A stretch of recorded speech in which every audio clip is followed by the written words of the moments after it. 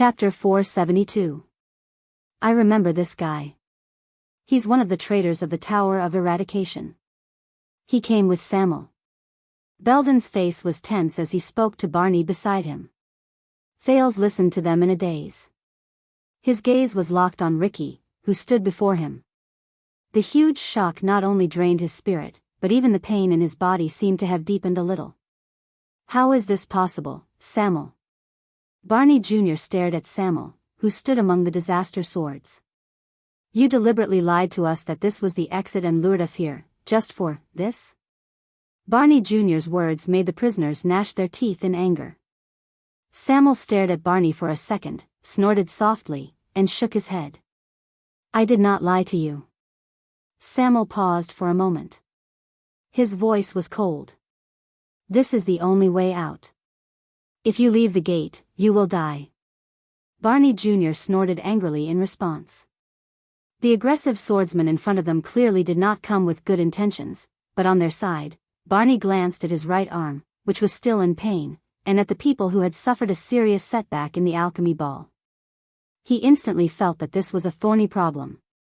Let's talk about the past later. Ricky interrupted Samuel's exchange of glances with his former colleague in a confident and polite manner. Now, everyone, we should go home. As Ricky's voice faded away, the people beside him, the Northlander swordsman Klein, who wielded an incredibly fast sword, and Joseph, who was sent here as a spy, slowly reached for the sword hilts at their waists.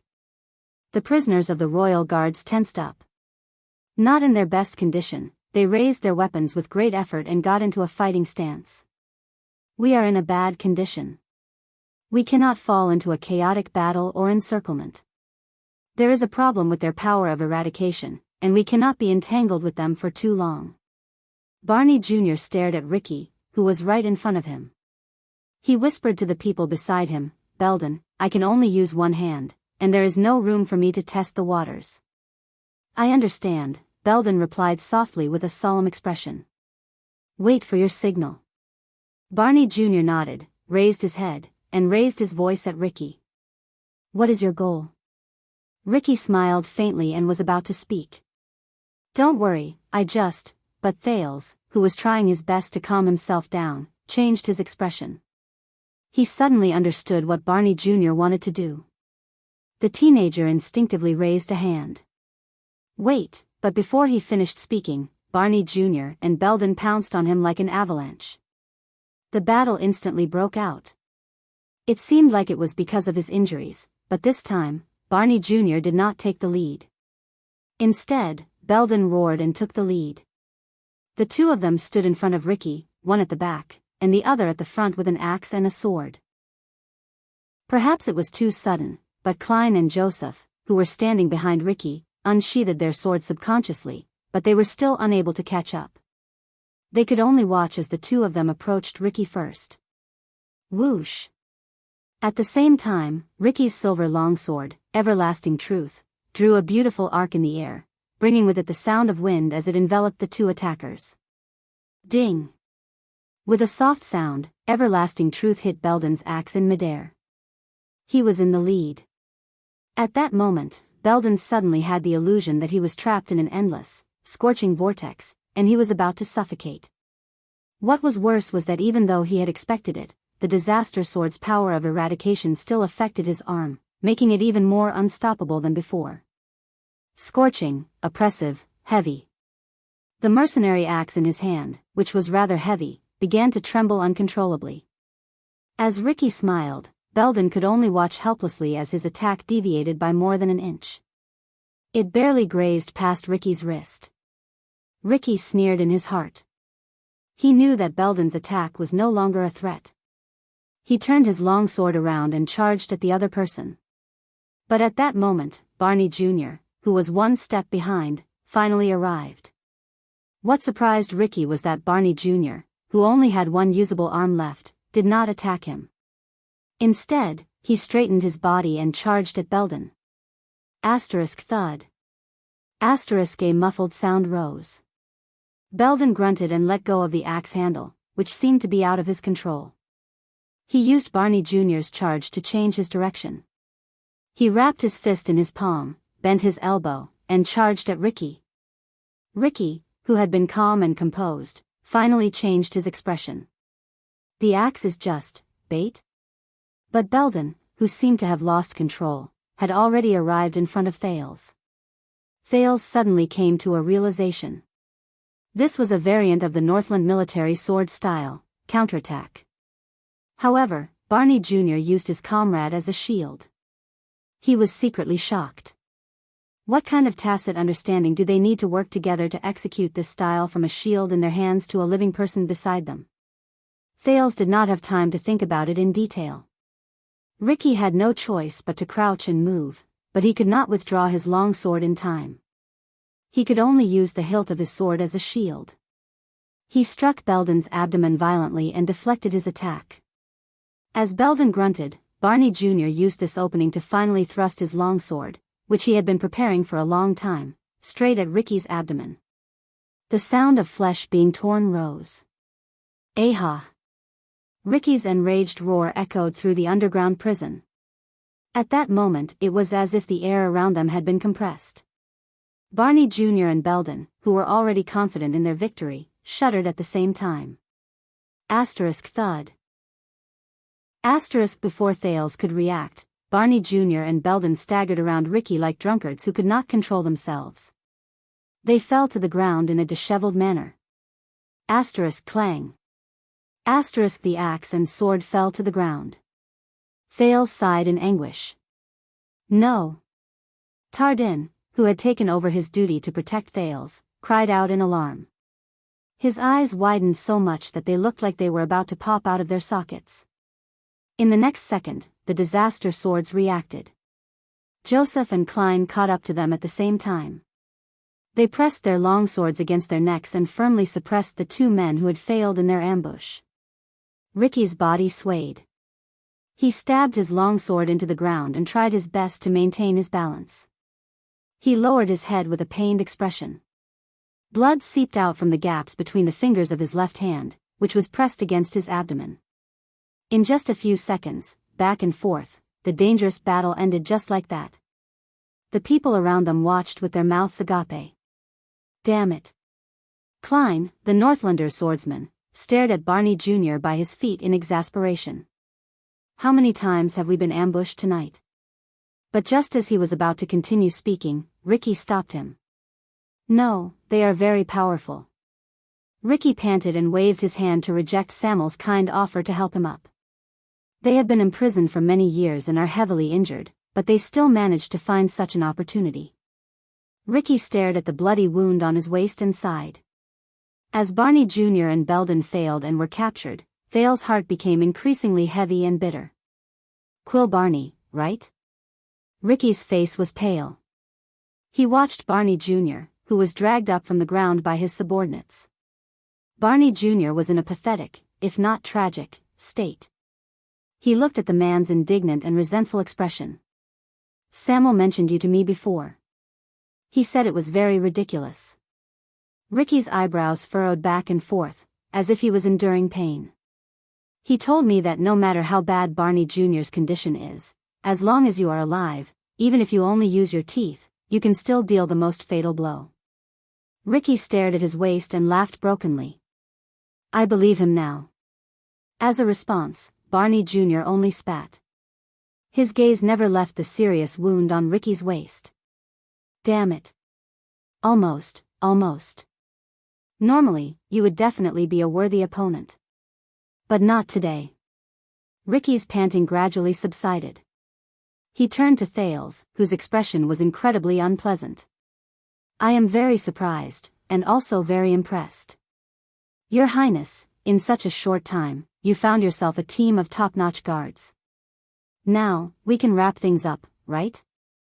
As he spoke, a few mercenaries tightened their grip on the hostages' swords, as if they were demonstrating their strength. Thales' expression tensed. Ricky waved his hand with a tired expression. Take down the others. We are going out. The mercenaries, led by Klein and Joseph, received their orders and moved forward. Your Highness. Tardin watched the disaster swords who surrounded them nervously. Please stand back, but at that moment, Thales suddenly stepped forward. Wait. Under Tardan's worried and puzzled gaze, the prince walked past them with an unpleasant expression and stood at the forefront of the team. I have a question. Klein and Joseph frowned slightly as they held their swords in their hands. Knowing the teenager's importance, they turned around to look at Ricky.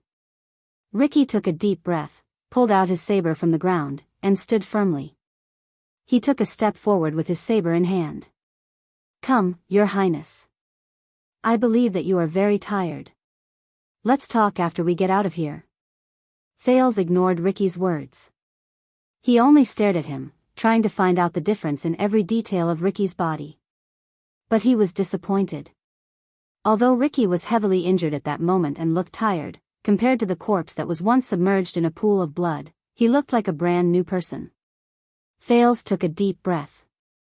He felt the pain and fatigue in his body become more obvious. Even his thinking seemed to have slowed down by half a beat. But he had to persevere. Especially when he was facing, I saw it with my own eyes. Your head was pierced through. Thales braced himself and stared at Ricky with suspicion in his heart. But you, how did you do it? As they listened to the conversation between the prince and Ricky, all the guards were shocked. What do you mean? Tardan whispered to Cannon, who was beside him, pierced through the head. Cannon and Bruley just stared at each other. They could not understand. Ricky smiled again. It was a very natural smile. But it made Thales nervous and agitated. His head started to hurt again. Didn't you have the answer a long time ago? Ricky stared at the teenager with a smug look on his face. Once you think it through, you will understand that you are powerless to resist. I have the answer a long time ago. Thales suddenly realized something was wrong. That's right. Thales was surprised to see that the pain on Ricky's face had disappeared. Ricky straightened his body and released his hand from his abdomen. At some point in time, his wound had stopped bleeding. Ricky returned to his indifferent image as a leader. He rubbed the blood that had coagulated on his hand and shook his head with a smile. It was as if he had never suffered such a serious injury as having his abdomen pierced through. All that was left was the armor that had been cut open, telling the story of what had just happened. Thales felt a chill in his heart. What does this mean? And he said, Ricky's faint smile suddenly became mysterious in Thales' eyes. The prince only felt a splitting headache. He looked at the torn armor around Ricky's waist and endured the fatigue that made him want to fall asleep. You are a blood clansman? Ricky paused for a moment before he burst into laughter and shook his head. I told you, you have the answer a long time ago, but you are unwilling to admit it. Not a blood clansman. No, the teenager stared at the subdued Barney Jr. and Belden. The inexplicable fear in the depths of his heart surged again. Did you just say that those who cannot be killed will be reborn every time? Thales gritted his teeth and carefully asked the question that worried him the most. Are you one of them? Ricky continued to smile. He did not answer. His smile made Thales' spirit, which had already been tortured to the point of death, feel even worse. When he saw Ricky's almost tacit admission, Thales' heart turned incredibly cold. He could be vigilant against assassins. He could negotiate with Northlanders. He could find other ways to deal with Zacriel. But Thales' face was dark. The subdued Barney Jr. seemed to have understood something. His expression changed slightly. Wait, do you mean that this person? Thales shook his head. His gaze never left Ricky. Damn it. If this person is really what I think he is, if he is, no, this is too bad. First it was Zacriel. Now it's this. The teenager's tired gaze circled the area and stopped at the silver longsword he once held. If he is really, then there is no hope in fighting him head-on. Unless, Thales felt like his head was about to explode. He had to think about a way out. He thought about Asda, Giza, and even Taurus. He thought about what he should do when he faced them. Thales sucked in a deep breath and said with a trembling voice, if that's the case, then Disaster Sword is indeed an organization of calamities, just as its name implies. Just like Blood Bottle Gang, they exist for you and serve you? Everyone was stunned, including the people from the Disaster Swords. Ricky raised an eyebrow. When he saw his expression, Thales thought of something. You said that your sword is called the Everlasting Truth. The Truth. This isn't a coincidence, right? Thales made up his mind and gritted his teeth. So, your leader is the Truth, brother? Against Thales' expectations, his tactic of stalling for time and finding an opportunity worked. The Truth, brother. In that second, Ricky's expression changed. He was originally smiling, but when he heard this, his face instantly turned as cold as ice. Thales' legs were sore. He saw hope, and he had to support Barney Jr. by his side to stand firmly. Or are you the Truth, brother, B? Or L? Should I call you the Truth Sword from now on? The prince's words stunned almost everyone present. Except for one person. Standing in front of everyone, Ricky's expression became extremely cold. There was a murderous glint in his eyes, and Thales could not help but tremble. Ricky stared at Thales coldly, as if he wanted to find some secret from the teenager. You, say that again? Chapter 473. It was a good thing that they were stalling for time, but, as he looked at Ricky's murderous gaze, Thales felt his head swell. What did I say wrong this time? However, if he was a mystic, Thales rubbed his head and remembered the reason why the Disaster Swords came here. He was right. Dragon Breaker. But, what could he do now? However, a dry voice suddenly sounded from the darkness behind him. Steady. Thales, whose thoughts were in a mess, immediately snapped out of it. Calm down. Barney Jr. and Belden were shocked. They turned around and looked behind them. The more disadvantageous the situation is, the stronger the enemy is. When he saw the person behind him clearly, Thales was stunned. Even Ricky's gaze tensed up. He no longer stared at Thales with a murderous look. That's even more important. It was him. It was Zacriel. The Knight of Judgment, who had lost his mind just now and was left in the dark corner, limped into the firelight with his left arm tied tightly with a wooden board. His face was cold and his eyes were bleak. The appearance of the knight made many people nervous. It was especially so for the Disaster Swords. Klein and Joseph's expressions changed drastically, and they raised their weapons at the same time. Thales tensed up as well, but when he looked at the situation before him, he probably could no longer care about Zacriel's threat. And you, Vanguard Barney, Penal Officer Belden. Zacriel's body swayed, but his words were extremely stern. You guys really disappoint me. Belden looked ashamed, while Barney Jr. turned his head away awkwardly. Sir? Tardin asked in bewilderment. But Zacriel ignored him. He only stared straight at Thales, who had an unpleasant expression on his face. As for you, at that moment, the Knight of Judgment's gaze was fierce and resolute, as if he had the power to see through people's hearts. Thales could not help but feel his heart skip a beat when he thought of the man's previous record of trying to kill him. Think about it carefully, Zacriel said. How exactly did he die? How did he die? Who? How did he die? Thales was confused. Zacriel. Ricky raised his voice. He appeared very surprised and amazed. At the same time, he did not forget to give Samuel a questioning look. But Samuel just shook his head with a complicated expression. You look much better than you did when you were in prison. Thales looked at Zacriel, whose face was covered in bruises and bloodstains. He also had a sickly expression. Thales could not find any evidence to prove that Zacriel's complexion was much better. Why don't you reconsider my offer? The surprise and wariness on Ricky's face disappeared in a flash. His words became steady and confident again. We should be able to get along, for example, when it comes to attacking the Tower of Eradication. But Zacriel did not even look at him. He only stared at Thales. The teenager panicked under Zacriel's gaze. He quickly turned his head away and forced himself not to look into Zacriel's eyes, who had returned. At that moment, Thales had a flash of inspiration. He understood Zakriel's words. It was Ricky. He was talking about Ricky. Ricky, how did he just die? Yes, I remember now. He was in Zakriel's cell, Yodel. At that moment, the distraught Thales immediately snapped out of his daze. He was right. Thales shook his head with all his might. His current state was too poor, so much so that the physical pain and mental fatigue affected the most basic thinking. Thales took a deep breath. A little of the half-dead sin of Hell's river flowed out reluctantly, but it was only a drop in the bucket to relieve his pain and dizziness. The teenager tried his best to regain his composure and nodded at Zakriel. Only then did the Knight of Judgment look away. Thales then turned to Ricky. You are not a mystic. His tone was calm, but firm.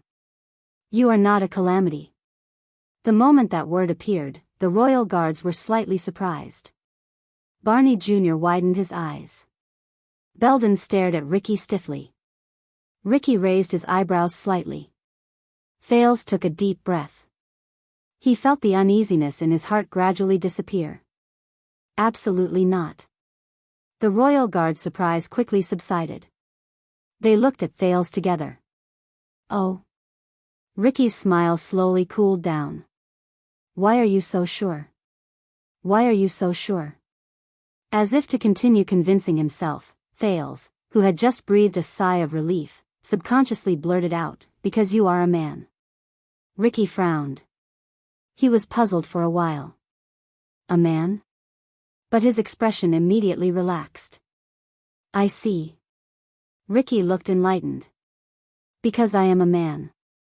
So, you heard what we said about the Magic Empress, right? This time, it was Thales' turn to be stunned. The leader of the mercenaries smiled faintly. He looked around, and his eyes sparkled. Your Highness, where is your masked friend? Thales' heart tensed up. He instinctively wanted to look at Zakriel, who was the last to see Yodel, but Ricky's words forced him to divert his attention again.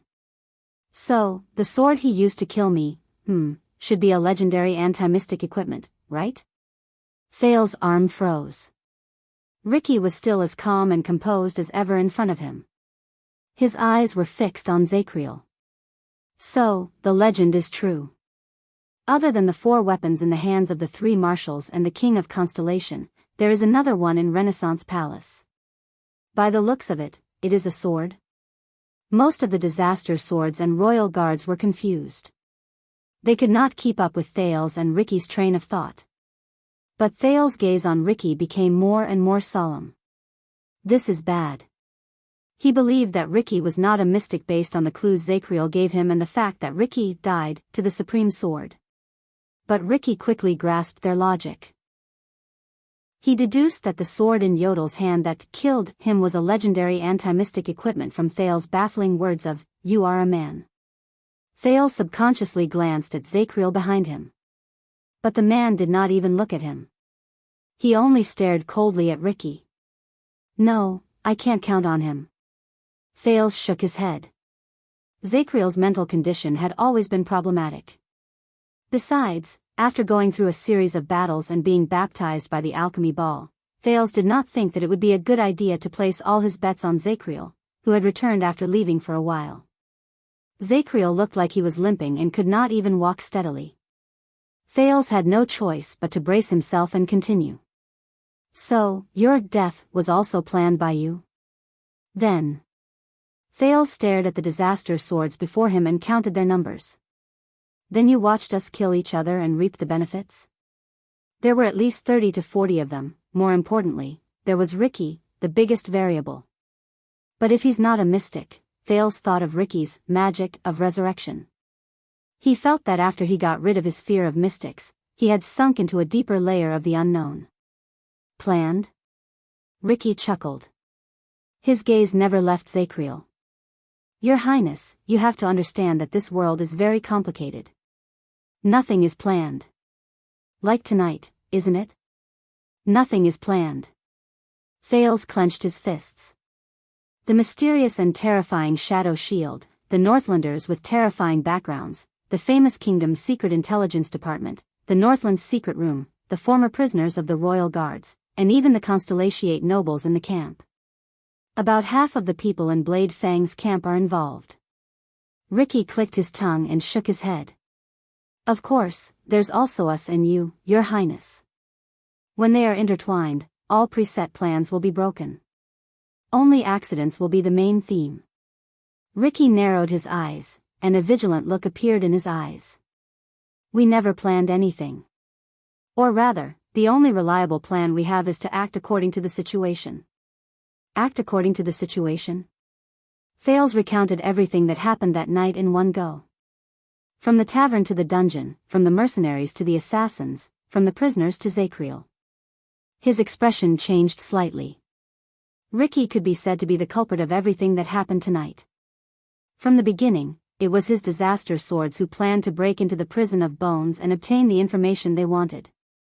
He was also the connection between many parties, Shadow Shield, who wanted to take advantage of the situation, the Northlanders who were interested in the prince, the innocent and neutral tavern owner, the secret room with ulterior motives, and Thales himself.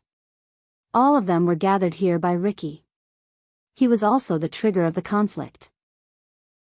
He was the one who brought Samuel to meet the former royal guards and stirred up the old matter from 18 years ago. He was the one who led his subordinates to fight against Shadow Shield, and dragged everyone in the dungeon into the vortex. And he was about to become the terminator of the game. When he had almost achieved all his goals and everything was almost settled, he lured them here through Samuel to witness the final outcome. Thales felt his heart become heavier. He suddenly realized that he had severely underestimated Ricky. He was able to stand here safely after going through countless chaos and accidents. Of course, he was not a small fry. Coupled with his strange and mysterious method of resurrection, in the suffocating silence, Ricky chuckled. Now, can you come home with me? But once again, to everyone's surprise, a figure burst forth at this moment. Asterisk whoosh. Asterisk before Thales could sort out his thoughts, his nerves twitched. He heard the sound of wind by his ears, and he saw a limping figure move past him to attack Ricky, who had just finished speaking. It was Zacriel. The former watchman's expression did not change. He did not move quickly, but with great determination, he moved his legs, which were no longer agile due to his injuries, and charged forward. Thales was completely dumbfounded. What happened to the promised steadiness and calmness? This time, the disaster swords, who had been prepared for this a long time ago, no longer reacted passively. Instead, they roared and launched a counterattack to block the attacker. At least 5 or 6 people went up to Zacriel. Only Samuel's expression changed drastically, and he spoke up to stop them. No, not so many people. But it was too late. In the next 6 seconds, Thales felt as if he was watching a comical acrobatic performance. In the first second, a mercenary swung his hammer fiercely. He was pulled away by the Knight of Judgment, but he inexplicably bumped into his companion on his left. The two of them scrambled to avoid being accidentally injured, and they rolled into a ball. In the second and third seconds, Joseph clashed head-on with Zacriel's axe. Then, when he retreated and moved, he found himself standing in the path of his companions, who came to his aid. He tripped 2 people in succession.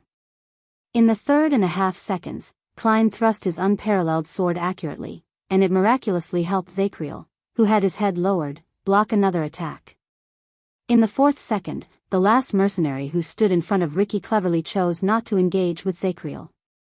Instead, he shot 3 darts. Zacriel nimbly dodged 1 dart, and it pierced the foot of a pursuer behind him. In the 5th second, the second dart hit the handle of Zacriel's axe. It coincidentally changed its direction, flew into the crowd, and pierced Barney Jr.'s butt, who was pinned to the ground by 2 people. In the 6th second, the third dart accurately hit the splint on Zacriel's left arm, which was used to stabilize the injury. The Knight of Judgment turned his head, bit the splint, and spat. The drooling dart immediately appeared in the air. It was struck by Zacriel's axe, and it shot towards its original owner's crotch.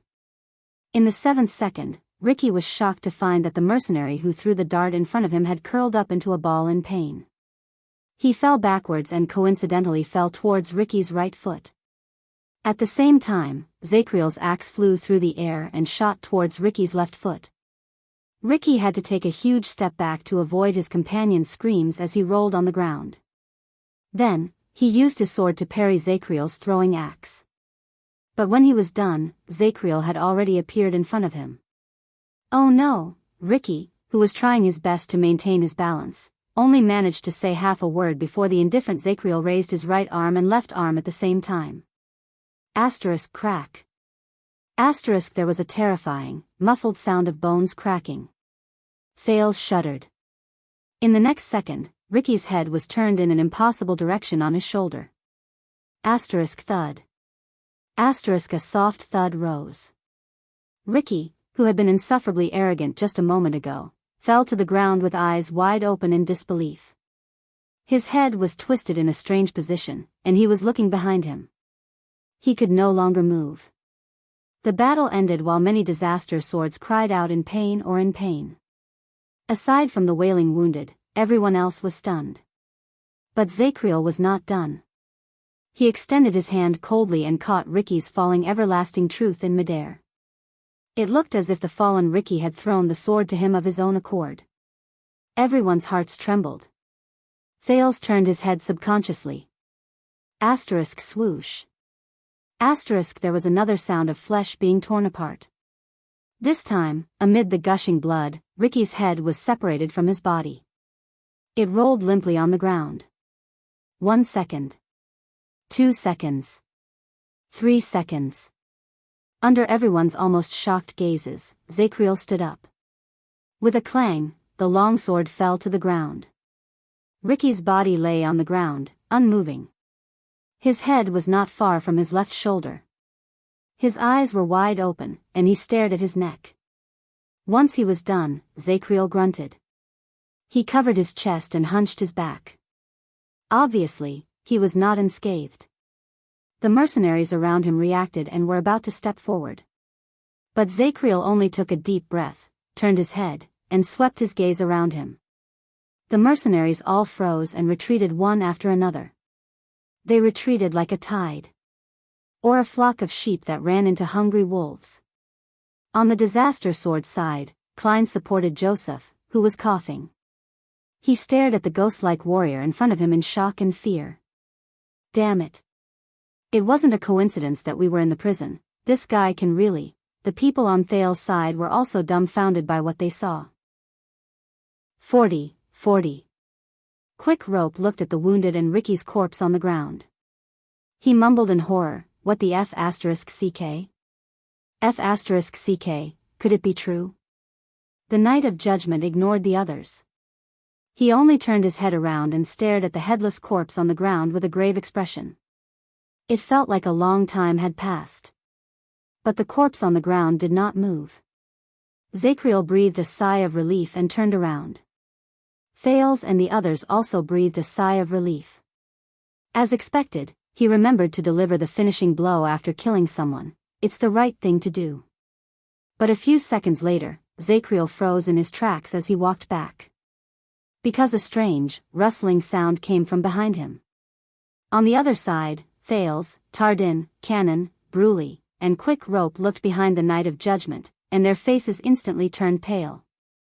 Even the disaster swords in the area turned pale. They turned their heads and avoided him. Zakriel's pupils shrank. In the next second, without thinking, he kicked up the axe on the ground, grabbed the handle with his right hand, and turned around. Asterisk splat. Asterisk it was the sound of steel sinking into flesh. Zakriel pushed the axe into the chest of the person behind him. But this did not make Thales and the other onlookers feel any better.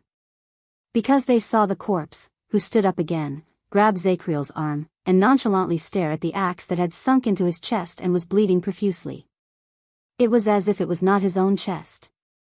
How ruthless, beheading him. At some point in time, the corpse, Ricky, whose head had returned to his body, laughed. You really know how to cause trouble for me. Bookmark for easier reading. Chapter 474. Ricky's voice was hoarse. It sounded as if his vocal cords had been cut off and had just been reattached. Ricky's head reappeared on his neck.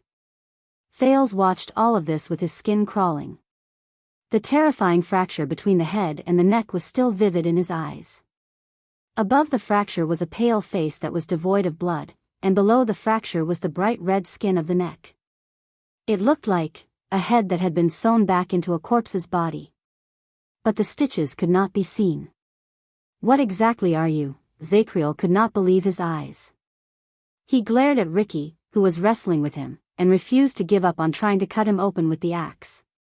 "What exactly are you?" But Ricky did not answer him directly. Crassus of the Disaster Swords only chuckled with a smile as pale as a corpse's and the terrifying fracture on his neck. This made many of the mercenaries under him nervous. Joseph even closed his eyes and turned his head away. "I have to admit, between the two of us," Ricky's voice was weak, but it made his laughter sound even stranger. "You are still stronger." In the next second, the dead came back to life. Ricky, who was so strange that everyone was stunned, suddenly exerted strength in his arms, lifted Zacriel up, and slammed him down. Bang. A loud noise was heard. "Commanding officer." As Tardin roared at the top of his lungs, Zacriel fell to the ground like a lifeless sandbag. He twitched in pain and vomited blood. Ricky sneered and shook his head. He pulled out the axe embedded in Zacriel's chest and threw it on the ground. Clang. Thales was stunned. "That person, what exactly is he?" The terrifying scene of Giza putting his head back on his body appeared in his mind, and he shuddered. "Is he really not a mystic?" As the axe fell to the ground, Zacriel trembled and tried to get up. But he did not know whether it was because he was too heavily injured or because he no longer had any stamina, but his arm only supported itself on the ground for a few seconds before it bent again. He fell to the ground again. Thales breathed in a daze. He had never seen Zacriel so powerless before. But what chilled his heart was, Thales lifted his head in horror and saw Ricky twisting his neck without a care in the world. With a rustling sound, the terrifying fault on his neck gradually disappeared and was filled with new skin. The color of the skin on both sides also gradually became the same. Crackling sounds came from his chest. It sounded like the bones that had been broken by the blade of an axe were being reset. "He's healing. But fortunately, I'm always better than my opponents." Ricky extended his hand. Under the fearful gazes of his subordinates and enemies, he quietly tidied up his collar and armor. "One more life. An extra life?" Thales stared at Ricky in a daze. "Oh, sunset." Barney Jr., who had always been tough, watched this scene and lost his composure. "I know, it's not fair, right?" Ricky shrugged with a smile and pulled out an axe shard from his chest as he recovered at a speed visible to the naked eye. "Welcome to the real world." Ricky took a deep breath, as if he was learning to breathe again. He walked towards the dying Zacriel. "No!" Tardin and Bruley roared as they charged forward. Only Cannon, whose eyes were bloodshot, was left to guard the incredulous Thales. Ricky chuckled and picked up his long sword. The Disaster Sword surrounded him as well. Zacriel, who was lying on the ground, suddenly shouted angrily. "Stop!" As if they were born to obey this voice, even though Tardin and Bruley's emotions were surging, they instinctively stopped moving. Zacriel coughed up blood in pain as he spoke to them. "Do your duty." Tardin and Bruley froze. They looked at their heavily injured officer with conflicting expressions, then at Thales, who was so furious that his eyes were about to pop out of their sockets. Ricky, who was standing beside him, looked at them with interest. "Ricky." Samuel walked up and glanced at the others as though he didn't care. "They are all excellent warriors. They will be very useful. And we are short on manpower." Ricky's eyes flashed as he looked at Samir. Samuel did not dodge. His expression remained the same. Humph. Finally, Ricky snorted softly and nodded. "Of course. Then capture him alive." Thales breathed a sigh of relief and let go of the dagger in his hand. One more life. Thales subconsciously repeated the words. Even now, he still could not believe what had just happened. They could not fight head-on anymore. The strangeness of Ricky was really, at that moment, what exactly are you? Ricky lowered his head. Zacriel was panting in pain. It was obvious that he had used up the last of his strength. The Knight of Judgment looked at him in a daze. I have seen the legendary second generation of the Blood Clansmen recover as if nothing had happened even after their hearts were damaged and their necks were broken. I have also seen terrifying orcs who are as tough as steel. They can fight for dozens of hours while suffering from unimaginable injuries. I have also seen psionic warriors and powers of eradication, which are extremely rare. They can heal terrifying, fatal injuries in an extremely short amount of time. Ricky raised his eyebrows. This man has seen a lot. Zacriel trembled and took a deep breath. But you don't belong to any of the above. Ricky snorted softly. No one knew whether it was a tacit admission. Zacriel coughed. His gaze was unfocused. And, their brains and skulls were destroyed? His gaze cleared up for a while, and determination appeared in his eyes. No. Under such circumstances, no matter how powerful the long-lived species is, they cannot withstand it. No matter how powerful the orcs are, they cannot survive. No matter how terrifying the psionic warriors and powers of eradication are, they have their limits. Zacriel, who was lying on the ground, raised his head. His bloodshot eyes stared straight at Ricky, as if he wanted an explanation. Thales and the others were also vigilant and solemn. They also looked at Ricky expectantly. Ricky smiled. A strange expression appeared on his face. It was as if he was reminiscing. There were all sorts of miracles in this world. The man who came back from the dead shook his head absent-mindedly. And you are just too ignorant. Zacriel coughed again. Ignorant? For some reason, the Knight of Judgment chuckled. There is only one way to prove it.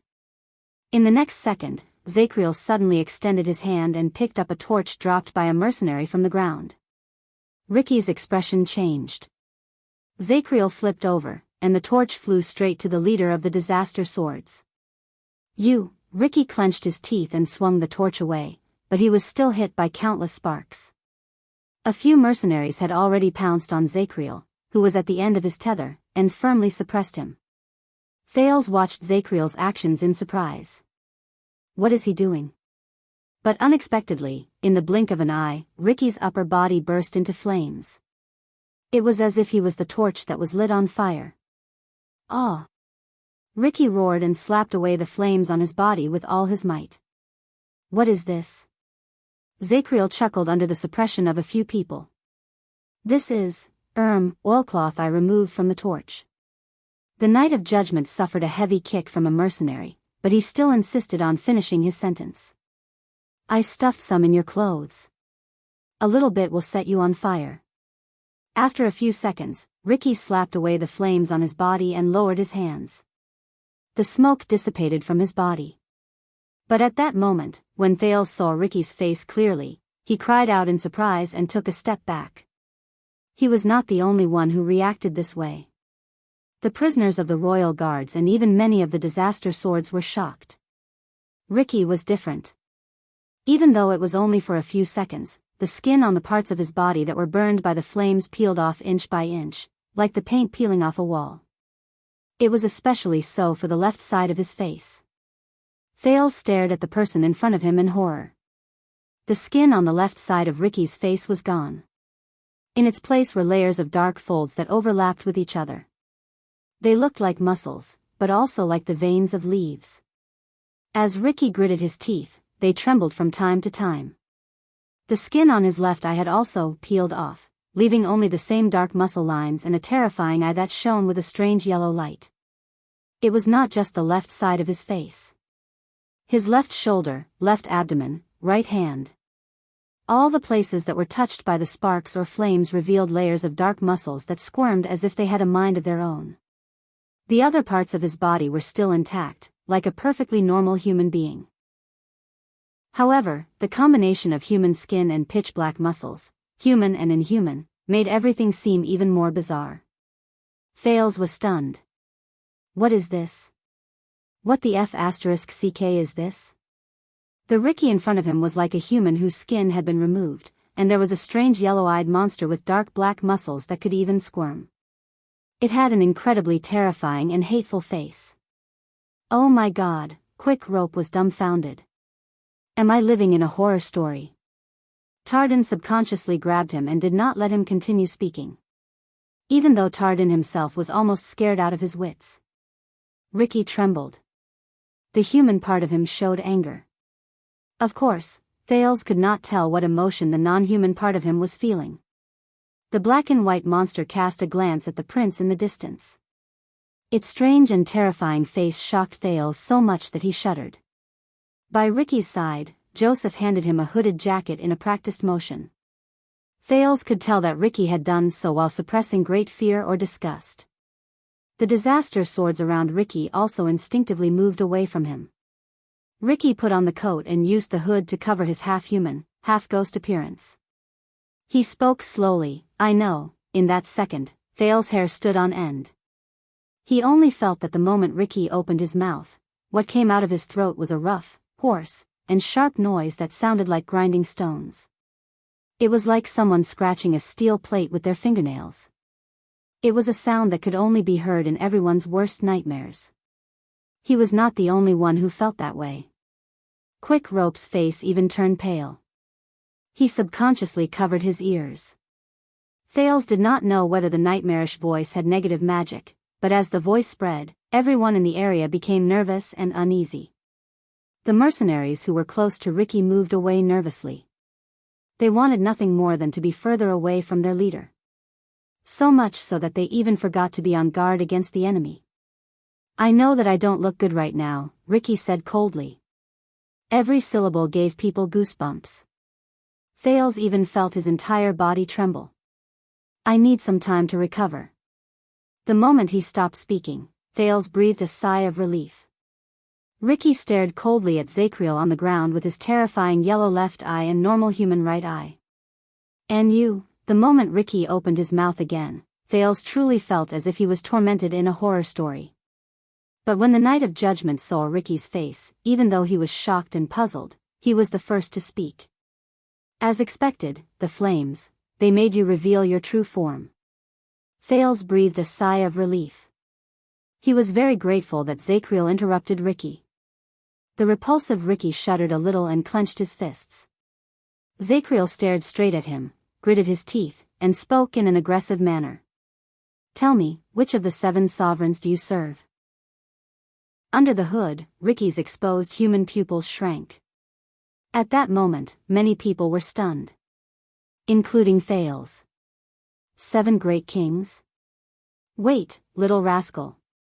Ahem, Saroma seems to have mentioned this to me before, 7 kings.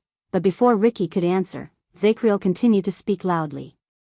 His voice was fierce and resolute. How do you appear in this world? Possession? Pollution? Confusion? Or a crude and direct invasion? Everyone was dumbfounded. The strange and unfamiliar term interrupted Thales' train of thought and added to his puzzlement. Perhaps it was because they could not keep up with the conversation, or perhaps they were too shocked after they understood it, but all the royal guards, including Thales, watched the conversation between Zacriel and Ricky in a daze. A few seconds passed. Finally, Ricky's hood trembled a little. As expected of the watchman of the royal guards. You know quite a lot. That trembling voice that could tug at people's heartstrings was heard again. Thales subconsciously shuddered. Zacriel stared at him for a long, long time. I see, the Night of Judgment finally spoke again. This time, his tone was no longer aggressive and stern. Instead, it was solemnity mixed with respect, surprise, and wariness. I know what you are now. Ricky was slightly taken aback. He then laughed in resignation. However, even his laughter made Thales want to cover his ears. He seemed to have understood something. You've never seen me before, have you? Thales tried his best to understand the man's words as he endured the torture in his ears and the shock in his mind. Ricky raised his head, revealing an incredibly strange black skin under his hood. Thales instinctively turned his head away to avoid it.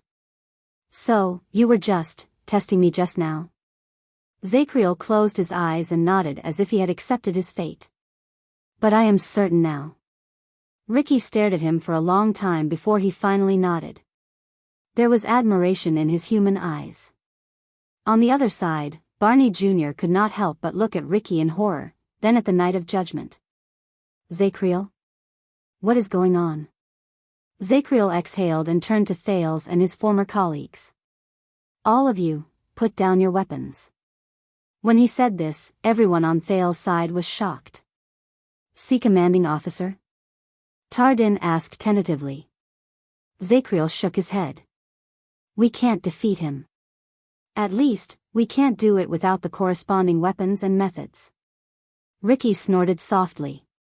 His terrifying voice made Thales restless again. Thales hesitated. He glanced at Ricky, who had a cold expression and a terrifying voice under his hood. "What is he?" Zacriel was silent for a while. He glanced at the others. Including the disaster swords, those in the know lowered their heads. Those who did not know had puzzled looks on their faces. "They are like the gods, an illusory legend." Zacriel stared at Ricky. He breathed laboriously under the pressure of the two mercenaries. He gritted his teeth and said, "But a long time ago, the legacy of the Watchmen and the files of the Secret Intelligence Department recorded such existences. They have appeared in the history of kingdoms and even the Empire more than once." "Such existences?" Thales was stunned. Zacriel sighed softly. He recited a description in a cadence. "They feed on flesh and blood, and hunt for souls. They reveal themselves in the fire, and vanish before the gods." Thales blinked. Zacriel's words awakened a sense of familiarity. Reveal themselves in the fire? Vanish before the gods? That's right. This is the common language translated from the language of the ancient empire. That's why it's so strange. Thales frowned. "So he is," Zacriel shook his head. He stared at Ricky with increasing vigilance. "No, it's not him." The Night of Judgment quickly changed the person he referred to, and it made the people in the room shudder. "It is not human." "It?" Thales looked at Ricky, who did not move under his hood, with a strange sense of panic in his heart. In the next second, Zacriel spoke in his most mysterious and nervous tone.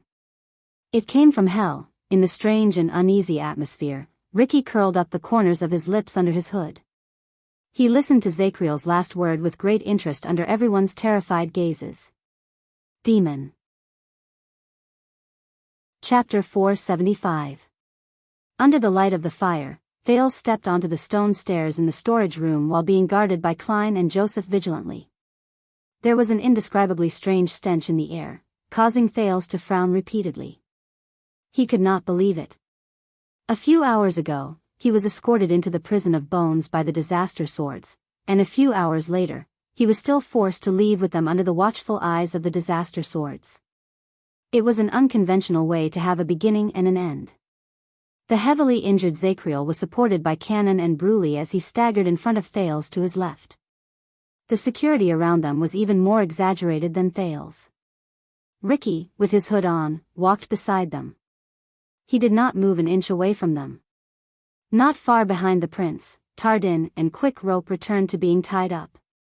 They endured the wary gazes of the people around them with gloomy expressions. Barney Jr. and Belden, who had injured Ricky before, were probably considered dangerous. The two of them were separated from the others. Their hands were tied behind their backs, weapons were placed on them, and they were monitored separately. When he thought of this, the weak and tired Thales could not help but sigh. After Zacriel fell to the ground weakly, they had no choice but to accept reality and surrender. It was not just because of Ricky's uniqueness and mysteriousness, but also because all the royal guards were at the end of their tether after experiencing many fierce battles and the sensory torture from the alchemy ball. They could not fight head-on. The secret stone stairs in the storage room brought them to a new platform. Through the torches held by the disaster swords, Thales could vaguely see a dozen figures waiting for them in front of the tunnel. The moment he saw them clearly, Thales' pupils shrank. Looks like you are the winner tonight, Honorable Crassus. A fair-skinned man with a swollen face and tied up sat on the ground. He cast a glance at Thales and Zacriel and put on a fake smile before he looked at Ricky. Wow. It's Steak. Thales looked at the subdued leader of Shadow Shield on the ground in surprise. He did not run away. Instead, he fell into the hands of the disaster swords. Steak turned to Thales and smiled weakly. He maintained the last semblance of a leader. Look, Your Highness, if you had chosen to go with us, at least, the assassin leader shook his head at the murderous disaster swords around him and shrugged. He had a look of pity on his face that said, "Why don't you listen to my advice?" Thales frowned at him. Ricky ignored Steak's words and looked at Samuel, who was behind him. Samuel nodded and walked forward. Suppressing the disgust on his face, he questioned, "Why are you here? When will the people you left on the ground start moving to distract the camp's attention?" Thales was slightly stunned. The captured Steak was also stunned. Divert attention? His eyeballs began to roll. Operation? Steak seemed to have thought of something, and a smug look appeared on his disheveled face. "Let me tell you. Look at me now. Do you think they will still act?" Samuel's expression turned cold, and he strode forward. "I'm not Ricky, Steak. I'm not as polite as him," Steak smiled. "Very well. Then, I hope you don't mind that I would like to speak to Crassus directly, if you still want to escape Blade Fang's camp with our help." He looked past Samuel, straight at Ricky. Ricky did not speak. His face was still covered by the hood. However, in the next second, Samuel furrowed his eyebrows and kicked Steak's head hard. Steak fell to the ground with a groan in pain. Blood flowed from his nose. "Listen up, assassin." Steak was drenched in cold sweat. He gritted his teeth and endured the pain. He wanted to struggle to get up, but Samuel's boot was pressed against his chest. It was clear that he did not want to let him have an easy time. "You can still negotiate like this in our hands," Samuel said coldly. "But if you fall into Constellation's hands with us, don't forget, the letter that proves that you killed Herman Jadestar is still with us." When this name was spoken, Zacriel, Cannon, Bruley, Tardin, and all the prisoners who heard it were shocked. They raised their heads in unison and looked at Steak. Steak, who was struggling with all his might, froze. Thales raised his eyebrows and remembered the letter in his bosom. Samuel snorted coldly. "So, do you want to go with us, or become a guest of the kingdom's secret intelligence department? Whether it is King Kessel or the Black Prophet, they will definitely welcome you." There was silence. The disaster swords stared at their conversation coldly. Steak gritted his teeth and panted for a while on the ground. In the end, the leader of Shadow Shield sneered, sighed, and said in resignation, "That's right." He said in resignation, "Half an hour later, the abnormality in the prison of bones will be discovered. According to the plan we agreed on, but now you have ruined it, my people will first burn down the military supply warehouse, then assassinate a certain Western Desert noble who is hated by the heavens and hated by the people, and create unprecedented chaos in the camp." Thales lowered his head and sighed. Steak tilted his head and revealed a cold and fierce expression. "I guarantee that the group of Western Desert nobles who came from afar and are not used to the climate will be in a flurry, and they will only be able to figure out what is going on after 2 hours." Samuel frowned. "Can you do it?" Steak gave him a look that said, "What do you know?" and snorted coldly. "Williams, who is the most difficult to deal with, is not in the camp. So, yes. We can do it." Samuel looked at Ricky. The latter nodded under his hood. Samuel raised his leg and let Steak, who was panting in pain, sit up again. "Very well, we will take action at that time." However, the moment Steak caught his breath, he smiled again and said, "But, there will be a small problem with our follow-up plan." Samuel, who was halfway through his turn, turned his head back again. His expression was one of displeasure. What trick are you trying to play now? Steak quickly shook his head. He understood the temper of the person in front of him, and he had a submissive look on his face. He said in resignation, "You have to understand, once my people meet up with us outside and find out that I was captured. Don't misunderstand, they will not fight you to the death. But you have to know that Shadow Shield has an outstanding tradition of cutting off one's tail to survive." Cutting off one's tail to survive. Samuel narrowed his eyes slightly. Steak turned his head and wiped the blood from his nose that flowed to his chin with his collar. He sighed in resignation. "My subordinates will cut off our escape route and leave without hesitation, leaving us in the chaotic camp to fend for ourselves." The disaster swords were silent for a while. Samuel looked up. "Cutting off one's tail? Even if you are their leader?" Steak showed an embarrassed smile. "It is precisely because I am their leader." Then, Steak said in his heart, "The Dragon Cloud City branch will have a new leader of Shadow Shield." Thales looked at Steak, who was covered in blood from his nose and was covered in wounds. He suddenly had a new understanding of Shadow Shield. Steak shrugged again. He had an expression of resignation that could not be faked or real. He gestured at the rope that bound him with his chin. "What do you think? I can give up on the prince, but our cooperation doesn't seem to be over yet. At least help me untie me and put on an act in front of my subordinates." At this moment, a terrifying voice rose in the air. It sounded like the hissing of a sand snake, but also like a gust of wind blowing through a cave.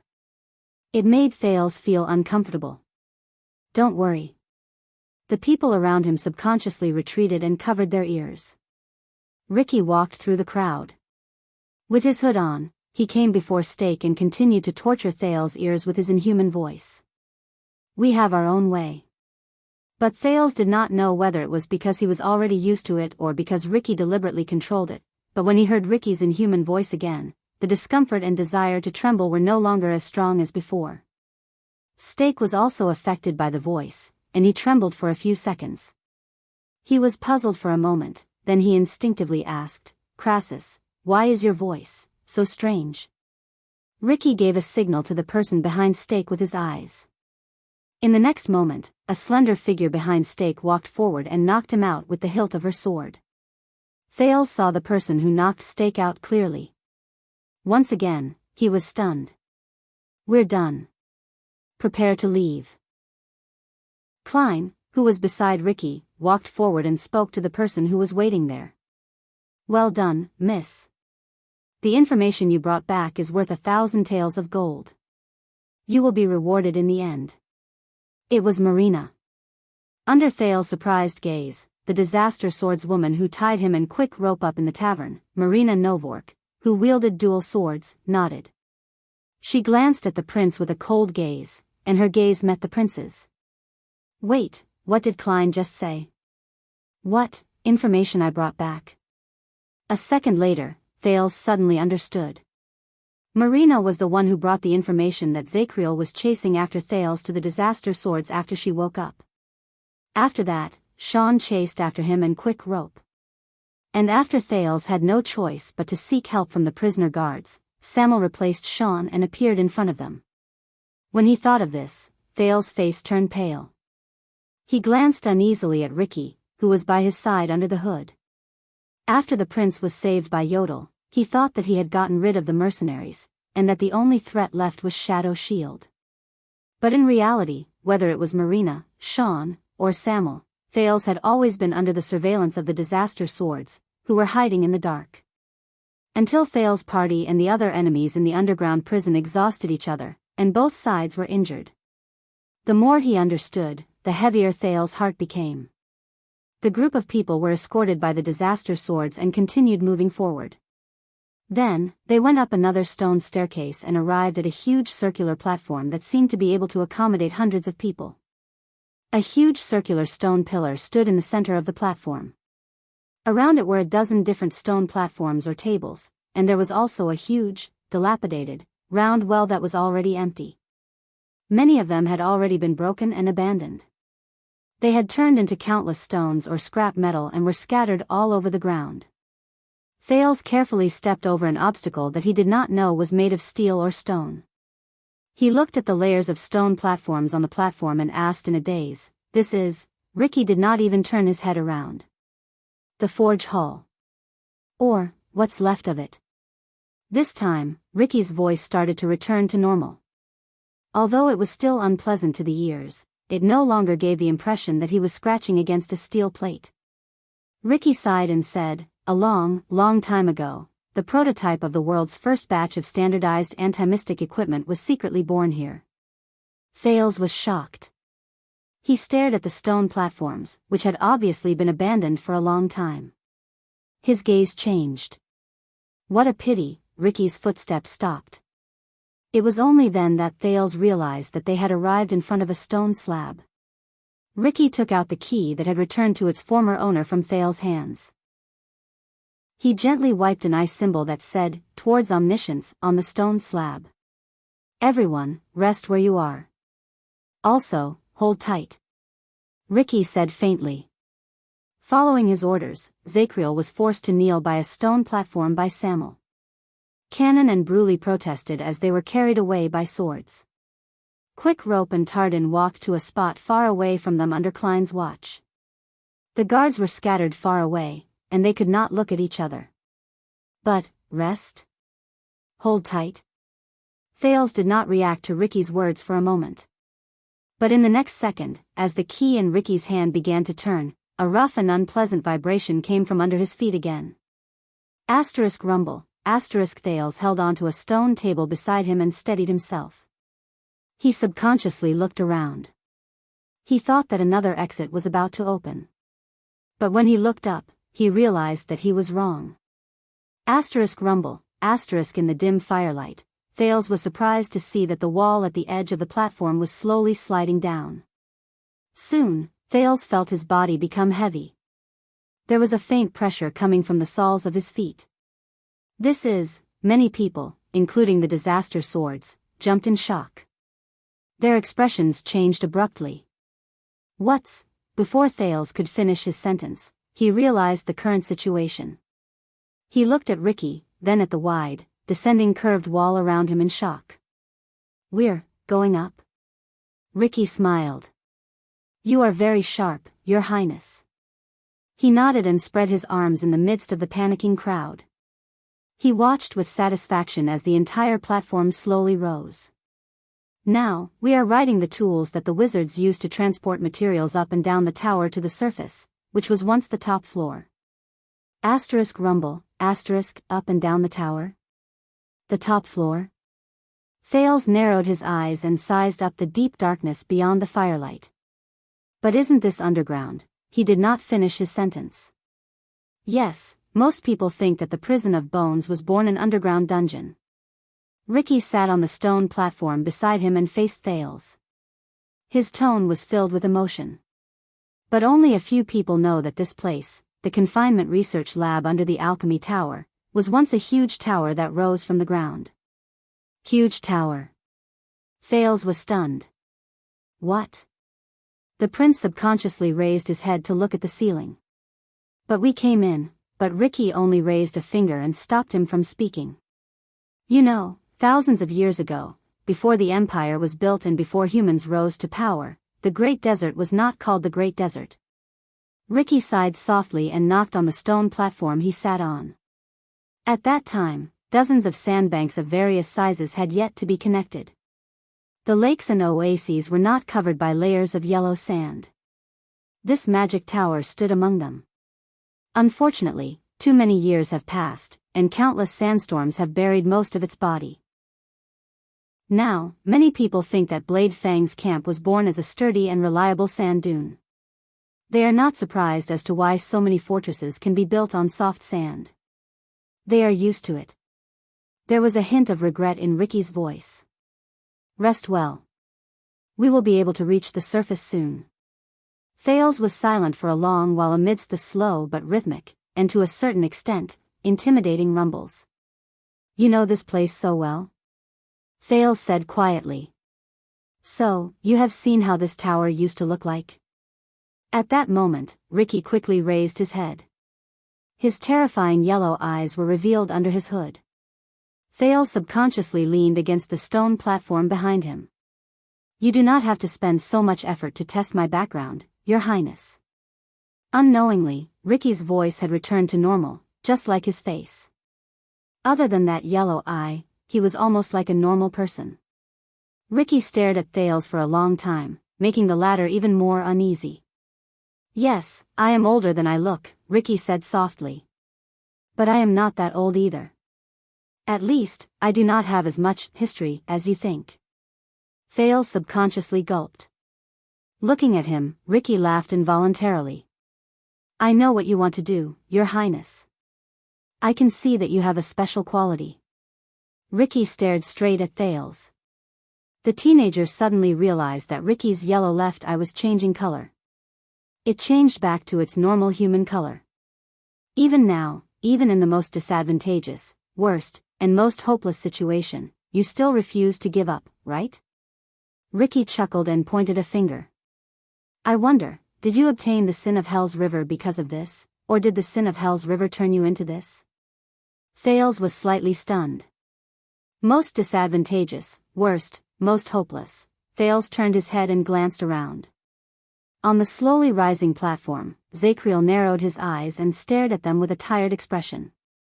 He completely ignored Samuel's words beside him. Bruley and Cannon were tied together and sat on the ground in a sorry state. Tardin leaned against a stone pillar and looked elsewhere angrily. He seemed to have been provoked by his nephew, Quick Rope, who was crying and chattering non-stop beside him. Barney Jr. and Belden were in the distance. Thales could only see their blurry figures. But based on their history of ambushing people, he guessed that the two brothers would not be treated too well. The disaster swords stood all over the place. All of them were vigilantly watching the seemingly exhausted captives. Thales sighed. They were all in trouble, and there was nothing they could do. But, I'm used to struggling in the dark. Thales stared at the dust on the ground. He leaned against the stone platform to relieve his fatigue and said quietly, even if there's no light in front of me. His words made Ricky silent for a while. Me too. Ricky curled up the corners of his lips and smiled faintly. We all are. No, you're not. Thales sneered in his heart. You can even be reborn. Don't worry, my dear. Ricky looked at him and subconsciously changed the way he addressed him. You'll be safe. Thales exhaled and answered in resignation. Thank you. But Thales immediately remembered Ricky's identity, and he felt even stranger. Just now, he was comforted, by a living demon. Ricky suddenly reached to his waist and took out a cloth bag. High-quality jerky. Do you want some? Thales was startled again. What? Don't be shy. I know that the sin of Hell's River is a huge burden on the body. Ricky unceremoniously took out a piece of jerky from the bag. It would be strange if you weren't hungry. Ricky put the jerky into his mouth and tossed the cloth bag to Thales. And I need to replenish a lot of my energy. Thales caught the cloth bag in a flurry. He stared at Ricky dumbly, then at the cloth bag in his hand. In the end, Thales sighed and took out a piece of jerky. He had no choice but to imitate Ricky and start eating. As a result, an unusual scene appeared on this platform. Thales sat by the stone platform, and Ricky sat cross-legged across him. The man and the demon sat opposite each other in silence, and they both tried their best to bite the jerky in their hands. At this moment, Zacriel's voice suddenly cut in.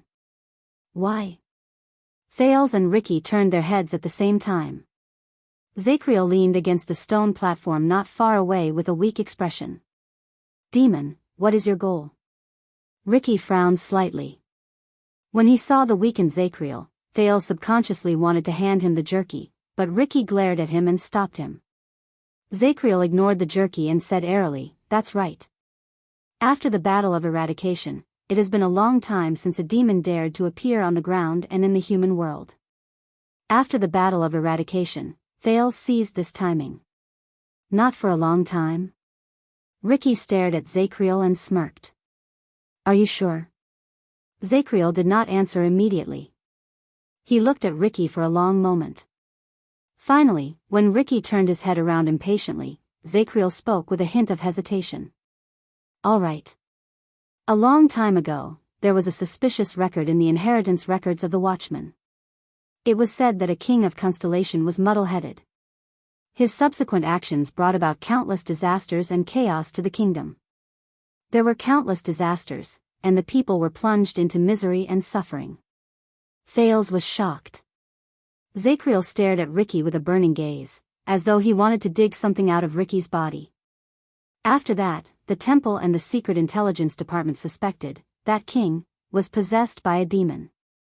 Bookmark for easier reading. Chapter 476. In the midst of the anxious atmosphere, Zacriel stared at Ricky with a burning gaze. But this has never been confirmed. Ricky was silent for a while. Oh, interesting. Ricky stared into the Night of Judgment's eyes and smiled. Which king? Under the man's profound gaze, Zacriel shook his head firmly. I cannot say. Thales exhaled. As the floor trembled, Ricky suddenly turned his head around and cast Thales a profound glance. It startled the latter. But in the end, Ricky turned his gaze away and responded to the Night of Judgment's words. Watchman, how much do you know about demons? How much do you know about me? Zacriel was stunned for a moment. Come, tell me, and tell your prince, Ricky said with a smile. Zacriel cast Thales a strange glance. In Constellation, Sunset Temple and the kingdom's secret intelligence department have been dealing with existences like you for a long time. Thales' expression changed slightly. According to Sunset Temple, you cannot invade the world with your true bodies. You can only possess people and use your current body as a vessel. Or perhaps you have lost your mind and can only speak through the mouths of your believers. Zacriel scrutinized Ricky carefully. But no matter what, your current appearance is just an illusion. Your roots are in hell. This is why you did not die even though you were fatally injured. Possession. Confusion. Thales suppressed the shock in his heart and digested the new knowledge. Ricky stroked his chin and raised an eyebrow. Interesting. The leader of the disaster swords nodded and said, anything else? Zacriel was silent for a while. According to the records of the kingdom's secret intelligence department, aside from consciousness, you can also contaminate the world. Zacriel stared at the part of Ricky's body where he was injured. He gritted his teeth and said, the flesh and blood contaminated by you have abnormal activity that cannot be explained by common sense. You live in every inch of your body and every bit of your spirit. Unless you meet your natural enemy, you will never die and will never be reborn. Contaminate. Thales remembered something, and he could not help but turn pale. Natural enemy? Ricky's interest seemed to be hooked by this new term. Zacriel continued to scrutinize Ricky's expression.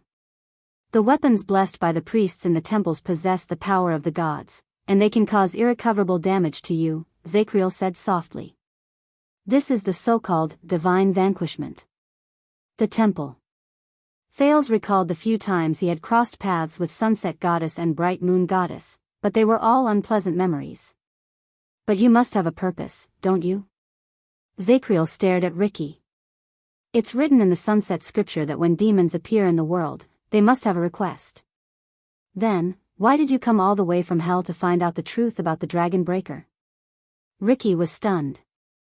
After a second. Hee. Ricky's lips curled up. He finally could not help but laugh. Ha ha ha ha. Thales and Zacriel looked at him questioningly or coldly. Finally, Ricky was done laughing. He raised his eyes and said in a mysterious tone, so, your understanding of the gods and demons, as well as heaven and hell, came from Sunset Temple, which supported the Jade Star King and became the Orthodox Church of Constellation, right? Thales tensed up. Zacriel pursed his lips tightly and did not say a word. Ricky leaned back against the stone platform. He seemed to be rather relaxed. You know, before Bright God Church split up, the most primitive and unmodified Bright God Edict would tell you that the sun and hell's river stood opposite each other in the unreachable heavens and earth. One was the source of all things and gave them life, while the other was the end of all things and buried death. The two coexisted equally. Everything was natural and had its own rules. Bright God Edict. Thales thought of something. He remembered that Saroma had once told him about the boring creation myths of these religions. But during the age of the Empire, the Holy Sun sect, which was the most influential in the church, and the Holy Sun precept, which they regarded as their standard, began to say that the sun was beautiful, holy, and benevolent. Only those who believed in the gods, especially those who believed in the Holy Sun and were blessed by the gods, could ascend to heaven after death and enter God's kingdom without suffering. Ricky's gaze turned cold. On the contrary, Hell's River was terrifying, and cruel. Only sinful souls would pass through Hell's River and fall into hell controlled by demons, where they would suffer for eternity.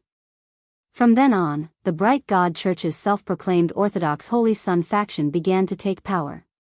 In order to win the favor of their Lord God, in order to prove that the Holy Sun was the true successor of the Bright God, they competed with each other to perform well. They fought for power internally, reopened the Inquisition, suppressed the outer gods, and persecuted the heretics. Ricky snorted softly. And the irony is that today, when the Holy Sun declined and split up, look at the dawn scripture and sunset scripture. They began to argue about which of the two suns was more sacred. Were the dawn and sunset siblings or husband and wife? Ricky shook his head and sneered in a mocking tone. Hee hee. Ricky straightened his body and stared at Zacriel coldly. And you took what these churches told you. These records change once every era, and every version is distorted once, as the truth? Zacriel furrowed his eyebrows tightly. So, what is the truth? The Knight of Judgment subconsciously raised his voice. What exactly do you want to do? But Ricky suddenly raised his index finger and stopped Zacriel from speaking. You just mentioned a certain king in Constellation's history, right? A mysterious smile appeared on Ricky's face. It made Thales shudder inexplicably, and he remembered Ricky's black face in the past. Coincidentally, I also have a story about a king. Thales and Zacriel looked at each other. They were both stunned. Legend has it that a long, long time ago, during the boundless era of kings, there was also a great king in the world. He had great achievements in war, and he was wise and far-sighted. Ricky's tone was mixed with the low rumbling sounds of the platform beneath his feet. It sounded even stranger in the empty and dim space. One day, a demon blocked the king's path. It said, "Wise king, please accept my help. I will help you conquer the world and distinguish between loyalty and treachery." Ricky's smile did not fade. The king was wise. He was not moved at all. Demon, I know what you are up to.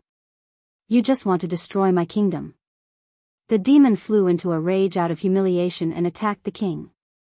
But the king's power and army were unparalleled. The king's wisdom and strategies were as deep as the sea. Soon, the demon and its minions were defeated and imprisoned. Ricky's tone became even stranger, and it made Thales' heart clench without him realizing it. The demon trembled in fear and begged in the prison. Please, great king, I can provide you with greater power, or else you will not be able to conquer the world. Ricky curled up the corners of his lips and looked at Thales, making the latter's heart tremble. I can conquer the world on my own. I do not need your weak help. The king wisely rejected it. Demon, I know what you are up to. You just want to destroy my kingdom, but in the face of my power, you are nothing. The king conquered the world, but wherever he went, there were cries of war victims everywhere. Wherever his army passed, blood would be everywhere. Soon, everyone began to oppose his conquest. The king remembered the demon's words and was extremely angry. So he went to the prison and tortured the demon. Ricky took a deep breath. His words continued. The demon trembled in fear and begged in the prison. Please, don't torture me. I can provide you with wiser advice.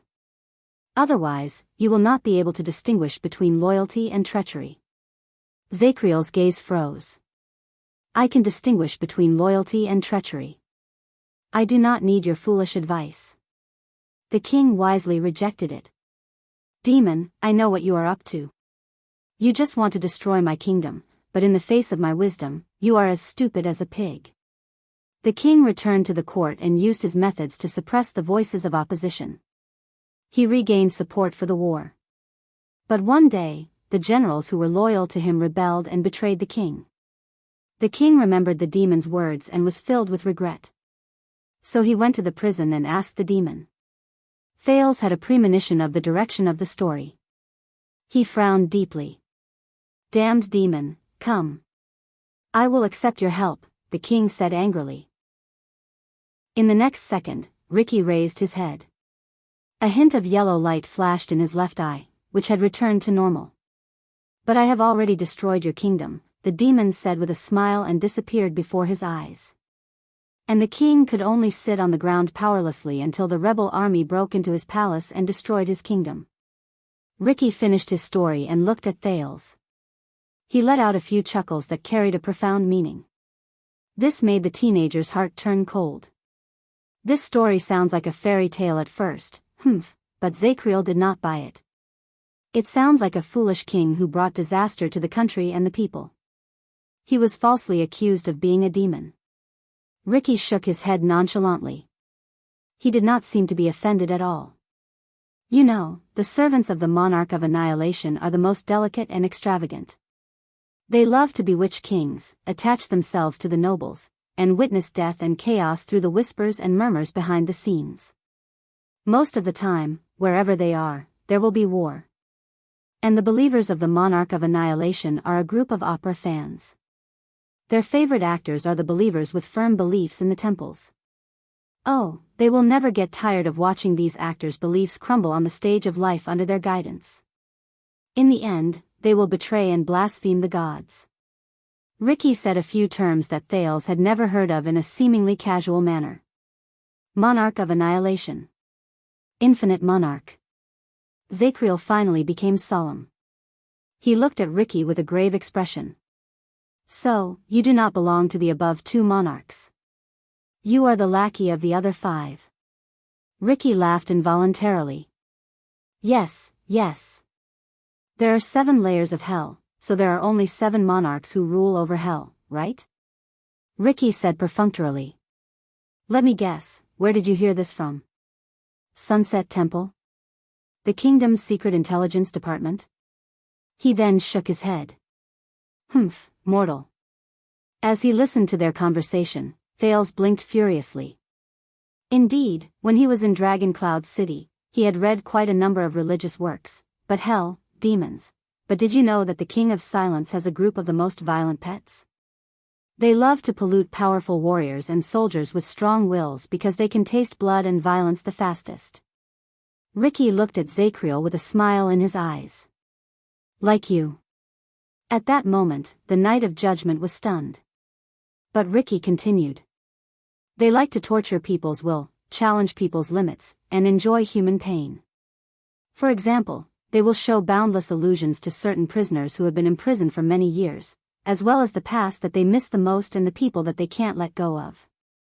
They will evoke the greatest regret, the most intense pain, and the worst nightmare in his heart, making him think that he has lost his mind. As he listened to Ricky's bewitching and meaningful words, Zacriel completely froze. Ricky deliberately said, but they can unknowingly confuse his mind, distort his heart, and add the last straw to a taboo belief that has already loosened. From there, it will guide his actions after he is released from prison. And this kind of warriors who are not in their right mind, but can still bring about countless bloodshed, are the favorites of the King of Silence's pets. Enough. Thales cut Ricky off. The prince stared at Zacriel's dazed expression and said angrily to Ricky, "Stop talking nonsense." Zacriel took a deep breath and returned to reality.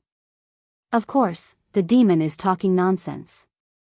Ricky did not seem to be angered by Thales' rudeness. He just leaned back against his stone platform and said airily, "That's what the king thinks too." Thales was instantly speechless. "Be careful, Your Highness. Do not make presumptuous guesses about what the demon wants to do. Do not think that you can be smarter than the demon, much less stronger than the demon. Ricky stared coldly at the wall in the distance as it gradually slid down. Because when you asked the question, Ricky turned his head and stared at Thales with a pair of cold, deep eyes. It has already succeeded. By the side, Zacriel was silent. Thales stared into his eyes. He wanted to say something, but did not. The demon is always there, Ricky said with the ghost of a smile. But the demon does not speak. The gods know, Ricky snorted softly and added coldly. But the gods do not speak. The demon is always there, but the demon does not speak. The gods know, but the god does not speak. The prince felt an inexplicable chill run down his spine as he sensed the profound meaning in this sentence. Thales was silent for a while. He felt that he was completely suppressed by Ricky, whether it was his aura or the situation. But he remembered something. If they are really that terrifying, the teenager said again, attracting their attention. Then why did you have such a huge reaction to the name, Truth Brothers? As expected, the moment he said it, Ricky's arm trembled slightly.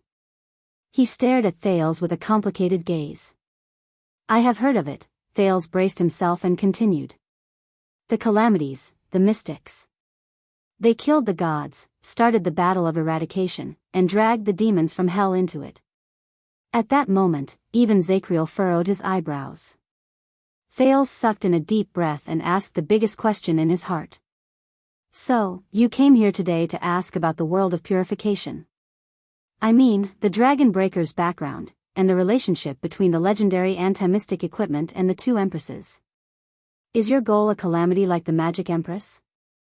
Ricky was silent for a long time. For a few seconds, Thales could only hear the rumbling sounds of the platform moving up and the mercenaries whispering to each other in the distance. Finally, Ricky spoke in his softest and most mysterious tone. The calamities killed the gods. This is probably what a wizard or a wizard's notebook told you, right? Wizard. Thales' gaze froze. The elegant figure in blue appeared before his eyes. TSK. Ricky clicked his tongue and shook his head. What's wrong? Thales asked, puzzled. Crassus of the Disaster Swords turned his head around and looked at Thales with a complicated and subtle gaze. You are so simple, that you are adorable. Thales was stunned. What do you mean? Ricky did not answer immediately. He only looked at Thales with a profound gaze for a while. How do you kill a person? Thales was stunned. Ricky sneered and nodded.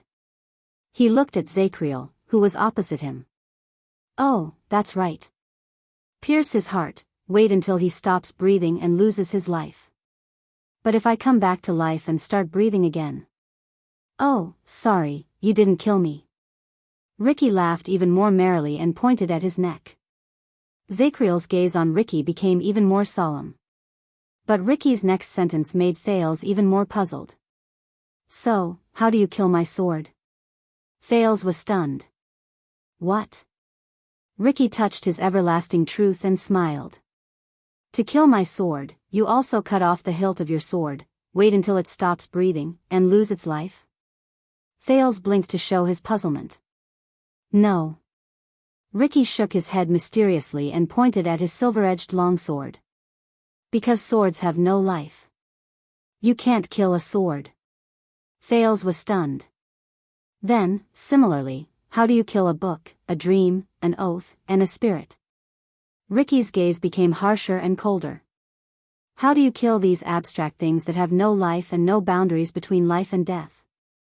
As he observed the prince's expression, Ricky seemed to have enjoyed enough of the shock on Thales' face. He nodded in satisfaction. Now, my dear, answer my next question. Thales took a deep breath and suddenly understood what he meant. No matter how powerful you are, Ricky stared at the dark ceiling, as if his gaze could penetrate it and reach the endless starry sky above his head. But how do you kill a god? Thales breathed in a daze. He could not help but think of what Asda had once told him. Surpass the gods and look down on all living beings, even though I am reluctant to part with your innocence and adorableness, my dear. At some point in time, Ricky's way of addressing him changed. It is time for you to lift your eyes from the lies, whether they are fabricated by the temple, the church, the magic tower, or the wizards. Ricky's eyes sparkled. Self-righteous lies. Chapter 477. Lies. Thales was stunned for a full 3 seconds while the platform rumbled faintly. During those 3 seconds, Thales stared at Ricky, who seemed to be implying something under the firelight. Many scenes of him coming face to face with his past seniors flashed in his mind. As does calmness and elegance. It's not just me. Every mystic in the world can use their own methods to easily destroy the world in an instant. Giza's horrifying smile. You are walking further down the path of misfortune. Mystics, this is not a gift or a blessing. It's a curse and misfortune. Taurus's mysterious figure. Remember, child, stay true to yourself. Even if you think you have it under control, you still cannot let your guard down. The rising platform trembled slightly, snapping Thales out of his daze. So, what do you mean? The surprised Thales asked anxiously. The mystics didn't kill the gods? That's a lie they made up. Or were they deceived themselves? But Ricky only sneered faintly. Zacriel watched them with a profound and silent gaze. Thales was still indignant. Or is it that the calamities have never surpassed the gods, and the gods are far more powerful than the mystics? Abnormally powerful? Ricky did not say a word. He only closed his eyes gently, as if he was chewing on the eagerness and confusion on Thales' face at that moment. Under Zacriel's contemplative gaze and Thales' questioning gaze, Ricky's shoulders trembled violently, and he laughed uncontrollably. Ha. Ricky raised his head amidst his laughter and looked at Thales, who could not find anything funny about him. Kill, surpass, far surpass, and powerful? Look at these words you chose. At that moment, Ricky's smile slowly melted. His gaze was incredibly fierce, as if he wanted to stab Thales in the eyes. The understanding of mortals is always poor and narrow, Ricky said slowly, but they are always self-righteous and do not know it. Just like you now, my dear. Thales was stunned. I don't understand, the teenager said subconsciously. Ricky turned his head away without caring about anything else. When you talk about two people who are related, you always imagine a chessboard, right? Chessboard? Thales was confused again. Ricky slowly raised his hands and clenched them into fists in the air. The sound of his joints cracking could be heard.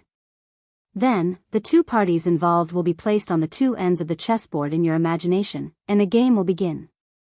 Abiding by the rules that you made up, they will play with each other to decide the winner, the loser, and the stronger one. He looked at his fists, his tone full of mockery and disdain. Thales frowned. Are you talking about the gods and the calamities? And maybe, demons. Thales stole a glance at Ricky. Ricky snorted softly. He looked at Thales, and his fists slowly approached each other in the air before they collided lightly. You're like a silly brat who doesn't know how to think and only knows how to nod and smile foolishly. You pick out two characters from a mythological bardic poem and a historical play and discuss who is better. Your standard is, let's see who A or B can lift the big, smelly, and hard rock covered in mud in the gutter at the second corner of his house. His tone was still as disdainful as ever. Thales was stunned for a second before he shook his head violently, as if he was trying to clear his overburdened brain. Wait. Can you stop using metaphors? Thales said in annoyance. I'm already confused enough. I really can't stand this. The prince looked frustrated. Ricky only lowered his fists, narrowed his eyes, shook his head, and clicked his tongue. But Zacriel, who had been silent all this while, interrupted at this moment. You mean, we think that the two sides of the chess game can follow the same rules to compare, but in fact, one side of the chess game can ignore the rules we think of, directly cross the chessboard, and eat the opponent's chess pieces? Zacriel stared at Ricky. Thales was slightly stunned, and he seemed to be deep in thought. Ignore the rules we think of? Does he mean, this time? Ricky finally put away his teasing and looked at Zacriel seriously.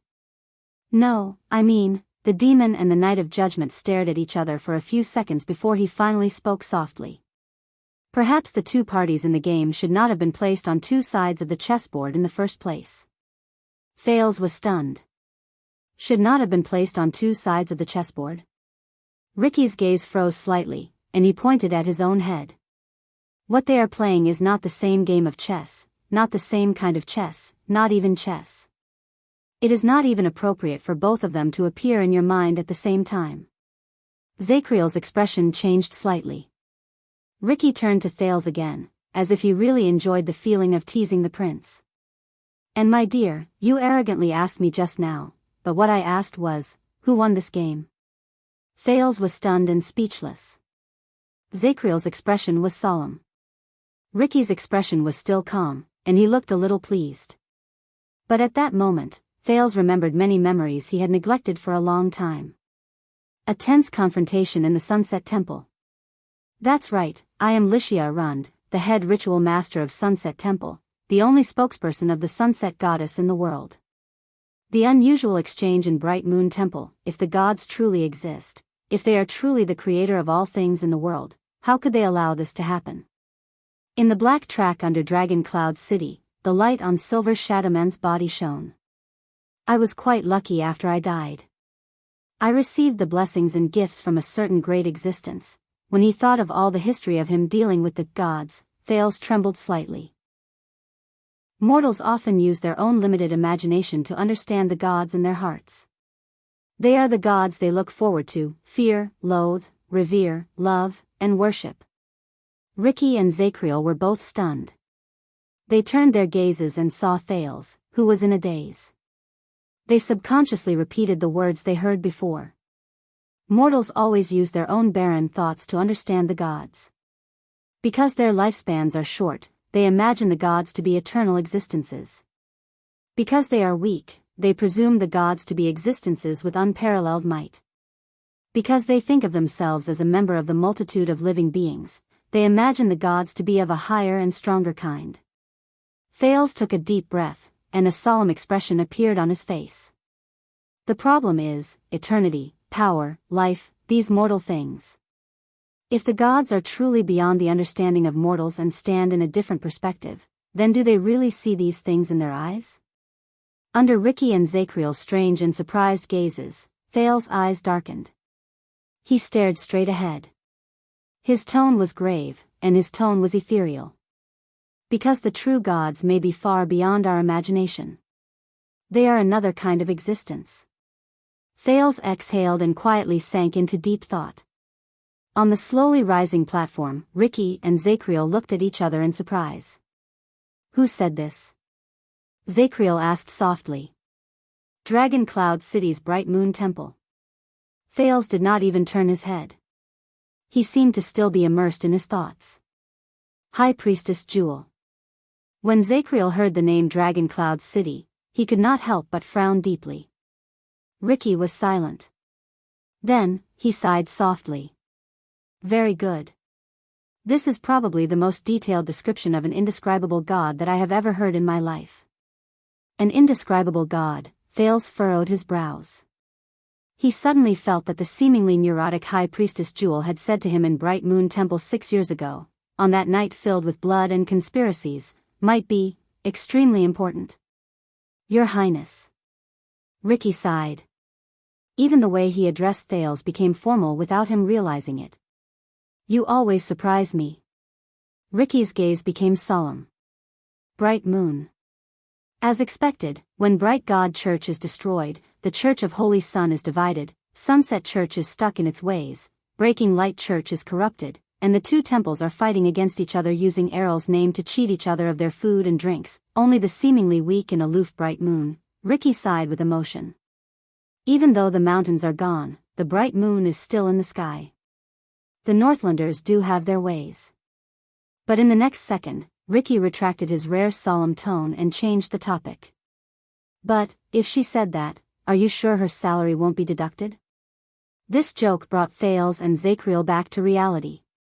Ricky pulled the cloth bag over him and took out a piece of jerky. Eat it. There's only one. Ricky smiled and tossed the jerky to the weak Zacriel. For the sake of your prince. Zacriel was slightly stunned. He glanced at Thales. The prince shrugged and revealed a complicated and resigned smile. The knight said nothing else. He lowered his head and quickly bit off the piece of jerky. The three of them were silent for a while. Each of them had their own thoughts. You haven't answered my question. Zacriel's eyes were clear. He put the last piece of jerky into his mouth. What are you trying to do? But this time, the Knight of Judgment raised his head and looked at the mercenaries around him. Also, as an underground demon, how did you become the leader of the traitors of the Tower of Eradication? How did they willingly follow an inhuman existence? Zacriel narrowed his eyes and sized up each member of the Disaster Swords. Do you trust these people that much? Ricky followed the Knight of Judgment's gaze and looked at each of his subordinates. Crassus of the Disaster Swords was silent for a while. Do you know, Knight of Judgment? Ricky's gaze was profound, but there was a hint of pity and sentimentality in his tone. Do you know why we are always short on manpower, and why we even need to rely on Shadow Shield for this operation? Zacriel did not answer. He only waited quietly. In Thale's eyes, Ricky supported his chin with his hand, sighed softly, and pointed not far away in a very human-like manner. He pointed not far away, Salander Klein. Thales and Zacriel's gazes followed the direction of his finger and turned to look at the middle-aged disaster swordsman who wielded his sword extremely quickly. He comes from the Tower of Reformation, and he is one of the dishonorable products of the Northlanders' land expansion war decades ago. His father is a Northland noble with a title, and his mother is a barbarian who was kidnapped in the mountains. Because of this, he will never be accepted as a member of either side of his parents. Klein, who was not far away, turned his head around in alarm. When he realized that Ricky and the others were looking at him, he immediately cast them a questioning look. Ricky waved his hand at him, indicating that everything was normal.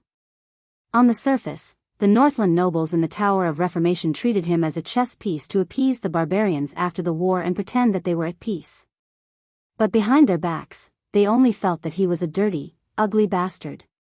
The barbarian elders relied on him to negotiate and bargain with the Northlanders, but at the same time, they despised him as a sign of their own subjugation, and the shame of their tribe's defeat due to their rape. Ricky's tone became a little sad. No matter how much he honed his skills, Klein's identity will always be before his abilities. But he will never know who he is, because he is neither a Northlander nor a mountain barbarian. He will forever be a homeless orphan who wandered between two tribes. Thales spoke with a smile. Thales and Zacriel did not speak. They only looked at each other. Ricky snorted softly and turned to the other side. Falcon Joseph. He is a Kellanzani from Thornland. He once served as a special agent for the royal family in Olumbia Kingdom. Thales recognized the person resting by the stone platform. He was the spy the mercenaries had sent to the prison of bones beforehand. Like many of his peers, he lived in a muddled and muddle-headed world in Olumbia's laughable and pitiful political struggle. For the sake of the kingdom's mission, which he did not know was real or fake, he blindly obeyed his superior's orders. He did not hesitate to betray his conscience, and he was stained with blood. He captured, tortured, interrogated, and persecuted batch after batch of enemies of the kingdom. He thought that by doing so, he could gain a stable life in the world, so that he could lie to himself every night when he held his wife and children in his arms that he only wanted to support his family. Ricky's gaze was complicated. He shook his head at Joseph, who also sensed something and turned around to look at him. Until one day, his father-in-law was also labeled as an enemy of the kingdom, and was imprisoned.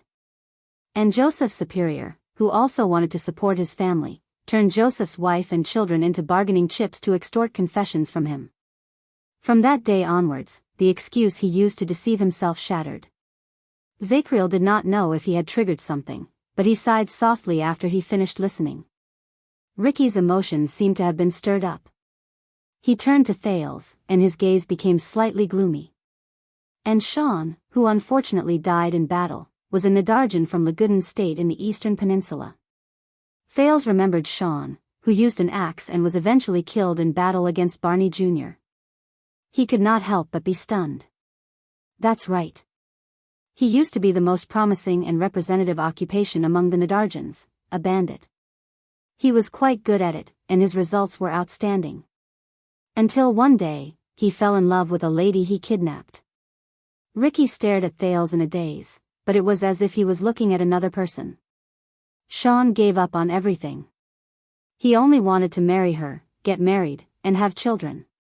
For this, he did not hesitate to fall out with his gang and become enemies with them. He killed them repeatedly. Ricky sighed softly. There was an indescribable pain in his voice. But after going through countless hardships, everything settled down, and he was happy. He had children and lived a stable life. But his kidnapped wife poisoned herself, her daughter, her son, and everyone else's food except Sean's. Thales widened his eyes. Ricky's words continued. As a weak woman who could not control her fate, she took her final, most miserable, most helpless, and also the cruelest revenge. Ricky said slowly, from that day onwards, Sean understood that perhaps the world had already decided that he did not deserve happiness. He only deserved to sink into hell. Zacriel pursed his lips and said nothing. Ricky sucked in a deep breath and looked into the distance as if he had snapped out of his daze. Of course, there was also your comrade in the Royal Guards, whom you knew the most. Colin Samuel, who lost everything after the tragedy 18 years ago, and his old acquaintance's daughter, Marina Novork, who was born a noble but ended up in a corner of the world. When he heard Samuel's name, Zacriel's expression became gloomy. He said out of the blue, "I'm sorry." Thales did not know who he said it to. Samuel. Marina. Thales stared at the two people in the distance in a daze. He then looked at Klein and Joseph. These are disaster swords? Ricky stared at the knight for a few seconds and shook his head, unbothered.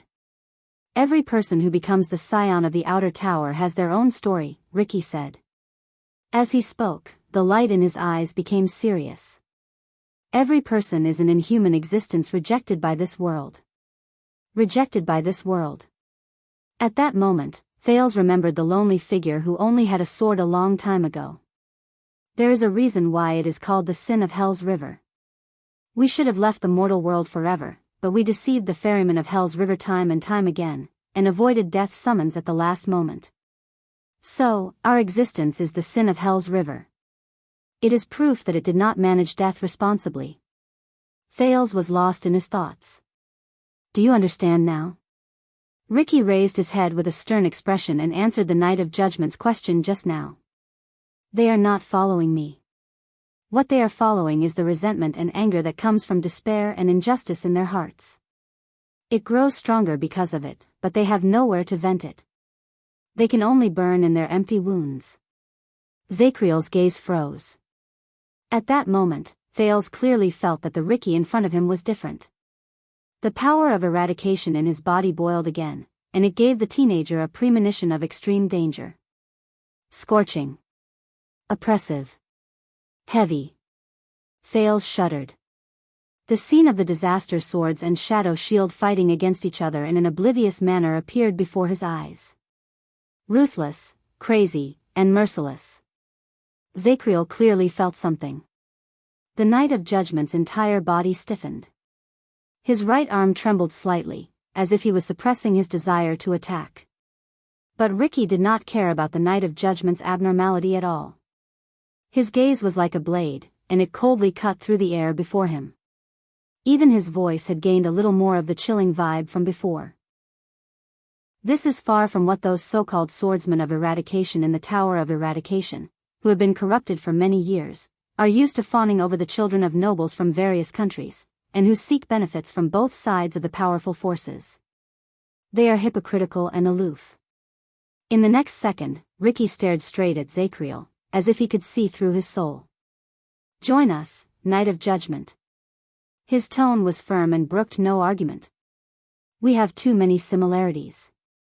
You are a powerful warrior, but just like the other pitiful creatures, you cannot escape the cage of fate. You may not understand what we mean, but you will. We will let you see that fate is not inescapable. Zacriel remained silent. Ricky's expression was still terrifying.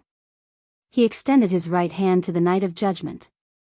In this dark world, we found each other alone, just so that one day, you and I can see the tomorrow we hope for, and walk towards the Palace of Rest. Thales arched his eyebrows. He felt that Ricky's words had an inexplicable meaning. But Zacriel only shifted his butt, cradled his injured left arm, and turned his head away. Sorry, I made a vow. This sword will only be swung for the Emperor's order. The knight's voice was hollow and hoarse, but there was a calmness and firmness in it. It has no other use. The knight's words were simple and straightforward. It made Ricky's expression stiffen, just like the palm he extended. This sword will only be swung for the Emperor's order. As he listened to the unique words translated from the ancient empire, Thales' heart sank a little. He remembered how Nalji and Nair looked before they died. Ricky frowned as he stared at the stubborn Zacriel, who refused to budge. In the end, with disgust and resignation, he shook his head. Damn the people of the Empire. The Emperor's order, The demon then turned to Thales. Thales, who was burned by the flames of war between the two, subconsciously twisted his butt, changed his sitting position, and straightened his appearance. The teenager quirked an eyebrow. Maybe you should look for that red-haired guy over there with a crossbow. He should be helpful for your group's promotion and recruitment, but before Thales could finish speaking, no. Ricky did not care about what he said. He only looked away and waved his hand in disappointment. You can forget about it. Now is not the time. Thales, who had been looking forward to it for some reason, did not even have time to finish his joke. He did not even have the time to retract the smile on his lips. An indescribable, faint awkwardness surged in his heart. Am I that bad? At this moment, the Knight of Judgment added, by the way, aside from lunatics, no one is interested in cults that engage in self-hypnosis. Ricky was silent for a moment. You mean lunatics? Self-hypnosis? Ricky chuckled softly and returned to his calm and profound nature as a leader. You know, a long, long time ago, before the two magic empresses were empresses, Ricky leaned back against his stone platform, and an unsettling smile appeared on his face. They had another nickname among the wizards, another nickname that has been forgotten. Magic empresses, nickname? Thales tensed up, and he subconsciously pricked up his ears. Zacriel was also slightly startled. His gaze moved past Thales and returned to Ricky. Magic Empress? Ricky was not in a hurry to answer. He tilted his head and sized up the Knight of Judgment with great interest. Zacriel, tell me. Didn't you find it strange when you purchased mystic gun cores from the Empire? Why did only the Empresses have that kind of technology? Why did they affect the situation of the entire world? And 18 years ago, your colleagues, your kingdom, your past. When you look back on the past, do you feel that the world is so unfair? In the next second, Ricky's tone became deep, as if he was a mysterious fortune teller. Do you feel that fate is so heartless? Fate? Ricky's series of questions almost made Thales and Zacriel dumbfounded. Zacriel frowned. What are you hinting at? Ricky smiled. He looked to his left and right, as if he was worried about something. Listen carefully, my dear. Just like the Truth Brothers, before they became empresses, the two mystics, Blood Spike and Helen, were known by the wizards as, at that moment, the demon looked at Zacriel and Thales. There was mockery and warning in his eyes at the same time. The twins of fate. Thales and Zacriel were both stunned. Fate, twins? Wait, combined with what he said earlier, is he hinting at what I am thinking? While he was so shocked that he could barely think, Thales saw Ricky speak in the most complicated and incomprehensible tone. Knight, your king is very great. But he could not win against fate. Zacriel stared at the demon in a daze. His expression changed drastically, and he subconsciously shook his head. Trust me. Ricky raised his head and looked at the dark walls around him in the dim firelight. The prison of bones is not the end. Fate is a bigger prison. Fate is a bigger prison. Thales breathed absent-mindedly while his heart was in a mess. And we have the key to open the prison. Ricky took out the green crystal from his bosom and looked at Thales. The fervor in his eyes made the latter feel a chill in his heart. Perhaps it is the only key. For a moment, Zacriel and Thales were speechless. Now. Ricky smiled. Who is the lunatic here? Who is the one hypnotizing himself? Silence. A long silence. Amid the endless noise, Zacriel finally sighed. But he lowered his head in the end. Why, your name is Ricky, right? My name is Ricky now. Ricky shifted into a relaxed posture. He retracted his sensational expression and smiled. Why don't you consider my suggestion again? Zacriel raised his head. His gaze became clear again. He stared straight at Ricky. I suddenly have a feeling that you don't look like a demon. Instead, you look more like a human. At that moment, Ricky was completely stunned. His loss of composure and Zacriel's words made Thales suddenly realize that the man in front of him was an anomaly. What he said cannot be completely trusted. Interesting. Ricky remembered something and snickered. How do you know what a demon looks like? Zacriel did not speak immediately. He stared at Ricky for a very long time. In many records, demons from hell are cruel, harsh, and tyrannical, Zacriel said in a low voice. Inhumane. Ricky raised his eyebrows slightly. He stroked his chin and seemed to be deep in thought. About that. True demons are indeed inhumane. In the next second, Ricky suddenly leaned forward with his hands on the ground. He lowered his gaze and looked up at Zacriel and Thales. He flashed a mysterious smile at the two of them. For example, they can be so inhumane that they make you think that they are humane. Thales shuddered slightly. As he stared at Ricky's rather human-like smile and mulled over the hidden meaning behind his words, the teenager felt an inexplicable chill run down his spine. Chapter 478. I remember now. You came to look for me in the dungeon. In the silence between the three of them, Zacriel spoke softly. It's because of the modified dragon breaker. And you have been hinting that our misfortune is because of the two supreme mystics who cannot be spoken of. Ricky turned around and smiled. Who doesn't suffer from fate? Zacriel was not fooled by Ricky's evasive answer. He calmly continued to ask. So, the purpose of the disaster sword's existence is the opposite of their name, to fight against calamities? Under Zacriel's question, Thales suddenly realized that the organization he led was a better breakthrough than asking about the mysteries surrounding Ricky. Ricky clicked his tongue and shook his head. Correction. Ricky showed a disdainful expression. We are the scions from outside the tower, not the disaster swords. Zacriel fixed his gaze on Ricky. You want me to join you, but I know nothing about you. Only the Secret Intelligence Department has your records, whether it is those strange powers of eradication, or your long-term activities as mercenaries in the Western Desert. But Zacriel shook his head. But what makes me curious is that the Secret Intelligence Department has always turned a blind eye to you. When he heard the name of the Secret Intelligence Department, Thales felt a chill in his heart. He thought of something and looked at Zacriel, but the latter only shook his head slightly. Ricky smiled faintly. If this can dispel your doubts, Knight, our relationship with Constellation's Secret Intelligence Department is closer than you think. When he heard this, Thales became wary. He remembered Dragon's blood from 6 years ago. At that time, the relationship between the Secret Intelligence Department and Lampard was also closer than he thought. If only Thales was not the last one to know about it.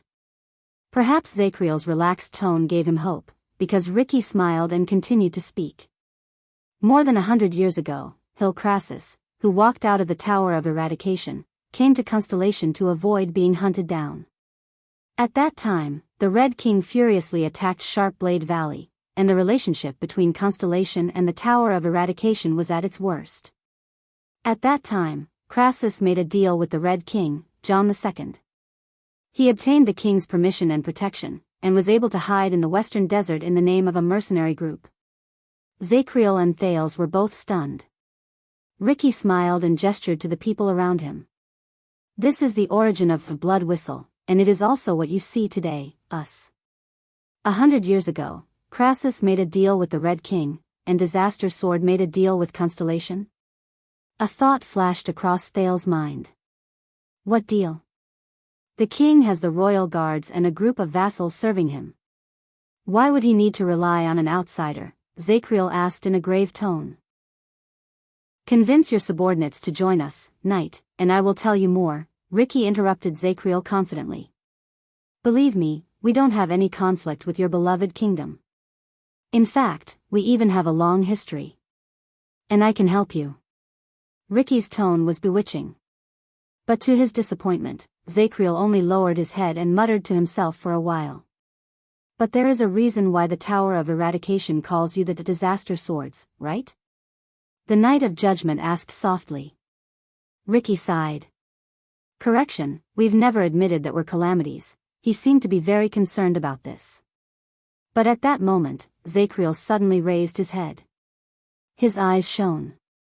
Based on what you said, more than 100 years ago, the first Crassus built your organization in the name of mercenaries and hid in the western desert.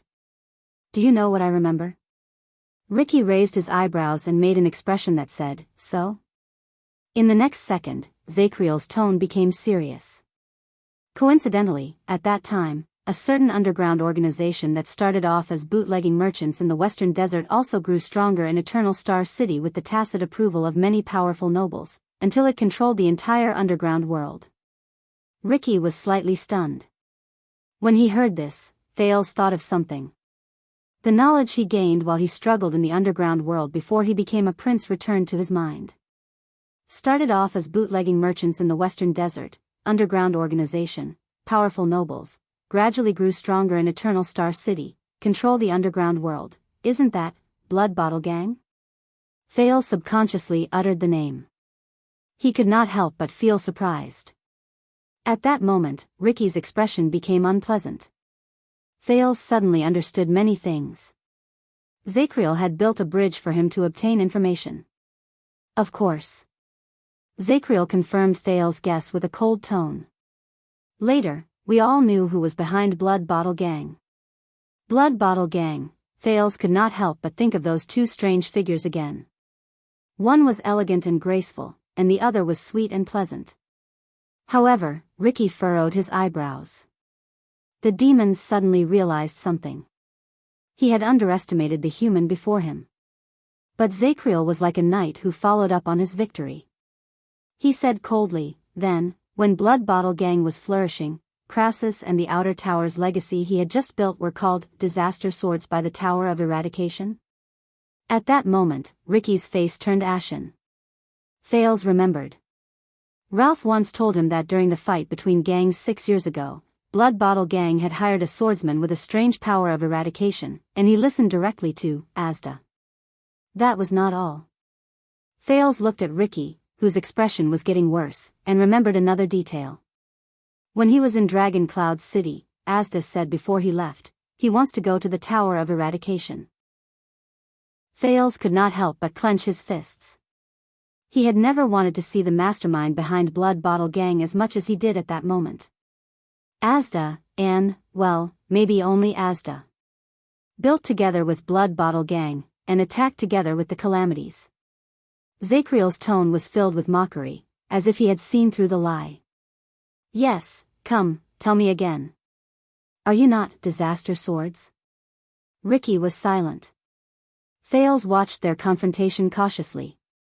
At some point in time, the aggressive Ricky and the speechless Zacriel had switched places. The one who was on the offensive now was the Knight of Judgment. You don't intend to join us, do you, Knight? Ricky's gaze gradually turned cold, and he finally raised his head. You went along with my wishes just to get information out of me. Just like how you guessed that I was a demon just now. Zacriel snorted coldly. You did not come to me just to recruit me. Zacriel gritted his teeth and raised his voice. Blood Bottle Gang and the Calamities played a part in the turmoil 18 years ago.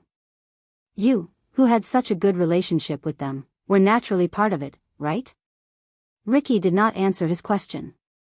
From top to bottom, from inside to outside, the attitude of the demons became incomparably cold. Looks like you're good at more than just fighting, Knight. I am only good at fighting. Zacriel met Ricky's gaze fearlessly. He even gave him tit for tat. But swords are not the only way to fight. The two of them stared at each other, their gazes like swords. Thales felt a chill down his spine as he watched from the side. Finally, after a suffocating standoff, Ricky turned around. Samuel. Ricky shouted coldly, that's right. I think Zacriel's legs are a little numb from sitting. Could you kindly accompany your old officer for a walk? Samuel walked over from afar. He cast a puzzled glance at the two people who were about to start fighting, and he nodded. My pleasure. Zacriel snorted and shook his head. The Knight of Judgment did not wait for Samuel to support him. He stood up, dragged his heavily injured body, and limped into the distance. So he can walk by himself. Ricky stared coldly at Zacriel's back. Wariness surged in his eyes. Just now, he was just showing his weakness to me. This man was not a brute who only knew how to fight and kill. On the contrary, his insight was sharp, and his understanding was astonishing. Even when they were talking outside the battlefield, he would still bully his enemy, show weakness, and set up traps. He would obtain the information he wanted. The Knight of Judgment, Ricky tightened his grip on his sword. He made you nervous. Ricky turned around. Thales narrowed his eyes and looked at the demon with a hint of schadenfreude. You lost to a human in a battle of words, and got a lot of information from him, didn't you? Ricky's expression darkened. Thales sighed softly. But just now, you said that a real demon is so inhumane that you think he has a human heart. As he listened to the teenager repeat his words, the absent-minded Ricky furrowed his brows. What? Thales looked up. A real demon? Thales asked in puzzlement.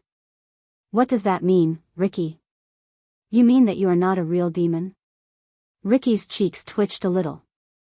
But Thales was not done yet. Also, I tried to replicate your power of eradication in the tavern, didn't I? Thales said softly, paying attention to Ricky's expression. I know that the power of eradication is the pride of humans, and I also know that the blood clansmen and orcs have powers that are very different from the humans' power of eradication. Thales became serious. If you really have the body of a demon living underground and in hell, Ricky, then why do you have the power of eradication? Is it really as Zacriel said, that you have possessed someone else? If that is the case, then where did this body of yours come from?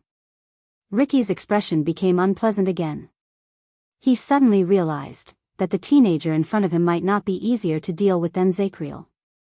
As I said, Your Highness, there are all sorts of miracles in this world. Ricky looked at him deeply. And my existence is a little more complicated than you think. A little more complicated. Just as Thales was thinking about how he could get more information out of him, Ricky suddenly interrupted. So, you used the sin of Hell's River to replicate other powers of eradication, right? Ricky narrowed his eyes. Did you figure this out on your own, or did someone teach you? Thales vaguely knew that Ricky was trying to change the topic, but he had to admit that the thing he used to change the topic attracted the teenager's attention. The sin of Hell's River. Black Sword's face appeared in Thales' mind. Is this important? Ricky smiled. Of course. If you thought of it, then you're pretty good. But Ricky's expression immediately changed, as if a cold wave had arrived. If someone else taught you. Ricky said coldly, as if he was serious. Then he deliberately wanted to harm you. Or he didn't want you to improve at all. For a moment, Thales was completely stunned. Harm me?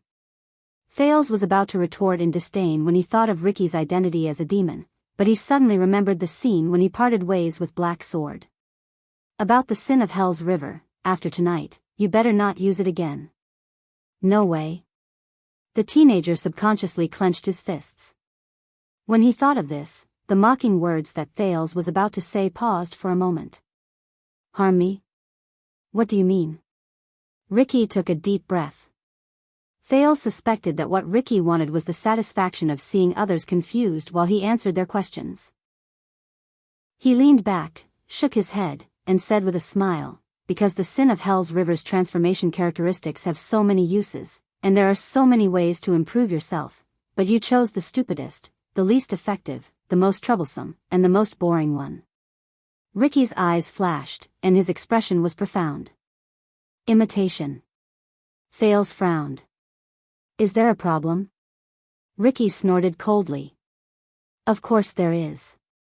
The first Crassus once discussed this problem. Thales thought of something. The first Crassus? That's him. I know that it might be very effective, interesting, and impressive in the beginning. This time, Ricky was not his usual self. He stared at him seriously and sternly. Omnipotent power of eradication, is it? When he heard the words omnipotent power of eradication, Thales' expression changed.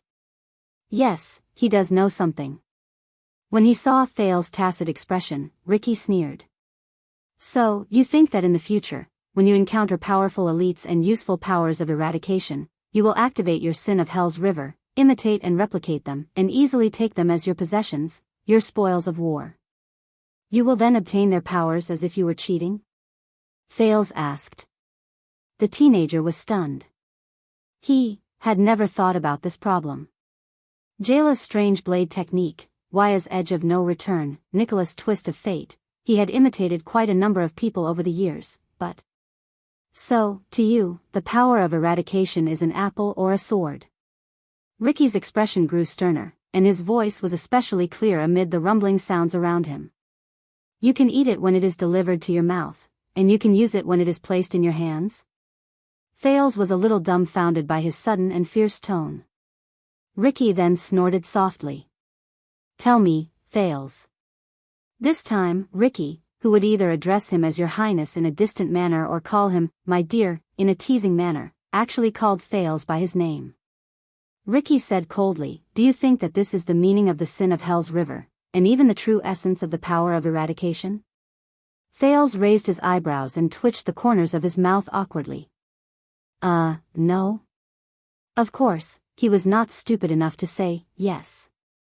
However, Thales had a feeling that Ricky would become a different person when he was talking about certain topics, regardless of whether it was the duel with Barney and Zacriel, the story of his subordinates, or the Sin of Hell's River. It was as if that was the last respect he had left. At that moment, Ricky stared straight at Thales, as if he wanted to see through his heart. Barney, if I remember his name correctly, have you imitated his power of eradication? Thales, who was thinking about what kind of person Ricky was instantly stunned. Barney? Chapter 479. No? Puzzled, the teenager asked, what's wrong? But this time, Ricky obviously did not want Thales to answer. Barney's power of eradication is the thawing of glaciers, which is known for taking advantage of the situation.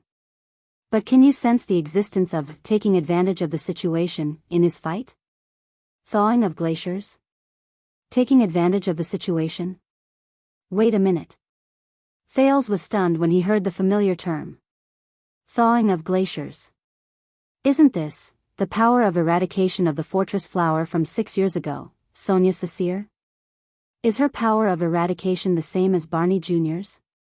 But Barney Jr., the leader of the disaster swords, turned his head around and looked at Barney Jr., who was under strict guard in the distance. He voiced out Thales' thoughts. He's a ruthless person, isn't he? Ricky looked at Barney Jr.'s indistinct figure with a little emotion. Even with that kind of body, he could still seize the opportunity to force me into that state. Thales froze for a moment and remembered Barney's fight. No matter how hard he tried, he could not connect the fortress flower, the valiant female warrior Sonia, who fought with ease under the siege of Giza's endless tentacles, with Barney Jr., who risked his life and fought fiercely while covered in blood. Thales was very puzzled. Ricky turned his head around and continued to ask, do you know Barney? What kind of person do you think he is? What kind of person is Barney? Thales suddenly remembered how the man looked when he lost hope and wanted to end his own life. The teenager was about to answer, but he suddenly realized that he could not give his opponent more information, so he could not help but shut his mouth. But Ricky did not care. He lowered his head and answered his own question. Let me guess. He raised his right hand and slowly tapped his fingers. He should have had complete night training when he was young. It can be seen from his footsteps and habits. But he has become like this. He dares to put his life on the line just so that he can strike an effective blow at the most dangerous moment. Ricky's gaze froze. This is not a coincidence. He must have experienced something unforgettable when he was young, so he decisively and resolutely gave up the orthodox swordsmanship that he was used to.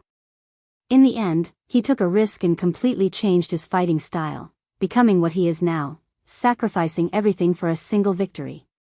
While Thales listened to his seemingly logical analysis, he recalled Barney Jr.'s unusual fighting style and tried hard to keep up with his rhythm. Ricky raised his head again and looked at Barney Jr. Even his thawing glacier was greatly affected. I can barely recognize it now. Thales raised his eyebrows. But you still recognized it. Ricky shook his head and revealed a mysterious smile. You missed my point. While Thales scratched his head in confusion, Ricky sighed, as if he was talking to himself. I think Barney probably did not have a good life when he was young. He might even be antisocial, cold, and gloomy. And his tragic experiences over the past decade or so have shaped his extreme, ruthless fighting style. Not only to his enemies, but also to himself. I think he is probably tenacious, stubborn, and even a little stubborn. He is not easy to get along with, just like his power of eradication. Thales recalled Barney Jr. in prison, then remembered the Royal Guard's experiences over the past 18 years. He did not speak. Ricky retracted his sighing expression and smiled. Tell me, am I right? Thales looked at Barney in the distance, then looked at Ricky suspiciously. You heard it from Samuel. They are old acquaintances. Ricky laughed when he heard that. But he only continued to turn his head and pointed at Zacriel, who walked beside Samuel. Zacriel, the famous Knight of Judgment. What kind of person do you think he is? Zacriel. Thales pictured him painfully trying to stop Barney from committing suicide. Ricky must have recalled the scene when Zacriel charged at him. He said absent-mindedly, Samuel told me about his power of eradication, and I have seen it for myself. That guy is basically a huge army with all kinds of soldiers. With just a wave of his hand, he can make everyone panic and throw them into chaos. What's rare is that he can move freely between movements and stillness without any sluggishness. At that critical moment, he still has the leisure to think about things other than fighting. God knows when he stuffed the tarp on me. Chaos of armies. Thales whispered in his heart. This time, he subconsciously thought, if I want to imitate that power of eradication. To achieve that kind of result, he has to observe the complicated battlefield down to the smallest detail. He has to be extremely cautious, see everything, understand the enemy's situation in an instant, make accurate judgments, react immediately, and coordinate his body and mind. He has to take care of both the enemy and himself. He has to be a genius. Ricky sighed. If he wasn't a warrior, he would definitely be the best chess player. He would multitask, have a quick mind, have great foresight, and see the overall situation. And our conversation proves this point. Thales furrowed his eyebrows. As he listened to Ricky's evaluation of Zacriel, he seemed to have slowly grasped some of the meaning behind Ricky's words. Ricky picked up his water skin and drank a mouthful. Then, he tossed it to Thales without a care. So, I guess that he is a cautious person in his daily life. He takes care of everything, has keen senses, and takes care of the overall situation. He is a person you can entrust your life to. But Ricky immediately sighed. This is probably also unfortunate. Compared to Barney, who sacrificed everything for a single victory, Zacriel has too many things to worry about. The factors he cares about are too complicated. His omnipotence and genius have become his curse and burden. But he obviously doesn't like to complain and vent. He only acts quietly and bears all the burdens alone. Those who carry too many burdens will always falter. Given time, they will either become self-contained and unable to extricate themselves, or they will become crazy and violent, unpredictable. As he listened to his narration, Thales was secretly shocked. Did Ricky know Zacriel before? After Ricky finished speaking, he smiled and said, "Look, through the power of eradication, I can learn a lot about them." But why? Thales frowned and shook his head. Samuel must have told you this as well. You gathered information about your target beforehand. Ricky snickered. As Ricky laughed, Thales pursed his lips. All right. The teenager's thoughts turned, and he dug out a figure he had not seen for a long time from his mind. If there is a powerful supreme-class warrior who has a rare power of eradication, Ricky listened to Thales' words with interest. Can make him change his momentum and posture, pull back his sword, and stab the next. He can make many feints or feints. While he is caught off guard and is unpredictable, he can deceive his enemy and win. What can you learn from this? After Thales finished speaking, he remembered the person who defeated him countless times in the training field over the past 6 years. He also remembered Dragon Cloud City. Feints? Oh, that's not common. Ricky was stunned after he finished listening to the narration. He began to ponder, which was rare. You have to know that almost every warrior is taught to be resolute when attacking, firm when defending, steady in their footsteps, and focused in their minds. Once they make a move, they must not have second thoughts. If they are on the battlefield and still expect to pull back after swinging their sword and find a better posture, these people are usually new soldiers, and they die the fastest. Ricky raised his eyebrows and said uncertainly, "But that friend of yours, he might be a rather special person." But that friend of yours, perhaps he is a rather special person. Perhaps he is a different kind of genius, able to turn his disadvantage into an advantage, giving him one more chance to regret his decision than his enemy. Thales chased away his memories and looked at Ricky seriously. Then, what kind of person do you think he is? This time, Ricky pondered for a long time. If I had to guess, he is confused. Huh? Thales was stunned again. Confused? Ricky nodded and made a guess. To pull back his sword and stab the next. I guess this kind of person might always want to do things better. To a certain extent, he is a perfectionist. So this kind of person. I'm afraid he doesn't live a comfortable life. It's hard for me to imagine him not feeling confused and perplexed when he faces himself alone. Thales blinked in disbelief. No way. That dead face. Perplexed. Thales could not help but automatically imagine Nicholas standing in a big city, staring at the map in a daze while facing the traffic, scratching his head in confusion. Perplexed. Or perhaps, the star killer standing in front of the neon lights at night, looking up at the sky, smoking a cigarette in melancholy amidst the breeze and steam whistles. Thales snorted and quickly covered it up with a cough. Impossible, he said subconsciously. No, the scene is too beautiful. The style is strange. I don't dare to look. I don't dare to look. Ricky also laughed when he saw Thales' expression. But after a few seconds, he suddenly put away his expression. Do you think this is funny? Thales immediately froze. Ricky's tone was rather formal. For a moment, Thales thought he was back in class, whether it was the class in his fragmented memories or the class in Asda in reality. This made Thales subconsciously put away his smile, and he sat up straight. Everyone's power of eradication is unique. It is formed through the user's long-term life and battles, and it gradually becomes one with them. It is closely related to their personality, experiences, and habits, and is inseparable. Even if it is the same power of eradication, in different people's hands, the difference will be like heaven and earth. Unique. The same power of eradication will be very different. Thales listened attentively and immediately remembered Sonia and Barney's thawing of glaciers. Ricky's tone became softer.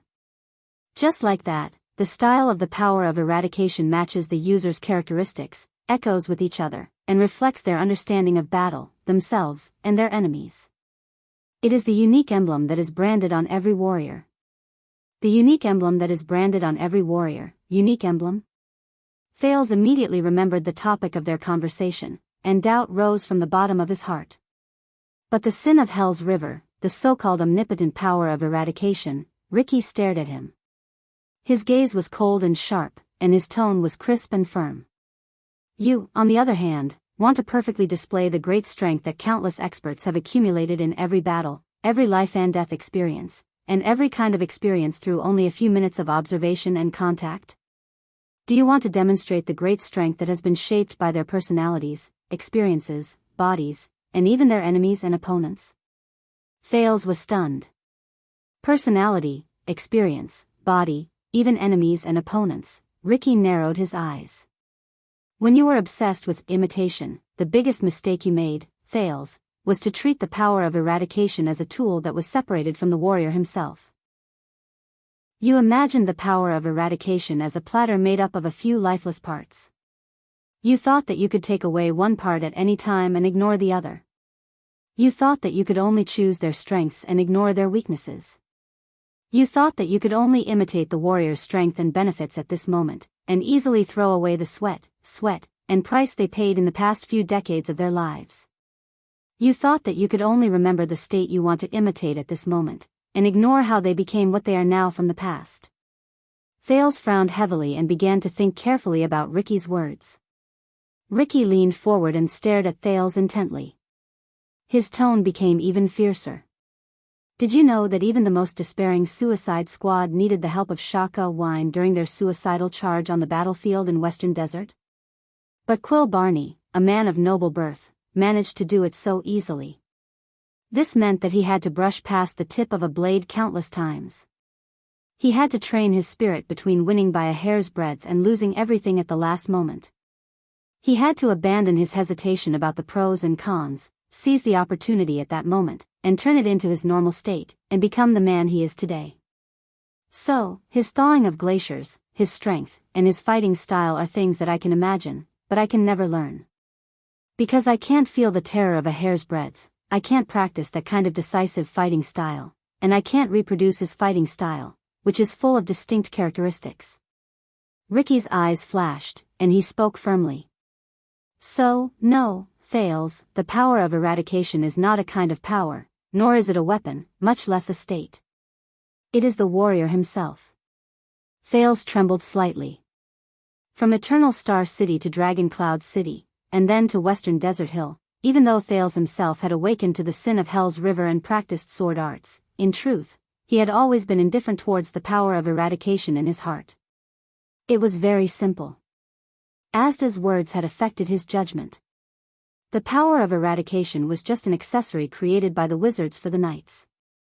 In this world, forbidden magic represented the highest knowledge.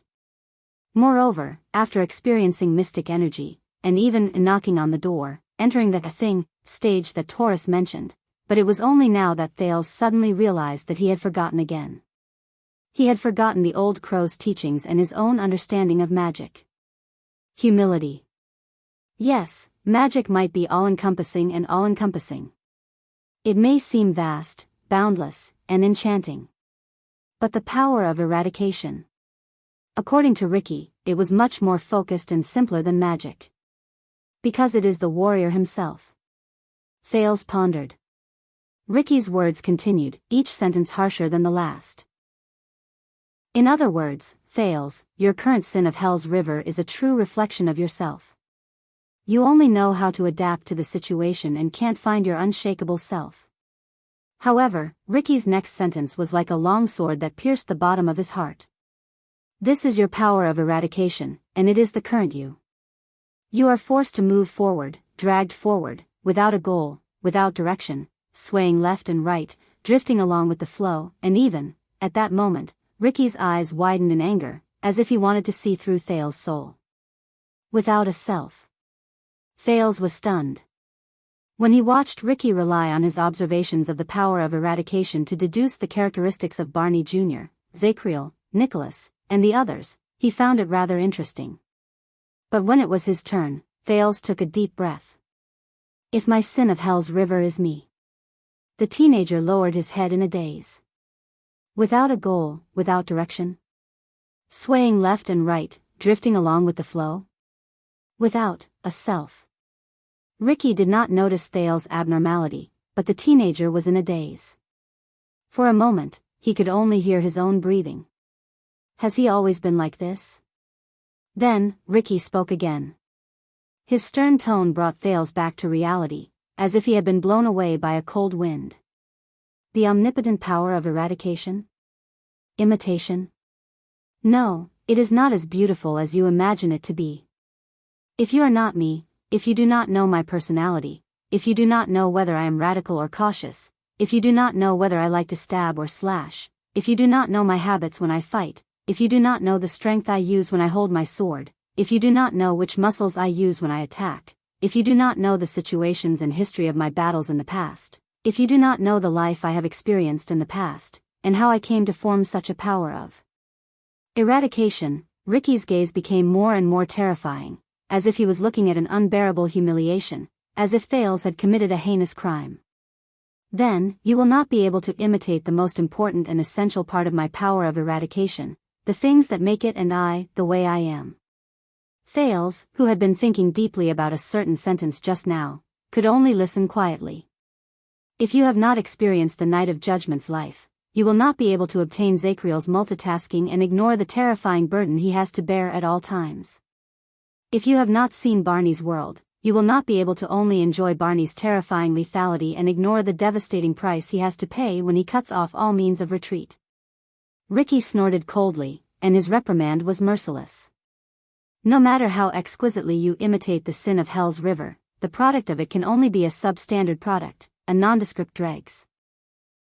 Substandard, nondescript, at that moment, as Thales stared into Ricky's eyes, he suddenly felt that the fixed impression he had towards the power of eradication, the complacency and pride he had towards the sin of Hell's River had been completely crushed at that moment. No, perhaps it's not just the power of eradication. And, Thales subconsciously clenched his fists and gritted his teeth. Himself. Ricky stared at the slightly dejected Thales and shook his head gently. More importantly, when you rely on imitation and ignore these things, it means that you lack the most basic things towards the power of eradication that other people condensed with their lives, towards each of the people you imitate, towards each of your opponents, and even towards yourself. At that second, Ricky straightened his posture, and his gaze was incredibly serious. Respect. Lack respect?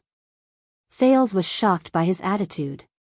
But at the same time, the teenager could not help but start thinking, Black Sword, the imitation and duplication he taught me 6 years ago, the so-called omnipotent power of eradication, could it be not a good thing?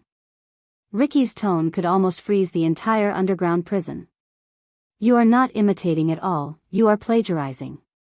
For a plagiarist, the sword in his hand or in his heart will never be his own. The imitation you imitated is just superficial, and will forever lack the most important core. You will never become those great warriors who have internalized the power of eradication in their lives. Ricky finished speaking and stared at Thales without moving. He waited for his response. Thales did not speak. He did not know how to respond. After a few seconds, the teenager exhaled laboriously and asked, So, the so-called omnipotent power of eradication in the sin of Hell's River is actually nonsense? Ricky snorted coldly.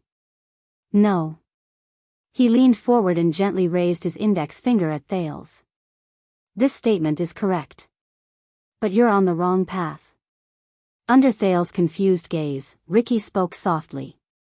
The meaning of imitation is understanding. Understanding your opponent. Understanding? Thales blinked. Ricky looked around, and the corners of his lips curled up slightly. I don't know Barney, I don't know Zakriel, and I don't know that confused friend of yours. But I can understand them on another level through my feelings for their powers of eradication. Another level? Thales thought hard. The eyes of the leader of the disaster swords shone brightly. For example, through analysis and speculation, I can know, when I face Barney, I might not be able to withstand his life-risking attack head-on. Instead, I must use other factors from the side to delay, disrupt, and frustrate his attacks until I finally defeat him. When I face Zacriel, I can't compete with him in terms of being able to think about the entire situation perfectly. I can't even hesitate or think too much. Instead, I have to focus all my attention on what I'm strongest at. I have to use that to break through his defenses. Only then will I have the power to fight. As he spoke, Ricky suddenly froze. Thales, who had been listening to him with an open mind, had a puzzled look on his face. I see. Ha. Ricky tapped his palm in realization. He looked in Barney Jr.'s and Zacriel's direction, and he seemed to have understood something. Barney going up against Zacriel will probably be a good duel. Ricky's excitement faded away, and he turned around.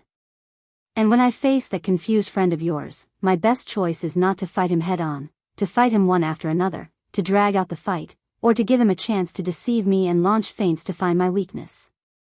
Instead, I should conceal myself, hide my motives, and before he can react, I will deliver a fatal blow from behind or even from the shadows.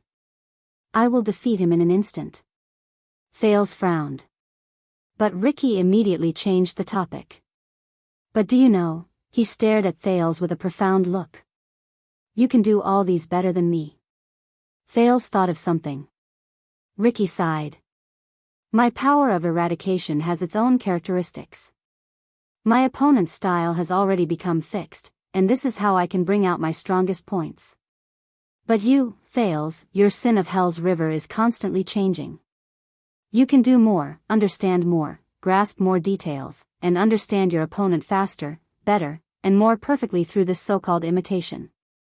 You can understand your opponent faster, better, and more perfectly than I can. Understand, my opponent? Thales mulled over the meaning of this sentence as he compared it to Ricky's example. The power of eradication is one of the most amazing powers humans have. How many elites have gone through countless trials and tribulations to achieve such an achievement? Ricky seemed to be rather sentimental.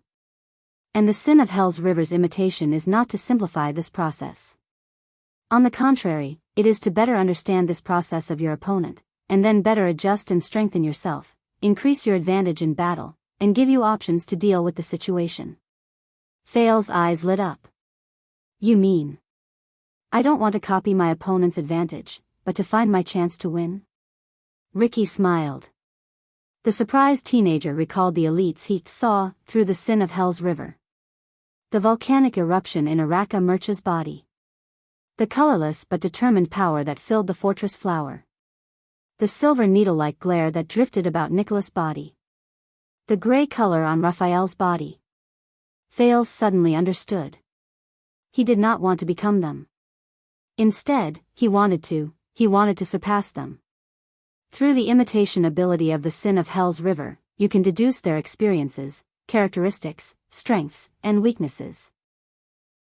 You can grasp the most essential and purest parts of their martial arts and skills, and turn them into your advantage when you fight against your enemy.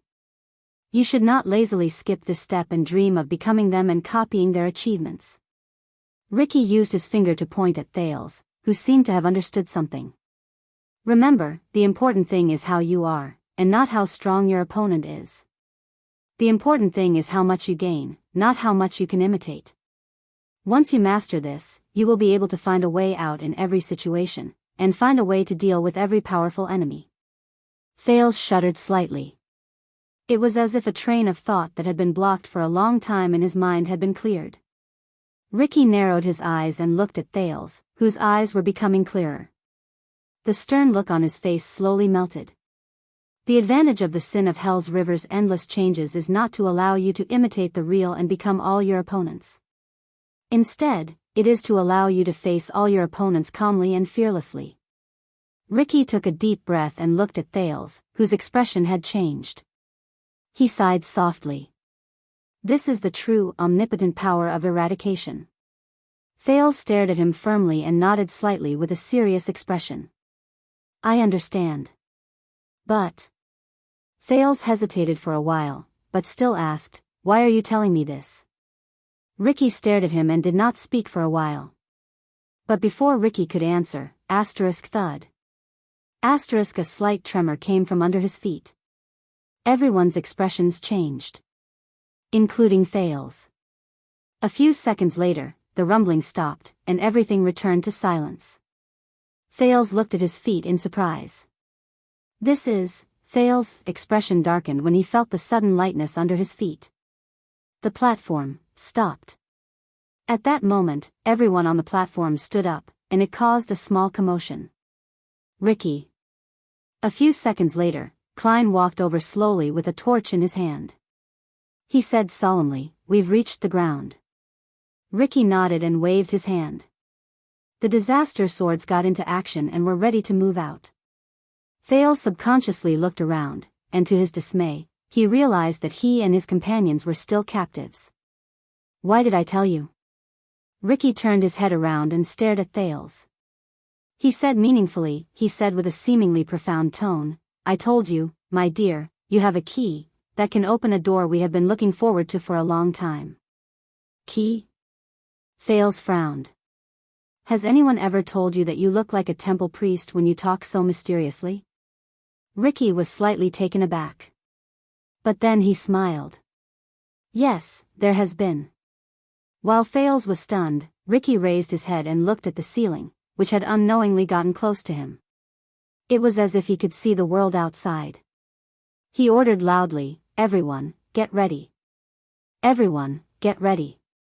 The day of release has arrived. It is time for the prison of bones."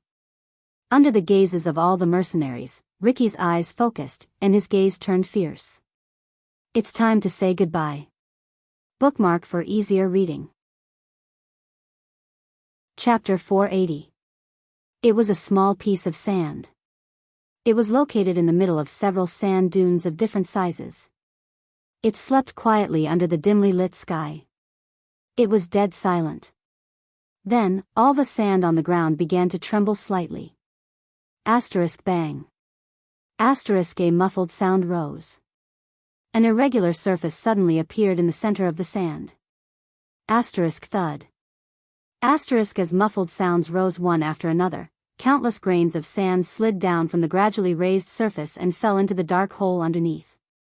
The falling grains of sand rustled. The surface, which was several meters wide, continued to rise, revealing its grayish-black nature. More than 10 seconds later, a figure covered in dust and holding a torch was the first to emerge from the dark and mysterious hole. The figure patted off the sand on his body and looked around. Then, he turned around, extended his hand to grab the second person, and pulled the latter out of the hole. Then, the third, the fourth. More and more people climbed out of the hole. There were dozens of them. Then, a thin figure appeared from the hole and was pulled out. He stepped on the sand. Cough, cough, cough. Thales, who was covered in dust, took off his towel and coughed out dust and sand in pain. He patted off the sand on his body. The temperature of the cold wind before dawn and the smell of sand assaulted his senses at the same time. It made him shudder. It was familiar, yet unfamiliar. Thales subconsciously reached behind his waist, but he touched nothing. It was only then that he remembered that his dagger had been confiscated by Ricky. Behind the teenager, Tardin, Bruley, and Cannon's hands were tied tightly. They were escorted out one after another. Zacriel, Barney, and Belden were in an even worse state. They were even blindfolded and were personally watched over by Klein and Joseph. Quick Rope seemed to be treated as an unimportant errand boy. He bitterly moved the equipment the mercenaries retrieved from the battlefield. From time to time, he glanced at Thales, as if he was asking for help. Stake was also blindfolded. He was roughly pushed out under the watch of 2 mercenaries. Everyone came to the surface one after another. Isn't this the prison of bones? Thales stepped on the familiar sand. He ignored Quick Rope's resentful gaze behind him. While he cleaned up the mess on his body, he tried his best to observe his surroundings under the dim light. It's not even. Blade Fang's camp? The vast yellow sand around him surprised and terrified him. Ricky turned his head around under the dim eastern sky. How, do you think we'll go back the way we came? Ricky threw away the torch in his hand and shook his head mockingly. The entrance to the prison of bones. I reckon that the people from the Secret Intelligence Department have already surrounded that place. Thales sighed internally. The prince hugged his arms and rubbed his body, which was suddenly exposed to the cold wind.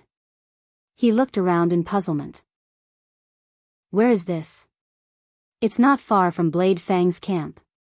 Ricky raised his head under the gray sky and stared at the familiar small row of fortresses in the distance. But I can just see it. Thales narrowed his eyes and observed Blade Fang's camp, which seemed to be right before his eyes. He felt dejected.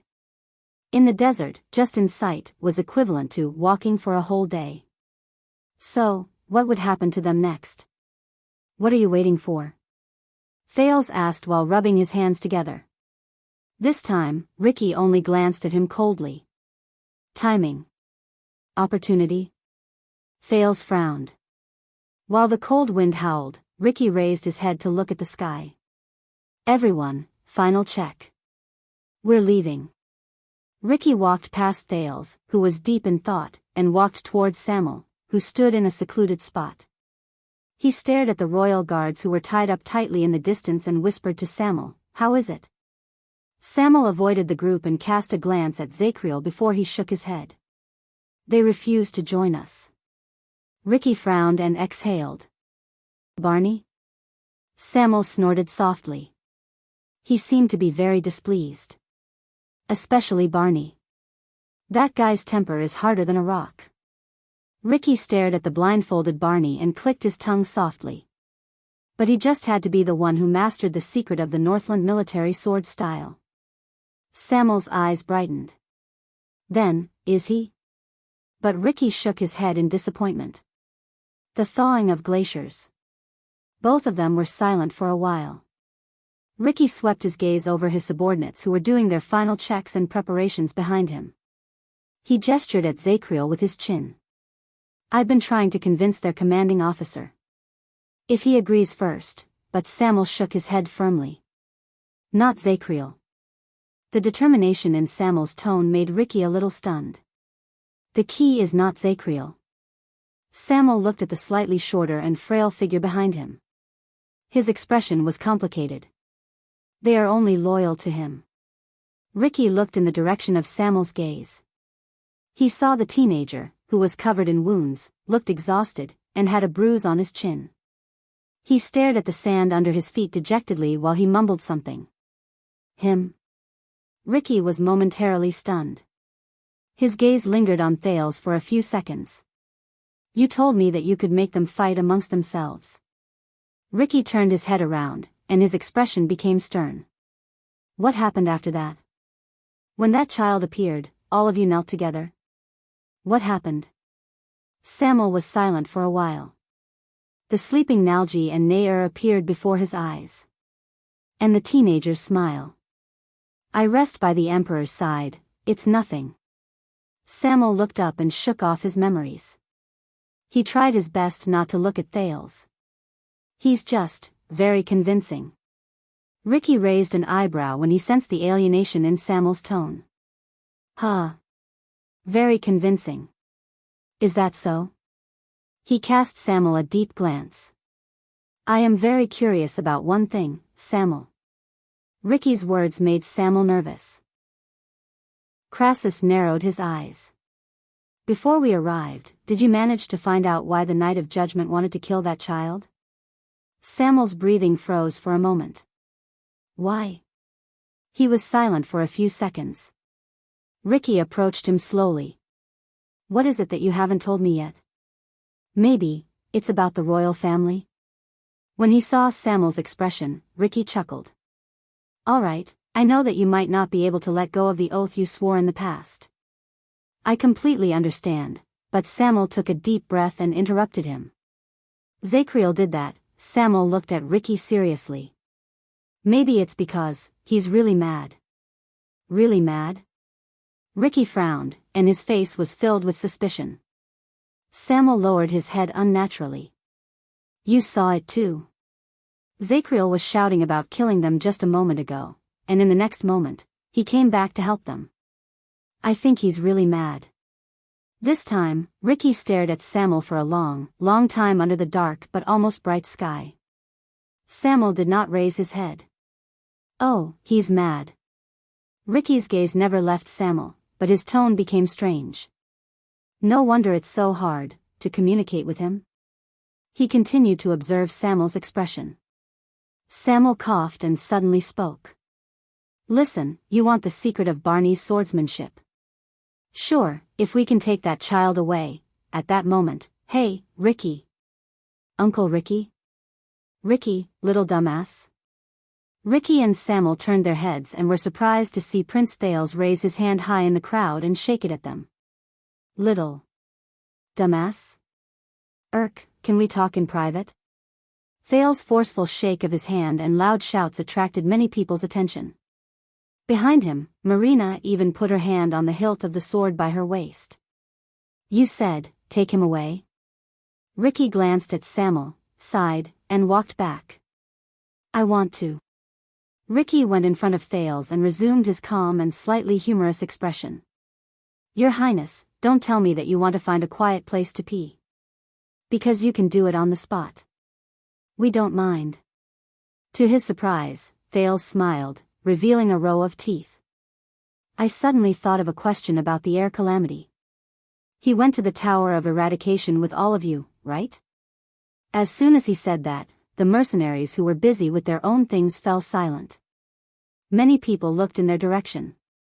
Ricky's expression changed. He turned his head and said to Samuel with a gloomy expression, watch them. Once he finished speaking, Ricky grabbed Thales' shoulders in an extremely rough manner and dragged him to a quiet corner away from the crowd. Ouch, gentler. I'm still young, you can't, alright, I won't resist. Don't use any more force. While Thales stumbled and protested along the way, Ricky shook him off. Give me a reason not to knock you out, Ricky said coldly. But Thales only patted the sand off his body, panted, and shrugged. That dragon breaker or something else, that's what the air calamity wants, right? Thales smiled and said. Your behavior in the prison made me feel that all of you don't have that much desire for this. There was a subtle change in Ricky's expression. And what all of you want is black sword with the sin of Hell's River. Thales' tone became formal. Yes, I know. Black sword was the one who brought that weapon back. Ricky's eyes widened a little. He stared at Thales for 3 seconds. My dear, I realized that. Ricky's tone could probably catch up to the temperature of the night in the desert. You're cuter when you listen to me seriously. Thales bared his teeth in resignation. The teenager turned his head to look at the crowd and scratched his head. Those names you mentioned, they took me some time to recall, but... Ricky narrowed his eyes. Thales turned his head around, took a deep breath, and said solemnly, the Iron Blood King was the king of the north who died in a heroic battle against the ancient orcs before the era of multiple kings. There was a drama from the age of the Empire that talked about how the Black Knight was put on trial for murdering his lord. Shalon Tannen was a name from the Tannen family in Northland. They were stripped of prestige Orchid region and removed from the 10 archduchy families of Extet because they attempted to murder the king. With every sentence Thales said, Ricky's expression became a little more gloomy. As for Hill Crassus, he was the person who betrayed the Tower of Eradication and established the disaster sword more than 100 years ago. Thales finished the last sentence. Ricky looked at him and snorted softly. This child, maybe Samuel is right. When he thought of this, Ricky said, correction, we are not called calamities. Thales interrupted him again. Based on what you said, they were all people who awakened the sin of Hell's River, right? Ricky raised his eyebrows. You once said that the power of eradication is the person. Thales took a few deep breaths. But it seems that every owner of the sin of Hell's River did not end up well. Including Black Sword. This time, Ricky stared at him deeply, as if he had discovered something incredible about Thales. I have a few friends who trained in the Tower of Eradication. They told me, Thales said tentatively. The biggest difference between the disaster sword's power of eradication and theirs is that it surrenders to the worst aspects of power, madness, brutality, and pain. even the opponent can feel it. Am I overthinking things? Thales paid attention to Ricky's expression. Or should I really give up on the sin of Hell's River? Madness, brutality, and pain. Thales did not know if it was the Tower of Eradication or the disaster swords that agitated him, but Ricky's expression became unpleasant. Your friend must have an extraordinary status. Ricky was silent for a while before he spoke. You must know that we are the secret scars that the Tower of Eradication is most unwilling to reveal. Also, correction, we are not called Disaster Sword. Thales could tell that Ricky was changing the topic. He could not help but sigh. I have seen how you fight. You cannot deny that you fight like beasts. Ricky snorted and shook his head. Then you should know that we are stronger than the average swordsman of Eradication, and we are bound by fewer restrictions. But Thales did not buy it. What you taught me today, and what you said about looking forward to the day I reach the true world. Will I become a beast like that in the end? Ricky snorted in annoyance. He was about to answer, but he suddenly remembered something. Strange. Ricky raised his eyebrows. Why are you suddenly so talkative? Thales froze slightly. He looked behind him furtively, as if he was afraid of being seen. Then, he awkwardly raised the thing in his right hand. Because of this? Ricky saw the thing in Thales' right hand clearly. It was a dagger that shone with a cold light. It seemed to be the one he had seized earlier. Ricky's expression changed drastically. He subconsciously lowered his head and touched his bosom. When did you steal? Ricky did not manage to finish his sentence. Shik. In the next second, a gray blade that he was very familiar with appeared in the air. Like a battleship that broke through the waves, it pierced Ricky's left forehead, piercing his skull. Swoosh. The gray blade pulled out the skull, bringing with it an endless amount of blood. It splattered the sand red. Ricky. Thales gritted his teeth and ran a few meters to the side. Before he could greet the dark purple masked man who appeared again, he heard the mercenaries behind him, who had been paying attention to him, cry out in alarm. Enemy attack. Joseph gritted his teeth in hatred. He roared and drew his sword. With a few mercenaries, he rushed towards the figure in black who suddenly appeared. CK me, it's him again. Klein was so angry that he laughed. He also brought a few people to surround him. How many King times has it been? But in the next moment, Klein noticed that something was wrong. Thud. A loud thud rose. Joseph felt a pain at the back of his head. His entire body spun, and he fell down. The three mercenaries beside him turned their heads subconsciously and saw that the disheveled prisoner with his left arm in a splint had already squeezed into their midst. Klein lay on the ground and turned his head around while trembling. He watched in despair as Zacriel, who had broken free at some point in time and regained his freedom, easily and quickly knocked down 3 people. Or rather, he only knocked down 1 person, because the other 2 had knocked each other unconscious for some strange reason. Then, he stepped over Klein's body. Zacriel limped towards the place where Ricky and Thales were. He only left behind a few words that floated in the air. The 4th time. Klein sucked in a breath in pain. No, when did they break free? Not too far away, Bruley, who had also broken free from his restraints, roared and sent a person flying. Barney Jr. knocked over the mercenary guarding him with a headbutt.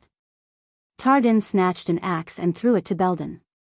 Cannon threw a throwing knife that came out of nowhere. The mercenaries instantly fell into chaos. Joseph, who was charging at the front, turned his head around in surprise. At some point in time, all the prisoners had broken free from their restraints. They used the shock brought about by Ricky's fall to quickly break out of the encirclement and regrouped with Thales. No, they are, whoosh. An urgent sound rose. Joseph instinctively lowered his head, only to find that an arrow had been shot into the sand by his feet. CK, why didn't I hit you again? You're King fake, right? Across him, Quick Rope tapped the crossbow of time in exasperation. But when he realized that 3 people were surrounding him, Quick Rope immediately felt as if his soul had left his body. He dashed towards Thales while flailing his arms. "Help!" Samuel roared in the crowd as he reorganized the chaotic team and formation. "Don't panic, they're just a spent force. We have the advantage in numbers." Thales breathed nervously in the chaos and uproar that lasted only a few seconds. He turned his head and saw Yodel throw something at Barney and the others, who were running towards him. But before the prince could say anything, he heard a chilling rustling sound coming from nearby. A cold wind blew, and Thales turned his head around with goosebumps all over his body. Ricky, who was as pale as a corpse, climbed up from the ground again in a pool of blood. He gritted his teeth, glared, and reached out to draw everlasting truth from his waist. "You're courting death," but before he could finish speaking, Zacriel, who was the first to run towards him, had a stern expression on his face. He lowered his body, suddenly leaned forward, and extended his hand. In the next second, Thales widened his eyes and opened his mouth. He watched in shock as the heroic and imposing Knight of Judgment moved towards Ricky, who was resurrected. He threw a handful full of sand. Sand. Aya. Perhaps he did not expect the famous Knight of Judgment to be so despicable. Ricky, who had just drawn his sword, was caught off guard, and the sand landed on his head and face. "Damn it!" Ricky cried out in pain. He used his left hand to cover his eyes, which were covered in sand. He instinctively thrust his right hand forward, but Zacriel dodged it with an agile roll. "Yes. That's it." In the chaos, Quick Rope, who had rolled and crawled over, clenched his teeth, swung his fists, and shouted, "Hit him again." Cannon, who had protected him until he reached Thales' side, frowned and looked at Quick Rope. Quick Rope's voice immediately became weaker. He looked at Cannon in embarrassment. The atmosphere, don't worry about Ricky, he'll be able to counterattack soon." Samuel gritted his teeth and tried hard to restore order. He commanded the scene. "Surround them first." In the next second, Thales saw Barney Jr. raise the item he received from Yodel, and he came to a realization. "Do you think you can kill me like this?" Ricky rubbed the sand in his eyes in pain while he swung his sword according to the sound of the wind beside his ears. But soon, he heard a metallic sound beside his ears. Ricky closed his eyes and endured the pain in them. He only felt a huge force surging towards him and squeezing him from all directions. It squeezed him so hard that he shuddered. Thud. With a soft sound, everlasting truth fell on the sand. As the mercenaries cried out in surprise, Ricky tried his best to open his eyelids a little and saw the scene before him. Chains. At some unknown point of time, a vicious chain with countless barbs had already surrounded him from top to bottom, locking him down tightly. His left hand was chained to the left side of his face, and his right hand was chained to his body. He was kneeling on the ground. Barney and Belden held one end of the chain with cold expressions, while Bruley and Tardin held the other end. The 4 of them used their strength to pull the chain taut, one on the left, and the other on the right, locking down Ricky's movements. "Come on, we know we can't kill you." Zacriel panted while his arm was suspended. He came in front of Ricky. "Then I'll just trap you." The Knight of Judgment ignored the strange gazes from his subordinates and Thales and Quick Rope.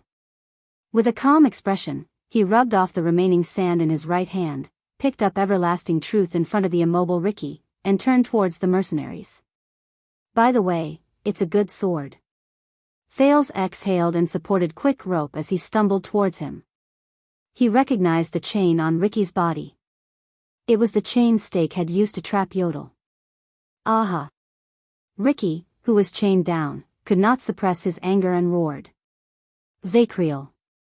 But just like Yodel just now, the more he struggled, the deeper the barbs on the chain pierced into him. The harder it was for him to break free. Thales panted, smiled, and gave Yodel a thumbs up. "Well done." It had only been a dozen seconds since Yodel appeared and Ricky was trapped, but he felt as if he had experienced it for a lifetime. Yodel turned the supreme sword upside down, placed the hilt in front of his chest, and bowed slightly to Thales. In the next second, ripples appeared on the masked protector in black, and he disappeared into the air again. A few seconds later, under Joseph and Samuel's lead, dozens of disaster swords surged forward. They spread out from the front and surrounded the guards. But another figure was already in front of them. The Knight of Judgment's body seemed to have a certain aura. Wherever he stood, the mercenaries who had seen his abilities would freeze. Stay calm. Samuel blocked all the angry mercenaries in exasperation. He stared at Zacriel in front of him. Don't forget his abilities. Joseph gritted his teeth. He's badly injured. We just need to, no. Samuel shook his head resolutely. I can't take the risk. Don't forget that mask. Joseph roared angrily. Thales managed to calm his breathing after much difficulty. He observed that the situation had returned to a stalemate between the two parties. Ricky's eyes were shut tight. He was chained by 4 people. Thales supported quick rope and stood behind him. Cannon guarded him vigilantly by the side. Zacriel raised everlasting truth and stood calmly in front of the remaining mercenaries. The small sandy area slowly regained its silence. Only the sound of breathing could be heard. My old friend with the mask. Ricky tried his best to open his eyes a little while he was chained up. He tried his best to search for the mysterious figure. Marina said that you were killed. When did you come back? There was no response. Thales sucked in a deep breath and said with a smile, underground, when your people were resting and waiting, when I dragged you along to talk about demons and the power of eradication so that you could enjoy the pleasure of being a good teacher. Ricky froze for a moment. The teenager continued. Your old friend was lurking in the dark. He was busy untying the ropes, sending messages, and making plans. What? The pleasure of being a good teacher? Ricky's chest heaved violently as he was chained tightly. He struggled again, but the 4 guards' faces turned red. They locked him down tightly. And you used this opportunity to lower my guard, and when the time was right, you would step aside and talk. Ricky's eyes were shut, but his voice was filled with anger that seemed to want to burn everything. Thales chuckled to show his tacit agreement. Under the gray sky in the east, Ricky's face was filled with anger. He gritted his teeth and said to Thales behind him, I underestimated you again, Your Highness. You're really sinister, cunning, and full of tricks. Sinister, cunning. Full of tricks. Thales sighed. He turned around and looked in the direction of Blade Fang's camp. You praise me too much. Thales turned around and flashed a friendly smile at the exasperated mercenaries in front of him, baring his white teeth. After all, I'm not a demon. Chapter 481. Thales did not like dawn. The last dawn that left a deep impression on him was 6 years ago in Dragon Cloud City. It was the moment the calamities disappeared and the great dragon soared into the sky. But when the night was about to end and the dawn came from the east, what he saw was not hope, but an abyss. At that time, he was just like he was now, experiencing disasters that ordinary people couldn't imagine. He forced himself to hold on with minimal supplies and rest, and faced almost unsolvable problems. In the tense atmosphere, Thales clenched his fists in the face of dozens of mercenaries who were glaring at him with hostility. Barney Jr., who could only use one arm, wrapped the chain tightly around his left shoulder. He leaned forward and tried his best to bind Ricky. A brilliant counterattack. So, now, what do we do? Barney practically squeezed these words out between his teeth, which showed that he was in a difficult situation. The other 3 who were controlling Ricky weren't any better. They were prisoners who had just been released from prison, and after a series of battles, their supplies were far from being able to keep up with their consumption. All of them were panting and grimacing in pain. What to do? Thales took a deep breath and tried hard to get rid of the dizziness that seemed to be surging into his brain again. When they were captured by the disaster swords, Yodel, who was lurking in the dark, could only hastily inform Thales of his rescue plan. Ricky kept an especially tight watch on Thales. And that was the end of that hasty plan. But what happened next? Thales stared at Blade Fang's camp in the distance and tried his best to think of a way out. Zacriel still held his sword with one arm. He stood in front of the mercenaries who surrounded him in a semicircle. He faced his enemies' furious gazes and gritted teeth. His expression was calm and composed. "This is very unwise, Your Highness. Zacriel, you must know that we bear no ill will." Samuel, who stood at the forefront of the mercenaries, tried his best to control the disaster swords so that they would not lose control while he tried to convince Thales. "You better listen to him." This was Ricky, who was tightly bound by chains. His face was covered in sand and dust as he gritted his teeth and closed his eyes tightly. What to do? Thales shut his eyes. Camp, prison, disaster swords, shadow shield, let me think. Let me think. Quickly think of a way. However, at this moment, Quick Rope, who was standing beside him, screamed without warning. Holy shit! Thales opened his eyes and turned his head, just like all the other impatient people. They wanted to see what kind of trouble he was up to. Unexpectedly, Quick Rope did not seem to be the one who caused the trouble this time. Quick Rope stared at his empty hands in shock. He raised his head and lowered his head repeatedly.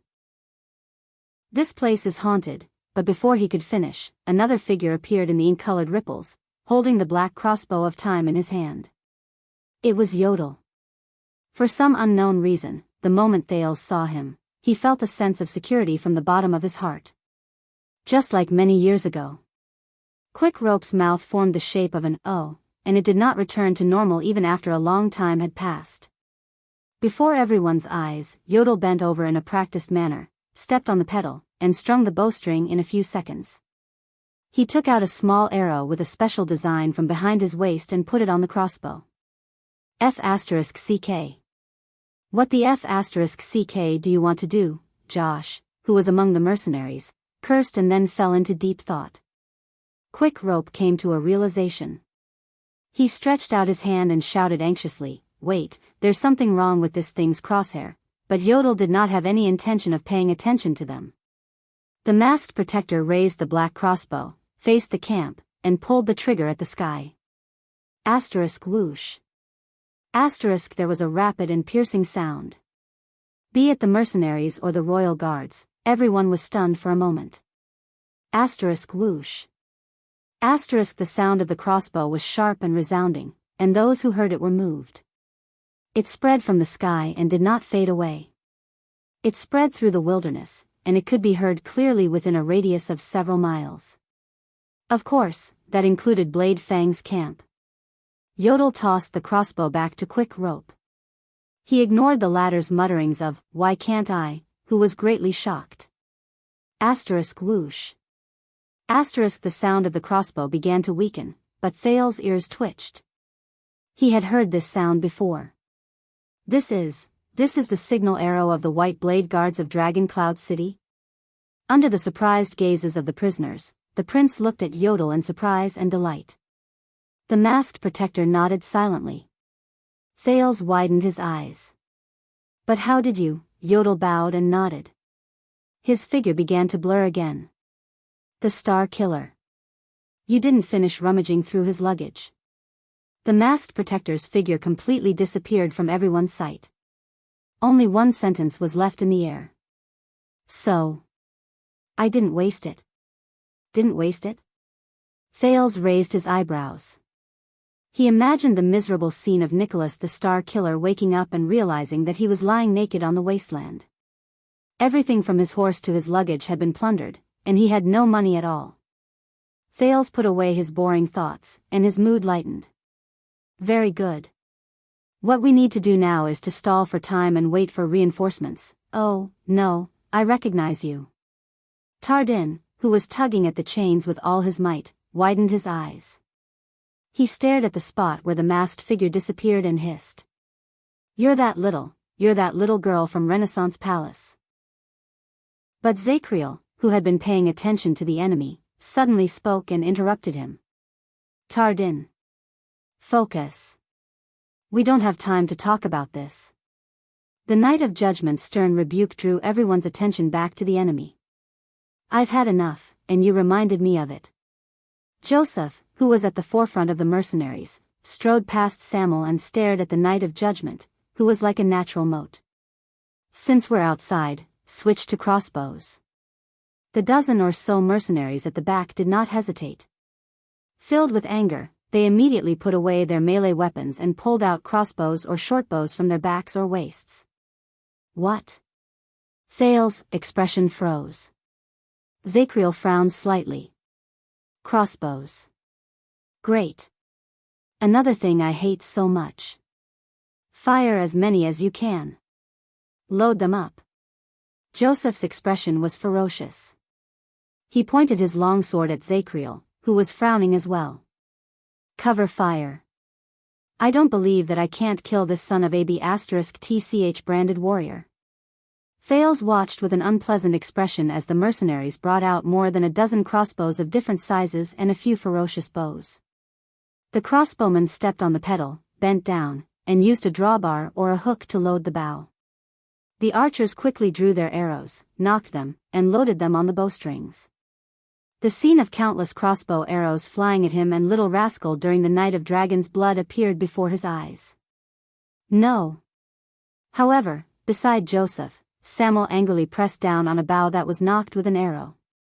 Ricky wants them alive. Especially that prince. The mercenaries froze for a moment. They hesitated while the two leaders disagreed with each other. But before they could react, Joseph turned his head around and grabbed Samuel's collar. He said angrily, "It's you who wants them alive. Because you can't forget that damn brotherhood. You royal guard. And I don't care about that. I care more about ourselves." Samuel seemed to be shocked by Joseph's sudden outburst. He was stunned for a moment. He looked at his former comrades, who were struggling at death's door, and then at the angry mercenaries. Continue to load the bow. Joseph pushed Samuel away and ordered through gritted teeth. He turned around and said to Zacriel, "Listen up, branded warrior. Listen up, branded warrior. If you want to become a target, then continue to resist. Ricky won't die anyway." The mercenaries' actions caused the guards' expressions to change at the same time. Cannon subconsciously moved Thales behind him to protect him. Quick Rope looked around like a frightened bird, then hid behind Thales without anyone teaching him how to do so. The atmosphere became more tense. "Oh no, we can't wait for reinforcements." When he saw that the situation was not right, Barney Jr. gritted his teeth and made up his mind. He said to the others, "Bruley, later, you and Belden let go and cover Zacriel. Take down the leader at all costs, however, no." The sudden interruption made Barney Jr., who was formulating a plan, choke on his words. "What?" The vanguard turned to the person who interrupted him with a displeased expression. The Knight of Judgment stood in front of the group and shook his head as he faced the countless crossbows that were about to be fully loaded. "We will retreat to the dungeon and seek cover." Zacriel's expression was calm. He gestured with his chin at Ricky, who had his eyes closed. "But before that, we will first chop off this monster's head. Kick it as far as you can. Wait for me to count 3, but, hey!" Barney Jr., who had been restraining Ricky strenuously, was already irritated. When he was interrupted, his expression changed several times. He said angrily, "I am the chief vanguard." Thales, who had been feeling anxious, raised his eyebrows. "But, he is the watchman." On the other side, Tardin tried his best to pull on the iron chain. He shook his head in agony. In the chain of command, he has to be a little higher. When he said this, everyone fell silent. Barney's expression froze a little. "No." Zacriel turned his head around slowly. He was incredibly calm, as if he did not care. The legacy watchman is second only to the guard captain, and has the same rank as the vice captain when we are not at war. Higher, by a lot. High. A lot. Barney sucked in a deep breath. As if he was constipated, he turned his head back to its original position in pain. He bared his teeth and mouthed a rude word. He looked regretful, as if he was thinking, why didn't I kill this bastard with my sword just now? The guards turned their heads away, trying their best not to look at the vanguard's expression. But at that moment, everyone? Belden, who had been silent all this while, suddenly spoke. He stared at Ricky, who was trapped in the middle of the chain. There was fear in his voice that he could not hide. This man's strength, everyone was shocked. They turned their heads. There's a problem. Right after he finished speaking, the chain in Belden's hands trembled. As if he could not control himself, he slid a few inches closer to Ricky on the sand. Belden was not the only one. Barney Jr., Bruley, and Tardin, the three people who controlled the chain, also began to slide at the same time. Thales glared at the chained Ricky. At some point of time, he had already freed his left and right hands from the chain. He held the barbed chain in a reverse grip and slowly pulled it back. What? The chain began to tremble violently. No. Barney Jr. stared in disbelief at the trail he left behind on the sand. There are 4 of us. What is going on? At that moment, a voice that caused fear to rise seemed to have appeared out of nowhere. It lingered in everyone's ears. You think you've trapped me? Rough. Sharp. Hoarse. It sounded like the roughest scraping sound in their hearts. It was sometimes strong, sometimes weak, sometimes high, and sometimes low. Everyone in the area, be it the royal guards or the disaster swords, shuddered. But the terrifying voice that seemed to have risen from the bottom of their hearts and surrounded them endlessly did not let them go. But you didn't. The faces of the 4 people who held the chain twitched. Their breathing became disorderly, and they were dragged even further. Many of the mercenaries dropped their arrows or loosened the strings of their crossbows that were already half-drawn. Some of them even covered their heads in pain. Zacriel shut his eyes and knelt on one knee. He panted heavily and relied on everlasting truth to support his body. You didn't, the voice went on and on. Thales could not help but shudder. He instinctively turned around and grabbed Cannon, who was swaying. Quick Rope was in an even worse state. He even screamed in pain and knelt on the ground while covering his ears. You didn't. Thales tried his best to stabilize his body, which felt as if he was about to lose his balance. He stared at Ricky in horror. What is this? The moment he heard the voice, his heart raced, and his blood surged. He felt a cold wind blow around him, and goosebumps rose all over his body. It was as if someone had brought out an endless nightmare. In the next second, Ricky, who was in the middle of the chain, shook his arms.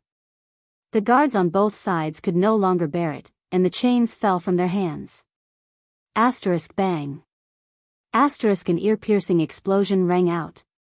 While many people closed their eyes in pain, Thales, who tried his best to open his eyes, was shocked to see the chain shattered inch by inch and fell to the ground at Ricky's feet. It revealed the bloodstains on his body caused by the barbs. No. But this was not the most terrifying thing. Ricky gently wiped the sand off his face and gave Thales a disturbing smile. Thales tensed up. He felt as if there was some kind of power in that stare under the yellow light. After he was freed, the man seemed to be a little different. Imposing manner? Posture? Or something else? I told you before, don't think that you are smarter than demons, and don't think that you are stronger than demons. Ricky's voice was still terrifying. Under the faint light of dawn, his pupils shone with a rare and ominous yellow light. He stared straight at Thales. Thales was shocked and came to a realization. *T. My first target after I'm freed is. In the next second, Ricky moved and rushed towards Thales. The sudden change only lasted for 2 to 3 seconds. Zacriel reacted the fastest. He roared, got up from the sand, and rushed towards Ricky. Stop him. The 4 royal guards who had their chains freed were second only to Zacriel. One after another, they gritted their teeth and got up to block Ricky's charge.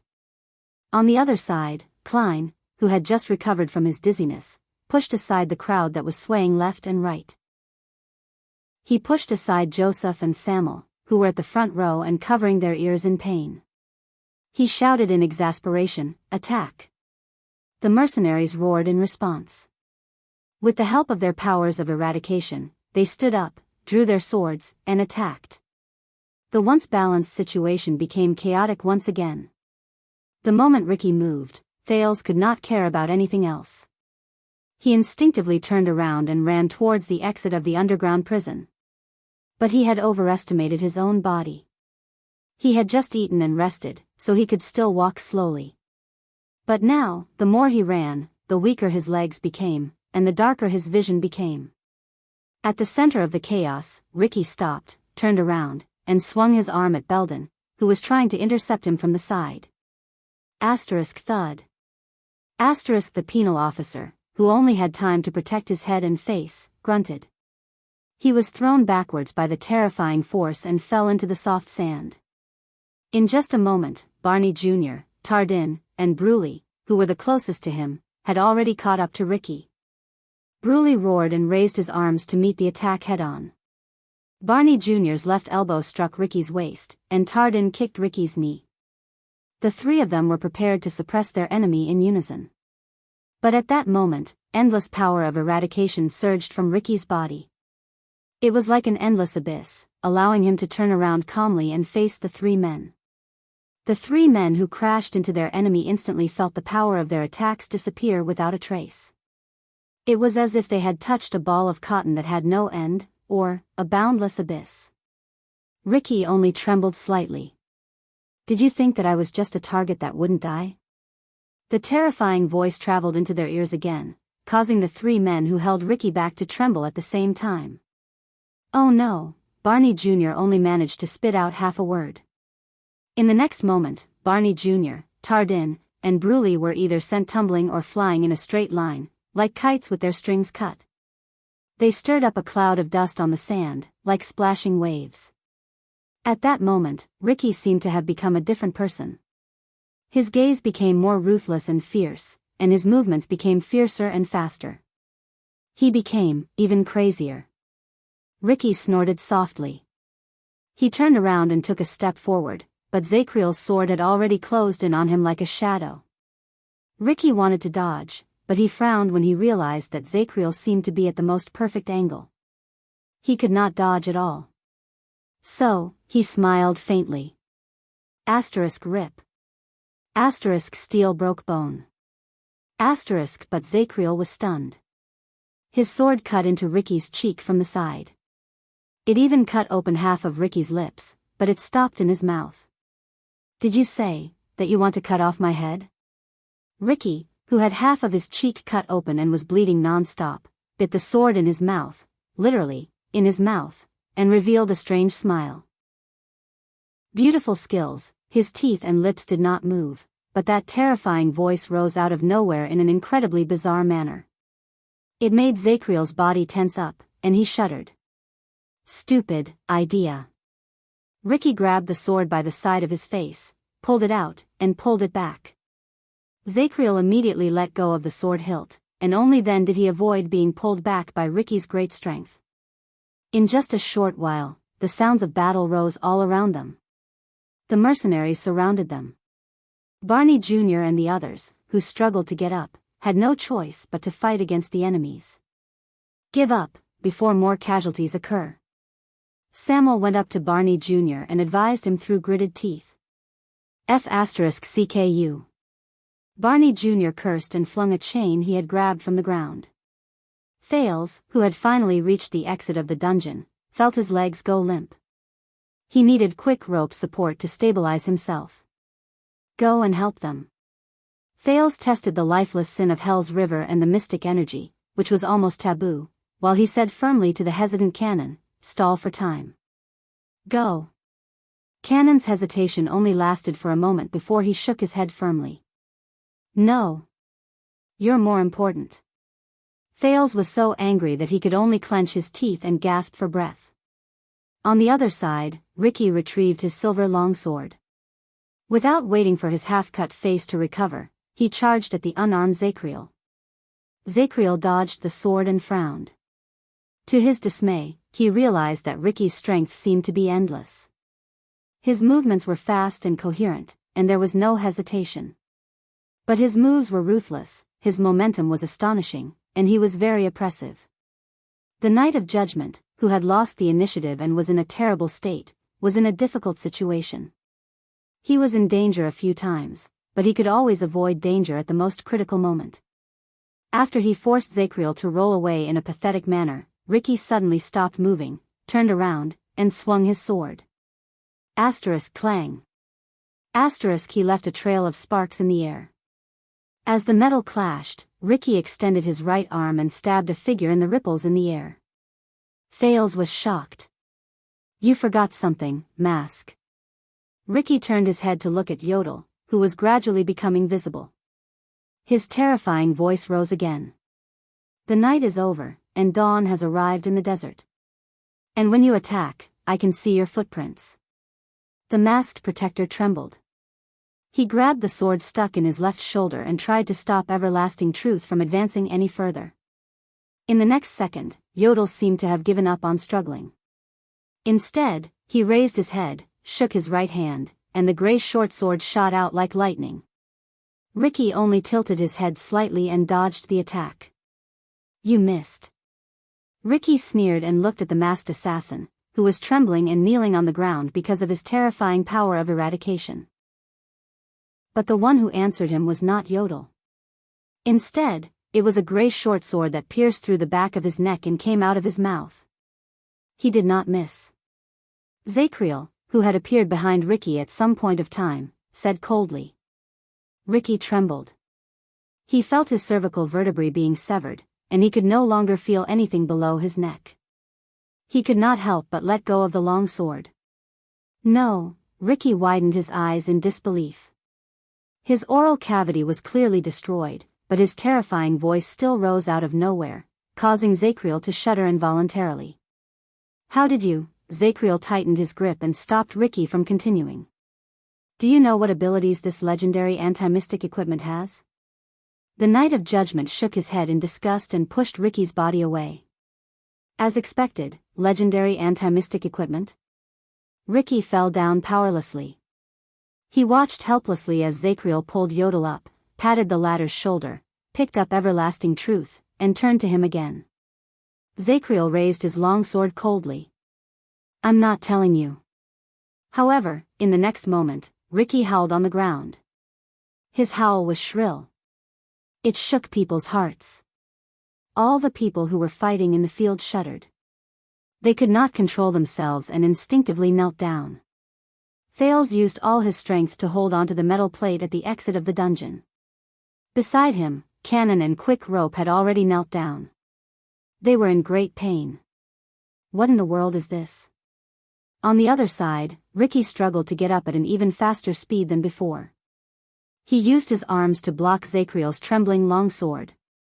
It was as if he no longer needed time to regenerate and recover. Zacriel and Yodel looked at each other, then at Ricky in shock. The yellow light in Ricky's pupils became more obvious, and strange, charred muscles could be seen faintly from the wounds all over his body. Then don't ever speak of it again. Ricky stared at Zacriel and Yodel in front of him. For the first time, a resolute killing intent appeared in his eyes. At that moment, Zacriel instinctively trembled in the face of danger from his skin to his blood. In the distance, Thales saw with his eyes wide open. Ricky shook his arms, and Zacriel and Yodel were sent flying. Zacriel fell to the ground and coughed up blood in pain. Covered in blood, the horrifying Ricky walked towards Yodel. You're great, Mask. The last person who killed me twice without me being able to fight back. My name is Jasmine Lorraine. Ricky lifted the masked protector from the ground and covered his right hand with the dark purple mask. Then, let us see what's under your mask. No, no.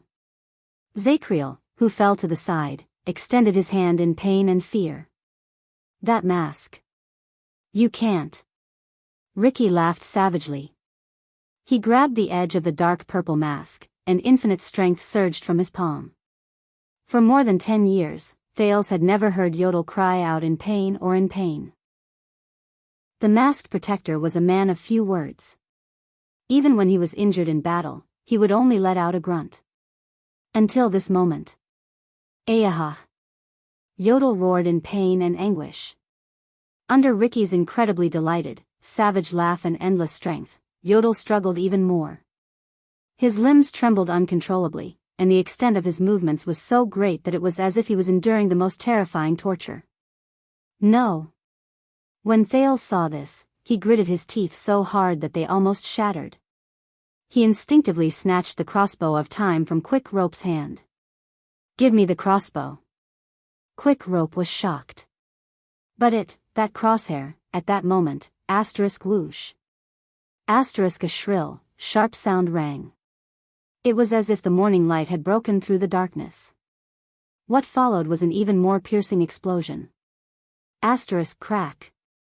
The mercenaries, the royal guards, and everyone else froze and raised their heads. Under the faintly glowing sky, a dazzling spark flickered in the air. It flashed so much that the figures on the chaotic sand swayed wildly. The spark was not the only thing that broke the chaos. Woo, a melodious horn call came from afar. Clear. Loud. Penetrating the hearts of people. 8. Chapter 482. The expressions of all the mercenaries on the field changed. Cavalry. Beside Thales, Cannon, who had been lying on the ground and listening, was the first to shout. His voice was filled with uncontrollable joy. A large number of cavalry, very close. Soon, even without Cannon's reminder, Thales sensed something. The gravel beneath his feet began to tremble. The inexplicable vibration was getting closer and closer, coming from behind the sand dune above their heads. Just like the waves. The mercenaries and royal guards lowered their weapons when they realized what was about to happen. Looking at the cluster of sparks, listening to the horn, and feeling the tremors on the ground, Ricky stopped what he was doing. The madness and bloodlust in his mind stopped for a moment. That was, woo, Thales narrowed his eyes amidst the light and the horn. He felt something. True enough. Behind Ricky, a shadow suddenly appeared at the top of the dune below Sparks. A white shadow. A speeding white shadow. And it was rapidly approaching the chaos under the sand dune. Woo! Amidst the sound of the horn, the speed at which the white figure approached was comparable to that of a soaring eagle. In just 2 seconds, it was right in front of him. Hence, Thales quickly saw its appearance clearly. It was a white horse. A galloping white horse. Pure white. Flawless. Graceful. It moved its 4 hooves at an astonishing speed. It was like a streak of ink-colored lightning. However, its movements were unhurried and extremely elegant. It was so loud that people even ignored the sound of hooves. Woo, the horn continued. Everyone was stunned. That's... Barney Jr. stared at the white figure in a daze before Samuel pushed him away. Samuel panted as he wiped off the blood on his face caused by the chains. It's him. If you don't want to die, don't move.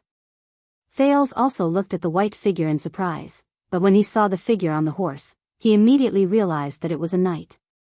It was a knight with an equally elegant and calm posture, but his speed was so fast that he could not see his appearance clearly.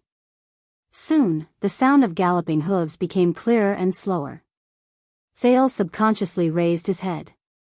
He suddenly discovered that, at some point in time, under the dim light that gradually appeared in the east, countless black shadows had already appeared on the surrounding sand dunes, looking down from above. Cavalry. That's right, they were cavalry. Countless cavalrymen. His footsteps rumbled as he crossed the hill. Just like the others, Thales turned his head to the left and right and stared at the top of his head in a daze. He watched as the cavaliers who suddenly appeared reined in their horses, and under the long but clear sound of the horn, they slowly urged their horses to descend the slope. They closed in on the little patch of sand. Like the waves of the sea over the reef. It was unstoppable. If Thales, who had been talking to the suzerains in Dragon Cloud City, still did not know what thousands of cavaliers meant, then he understood now. Several thousand cavalrymen. This meant that no matter how wide your field of vision was, the moment you opened your eyes and raised your head, all you could see was this group of black cavalry. There are no blanks. This meant that no matter how good one's hearing was, when they advanced in unison, the only thing that filled one's ears was the sound of their hooves galloping. No exceptions. This meant that no matter how mature and calm one's mind was, when thousands of warhorses weighing hundreds of pounds came over with a weight that made one's heart palpitate, the only thing that could remind oneself was that one's heart was beating faster and faster uncontrollably, to the point where it was about to jump out of one's chest. There was no room to breathe. Everyone was stunned. Except for Zacriel. As the person who was the least affected and the most focused, the Knight of Judgment stared at Ricky, who held Yodel hostage. In the next second, he seized the opportunity when Yodel was absent-minded and suddenly moved. He appeared behind Ricky and strangled the latter's neck. Thud. Ricky was forced to let go of Yodel. The battle began again. The sound of the horn changed. The cavaliers on the sand dune, whose faces could not be seen clearly, froze. They seemed to be hesitating about this strange battle. Only the white silhouette that appeared first was still rushing down. But under the sand dune, Ricky, who was threatened, roared in anger. His anger rose, and he activated his great strength. With a roll, he threw Zacriel to the ground. "You're really annoying, Knight of Judgment." Ricky picked up his long sword. His terrifying voice rose again, and it made many people tremble again. But before Ricky could raise his sword, Yodel's figure and his strange gray short sword appeared again. The blade pierced through Ricky's chest. "Aya!" Ricky roared shrilly. He turned around and swung his sword. Yodel shuddered and rolled to avoid the attack. But he could not go any further. Because in the next moment, the white figure that first appeared on the sand dune closed in on him. It went straight to the center of the battle between the three of them. It was like a gust of wind that blew away a lot of sand. Ricky only had time to dodge to the side and narrowly avoid the white horse's charge. But Thales saw in surprise. The white knight rose into the air and shook his arm. In the next second, a long spear that was completely white and even shone with a faint light magically appeared in the knight's hand. It swept through the air along with the white knight's movements. Thud. The white spear hit Ricky's chest. With the momentum from the horse, Ricky flew out with a cry of pain. He landed on the sand slope behind him, and countless waves of sand were stirred up. The white knight in the air also trembled because of the recoil. But he easily adjusted his posture in the air. The long spear drew a trajectory on the sand, and he landed gracefully. Thales was shocked. He understood that this was an ally. But in the next moment, the white knight suddenly turned around. The tip of his spear turned like a snake and lashed at Yodel, who had just ambushed Ricky. Thales tensed up. Whose side is he on? The masked protector nimbly parried the spear, and with a nimble but slightly pathetic roll, he avoided the attack. But on the other side, Zacriel frowned deeply. He picked up Ricky's longsword and wanted to help Yodel out of the predicament. But the white knight seemed to have eyes on the back of his head. He withdrew his spear and turned around. A shocking scene appeared. With a crisp mechanical sound, the white spear, which originally had its rear hand acting as a lock and its front hand acting as an axis, magically changed its length. It retracted its front and thrust backwards, and the second tip of the spear protruded from its owner's rear hand. It was only then that Thales realized that it was a double-headed spear. And it can retract freely?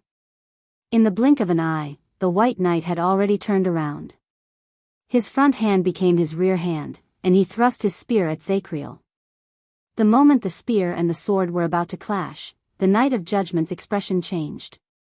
He knew very well that a sword was at a huge disadvantage against a spear. He instinctively withdrew his sword, took 3 steps back, and barely avoided the white knight's thrust. The white knight was slightly surprised. He seemed to be puzzled by Zakriel's perfect evasion of his confident strike. At that moment, Ricky let out a shrill roar again, and it made everyone's hearts palpitate. In the billowing sand, Ricky rose again and rushed back into the battlefield. He rushed towards Zakriel, who had yet to gain his footing. The Knight of Judgment gritted his teeth slightly. But before he could react, a figure flashed in the air. Yodel appeared in Ricky's path and intercepted his knee.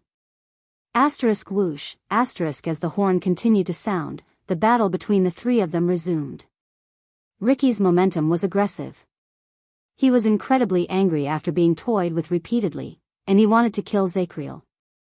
Yodel, who was hidden in the dark, moved back and forth. He dodged in a disheveled manner and tried his best to stop Ricky. While Zakriel defended himself calmly, he tried to find a chance to counterattack and cut off the demon's head again. But before Thales could react, the White Knight moved again. He dragged his spear behind him and strode across the sand at an astonishing speed. He charged into the battlefield between the three people.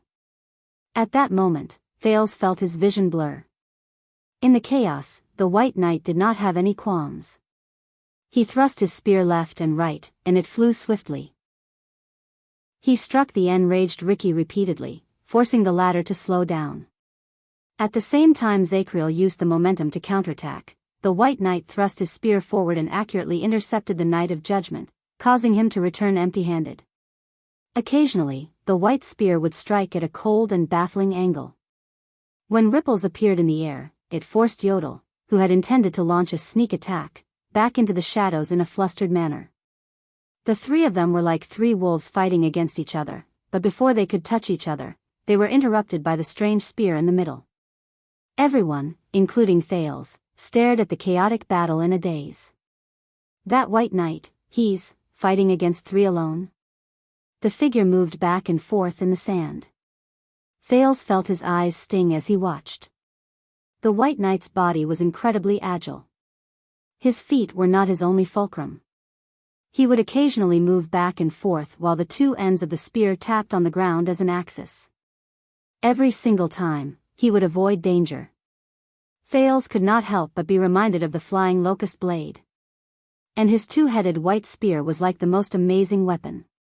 It could extend and retract at will, and its length did not matter. It could move left and right, front and back. It could be used in any position and from any angle to deliver the fiercest and most precise attacks. With his agile body and fierce attacks, the White Knight swung his spear in the air with a whistling sound, and it brought with it an intimidating momentum. He did not need to defend. He could force the enemy out of the threat zone. Finally, after the chaotic battle lasted for nearly 10 seconds, Zakriel seized the opportunity. He rushed forward, turned his long sword, and changed his target from Ricky to the White Knight. The new knight frowned. He moved his body and parried with his spear, but in the next second, he found himself in an awkward position. He was separated from Yodel, and could only watch as Zakriel pounced on Ricky. Asterisk rip. Asterisk the longsword cut into Ricky's shoulder blade. That's it? But Ricky raised his head swiftly, and with a fierce voice that had never been heard before, it made Zakriel frown and retreat. This voice seemed to be very unique. Thales, who was standing a little further away, cried out in pain and knelt on the ground. Then you're finished. With a ferocious expression, Ricky pulled out everlasting truth from his shoulder and rushed towards the unstable Knight of Judgment. Yodel wanted to go forward, but he, too, swayed under the shrill voice.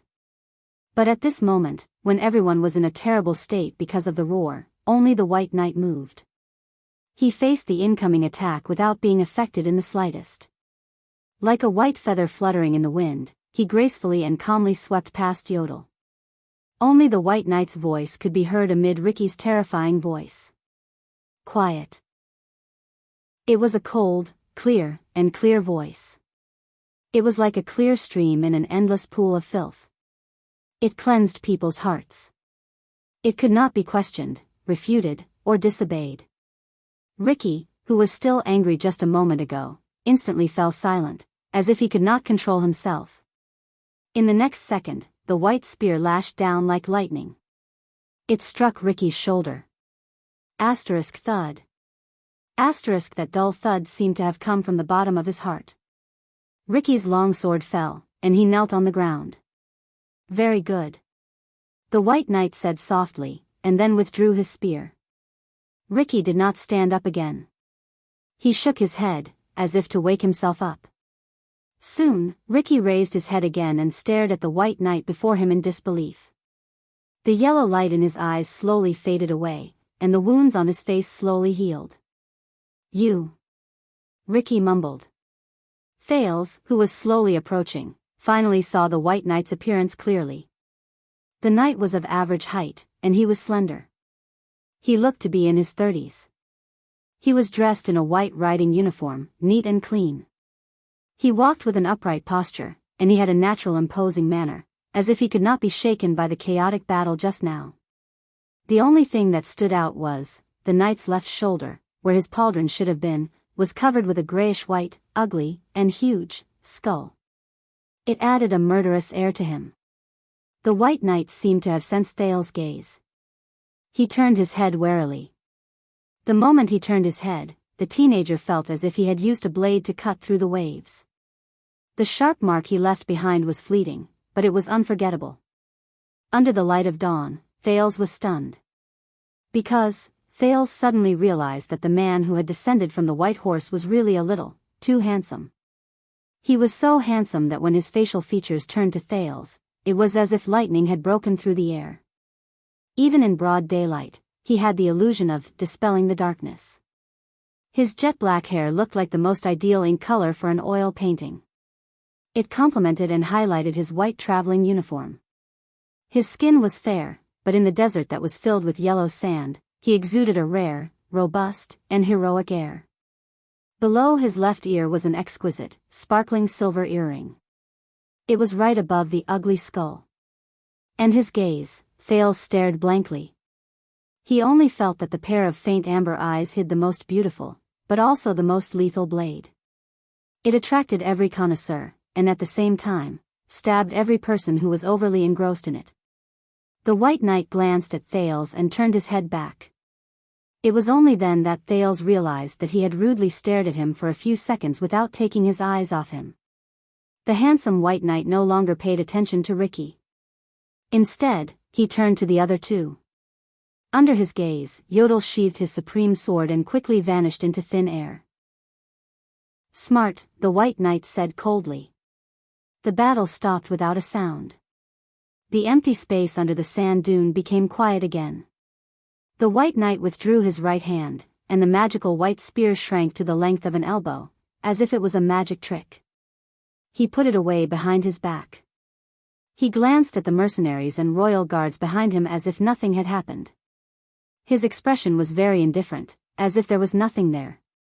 But it made the people behind him nervous. The White Knight did not say anything. He turned around and gestured at the sky. Asterisk rumble, asterisk the sound of hooves could be heard again. The cavaliers on the sand dune began to move again. The mercenaries and royal guards raised their heads warily. The cavaliers on the sand dune from all directions were getting closer. There were many of them, and there were already hundreds and thousands of them in sight. More cavaliers were still appearing from behind the sand dune, and they were slowly descending the slope. Coupled with the size of the horses, they looked like black ants that covered the entire mountain from afar. They came from every direction in a black mass, and it was incredibly oppressive. It was only then that Thales recognized them. The cavaliers in the front row all raised their bows and aimed at the crowd under the sand dune with hostility. It was as if they were going to fire 10,000 arrows at once with just one command. This made the people under the sand dune even more nervous. Hey, Barney Jr. was about to speak when he saw Hope, but he was held back by Samuel, who was behind him.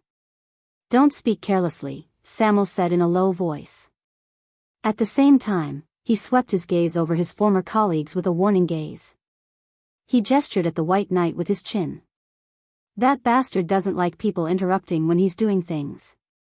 Under the nervous and wary gazes of the crowd, the handsome White Knight walked to Zacriel. He lowered his head and looked at the warrior, who had a bloody nose, a swollen face, and wounds all over his body. He looked incredibly pathetic, but he still continued to fight. The handsome man's voice was cold and hollow. There was an inexplicable power in it, and it was like a cold current in the silent air. I recognize your brand. The man raised his head. Like an eagle, he accurately captured the figures of Barney Jr. and the others in the crowd. And all of you. The expressions of the royal guards darkened at the same time.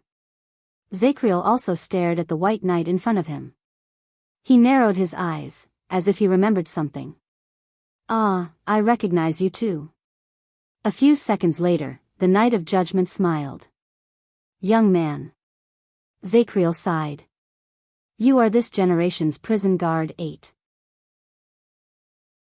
Chapter 483. Prison guard? Thales's heart clenched. He remembered something and quickly walked forward. Behind him, Quick Rope caught the crossbow he threw in a flurry and caught up with Cannon in a disheveled manner. It's not easy to forget that face when you escorted us to prison. Zacriel's voice was a little dejected. Before him, the White Knight's expression did not change, but there was a hint of weariness in his exquisite and handsome features. And you should be in prison, the handsome man said coldly. Not here. Zacriel shook his head and said nothing.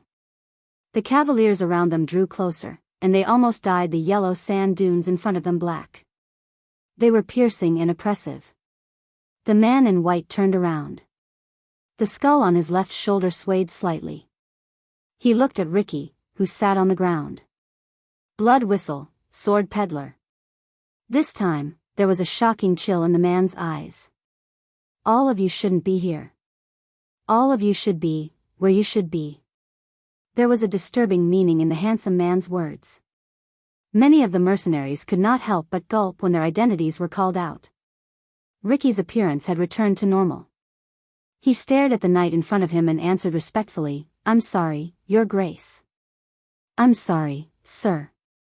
We're on a mission. Ricky shrugged. His expression was resigned and innocent. But we ran into some accidents. The handsome man frowned slightly. Your mission, at that moment, Thales, who had already approached the knight and could no longer hold back, spoke loudly. Don't believe him. I am the second prince, but in the next moment, the white knight suddenly moved. He turned his right arm, and the tip of a spear appeared out of thin air to attack Thales. The teenager, who was thinking about how to explain, did not even have the time to react before he felt his body sway. Asterisk clang. Asterisk the air became blurry. The moment Thales could see the scene in front of him clearly, he was already leaning against Yodel's chest, protected by the latter's left arm. In front of the masked protector, the grey supreme sword blocked the white tip of the spear. Cannon and Zacriel had already drawn their weapons without a sound. Their expressions were solemn, and they were ready to attack at any moment. Interrupt me again. The white knight stared at Thales. His amber eyes shone with cold, murderous intent, causing others to forget about his handsome face. I'll kill you. Thales stared blankly at the tip of the spear that was only a few inches away from him. He was momentarily speechless. You can't. Yodel shook off the tip of the man's spear and pulled Thales up. You don't know who he is. The white knight retracted his spear. The spear turned back into a short spear and was sheathed on his back. I don't care. The handsome man said coldly, the same goes for you, Anonymous, no matter what your relationship with the Secret Intelligence Department is. The earring on his left ear swayed gently, still as exquisite as before, as if he had not seen the tense scene just now. Cannon and Zacriel, who were the closest to them, sighed in relief. It was only then that Thales regained his breathing. He touched his heartbeat, which had started beating again, and stared at Yodel in astonishment. But the masked protector just shook his head without saying a word, as usual. The white knight turned to Ricky again. Your mission? Ricky smiled. Ongoing. Crassus of the Disaster Swords looked at the increasingly dazzling red light in the east in resignation. I believe that you will see the progress very soon. The white knight was silent for a while before he spoke again. Your accident? Ricky sighed. Please allow me to introduce you. Ricky extended his hand and gestured at Thales. "This is Prince Thales Jade Star, one of our accidents tonight." Ricky's expression was resigned when he said this. Whispers immediately rose from the cavaliers who were closer to him. The White Knight frowned, but it made his face, which looked like it came out of an oil painting, even more vivid and eye-catching. He turned his head and sized up Thales carefully. It was probably the first time in his life that he was stared at by such a handsome man. Thales felt that his clothes and appearance did not quite fit the standard of a prince. For some reason, he felt his face burn. The White Knight turned his head and spoke to Ricky again. "I need an explanation." Thales was shocked. But Yodel immediately pressed down on his shoulder and stopped him from speaking. Williams doesn't like to be interrupted. The masked protector bent down and whispered into the teenager's ear, "And he is serious." As Yodel spoke, he added another sentence in his heart. "It doesn't matter if you are a prince or not." "Williams?" Thales was surprised. "Oh, it's my fault for not introducing you. That caused the misunderstanding between you, respected Prince Thales." Just as Thales searched for the memory of this name, Ricky seemed to have just come to his senses.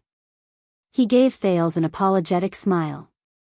"The one standing before you now is the legend of the battlefield at the eastern border of the desert." The mercenary leader extended his hand to gesture at the ridiculously handsome knight before him.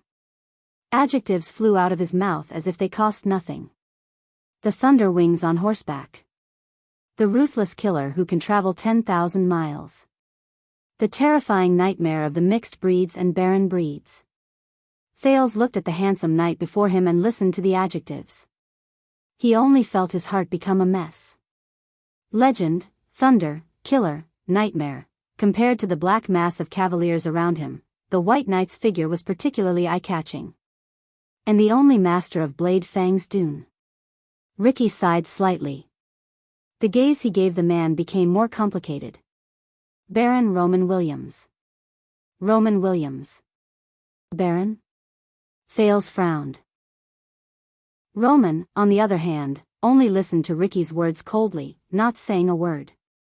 "Of course, you can also call him." Ricky heaved a sigh of relief. He used the tone he was most wary of to call out that name. "The legendary wing. The legendary wing." Thales furrowed his eyebrows tightly. His thoughts raced. Among the three commanders of Constellation, the one with the most terrifying reputation, the most contradictory, and the most complicated. He rose to power during the Bloody Year and the Desert War. He slaughtered countless people, and he even trapped and killed 6,000 orc captives alive. He once returned to Eternal Star City with a triumphant reputation. He brought his army along with the king and paraded around Eternal Star City. From then on, he was rumored to be the one who could conquer Western Desert with his face. The legendary wing? The legendary wing himself, the handsome and terrifying Roman Williams, who was rumored to be fierce and terrifying, stared at Thales indifferently. His expression did not change. At that moment, Thales' gaze was fixed on the hideous skull on the knight's left shoulder. He recognized it. It was an orc skull. However, at that moment, bang. A loud sound came faintly from afar. It was like thunder behind the clouds. The crowd burst into an uproar. The cavaliers stationed on the sand dune were also shocked. They comforted their anxious horses. Thales instinctively looked in the direction of the loud sound, and he was immediately shocked. It was Blade Fang's camp. A puff of black smoke rose slowly from the direction of the camp. Everyone stared blankly at the unique situation in Blade Fang's camp. Only Ricky, who sat on the ground, exhaled and smiled. Roman turned his head around. Anger could be seen in his eyes. He roared angrily at the cavaliers on the slope. "Frank?" However, even his roar was clear and penetrating, as if it had the power to cleanse people's hearts. Soon, a gray-haired middle-aged knight in full armor walked out of the crowd and looked at the camp in the distance, where black smoke rose. "The eternal oil has exploded, sir." The old knight named Frank frowned and said, "Those damn old soldiers. Those damn old soldiers. After we left, they didn't even know how to manage military supplies and logistics. But at that moment, a second puff of black smoke rose slowly from the other side of the camp. The legendary wing's expression became even worse. Wait, that is, Frank's gaze focused, and his tone began to change. The second source of fire, in the direction of the shops. It's arson on purpose. His voice caused a commotion among the cavaliers. Many of them began to whisper anxiously. But with just a turn of Roman's head, everyone who was swept by his gaze subconsciously shut their mouths. The army returned to silence. But as if the heavens wanted to play a joke on this handsome knight who liked silence, a few seconds later, a horn that was hurried and made people panic came from the direction of the camp. Woo. Woo. Woo. 3 consecutive blasts. The sound spread throughout the wilderness. This time, the mercenaries and the cavaliers finally erupted in a shock and uproar that was difficult to suppress. The handsome Roman seemed to be unable to take it anymore. He did not bother to restrain his subordinates, but quickly turned his head around and shouted in the direction of another hill. Felicia. A commotion rose among the cavaliers. A red-haired female cavalier shouted and chased away the people who blocked her way. She rode to the foot of the sand dune. It was clear that Felicia was a rare beauty, but she had strangely shaved off the left side of her head, and there was a strange tattoo on her face. It reminded Thales of Ralph, who was beside him. Sir, the messenger has confirmed it. It's an invasion alert. Felicia said in exasperation. 7th grade. As they watched the smoking camp in the distance and listened to the increasingly urgent horn blasts, the commotion in the army grew louder. In the midst of the commotion, the legendary wing lowered his head and said nothing. Perhaps it was because of his attitude, or perhaps it was because of the strict military discipline, but soon, the restless cavaliers calmed down. What left a deep impression on Thales was that when an astonishing number of cavaliers calmed down from the commotion, the soundless silence that instantly disappeared was also astonishing. In the terrifying silence, Roman slowly turned his head around and looked at Ricky, who was on the ground. You? Ricky exhaled softly and raised his head with a smile. He stared at the legendary wing, who had an overwhelming advantage in terms of strength and numbers, without flinching. Yes, Lord Baron. What you are seeing now is our mission. Whispers rose among the cavaliers. Thales frowned and looked at the crowd. Stake had been knocked unconscious during the chaotic battle just now, and he was still unconscious. Roman's expression was calm. There was not a hint of emotion on his handsome face. How did you do it? Ricky shrugged and spread his hands in resignation. Oh, this is all thanks to my comrades from Shadow Shield. This time, Roman interrupted him without hesitation. His tone was cold. What happened? Ricky was silent after he was interrupted. He lowered his gaze and pondered for a while before he raised his gaze. The prisoners in White Prison, Ricky's tone was natural, and he was not panicked at all. They have been released, and they are looting and causing chaos in the camp. Ricky smiled and continued to speak. And the military supplies warehouse, which concerns the survival of the garrison army, is burning fiercely. It is shaking the army's morale. The cavaliers began to stir again. Ricky looked in the direction of the camp and clicked his tongue. But now, the suzerains of Western Desert, the only ones who have the garrison army in the camp and have the strength to deal with them, are on the verge of internal strife and mutiny because of an assassination attempt by a feuding noble. As for the highest level of alert, level 7, Ricky listened to the indistinct sound of the horn beside his ears and chuckled. The Grey mixed breeds and Baron breeds led by Shattered Stone Tribe and Shureran Tribe have sneaked back from outside the camp. They are preparing to use this opportunity to launch a surprise attack and invade Blade Fang's camp while it is busy with its own affairs. They will plunder to their heart's content and wash away the humiliation they suffered during the Desert War 11 years ago. Shattered Stone Tribe? Thales was shocked. The army on the sand dunes around them finally burst into an uproar. The middle-aged knight, Frank, was first stunned before he roared in anger. F***CKU, but Roman suddenly raised his hand. Frankie's curse was stuck in his mouth. In the next moment, the army became quiet again. No one dared to whisper anymore. Roman raised his head and glanced at the camp where black smoke billowed out.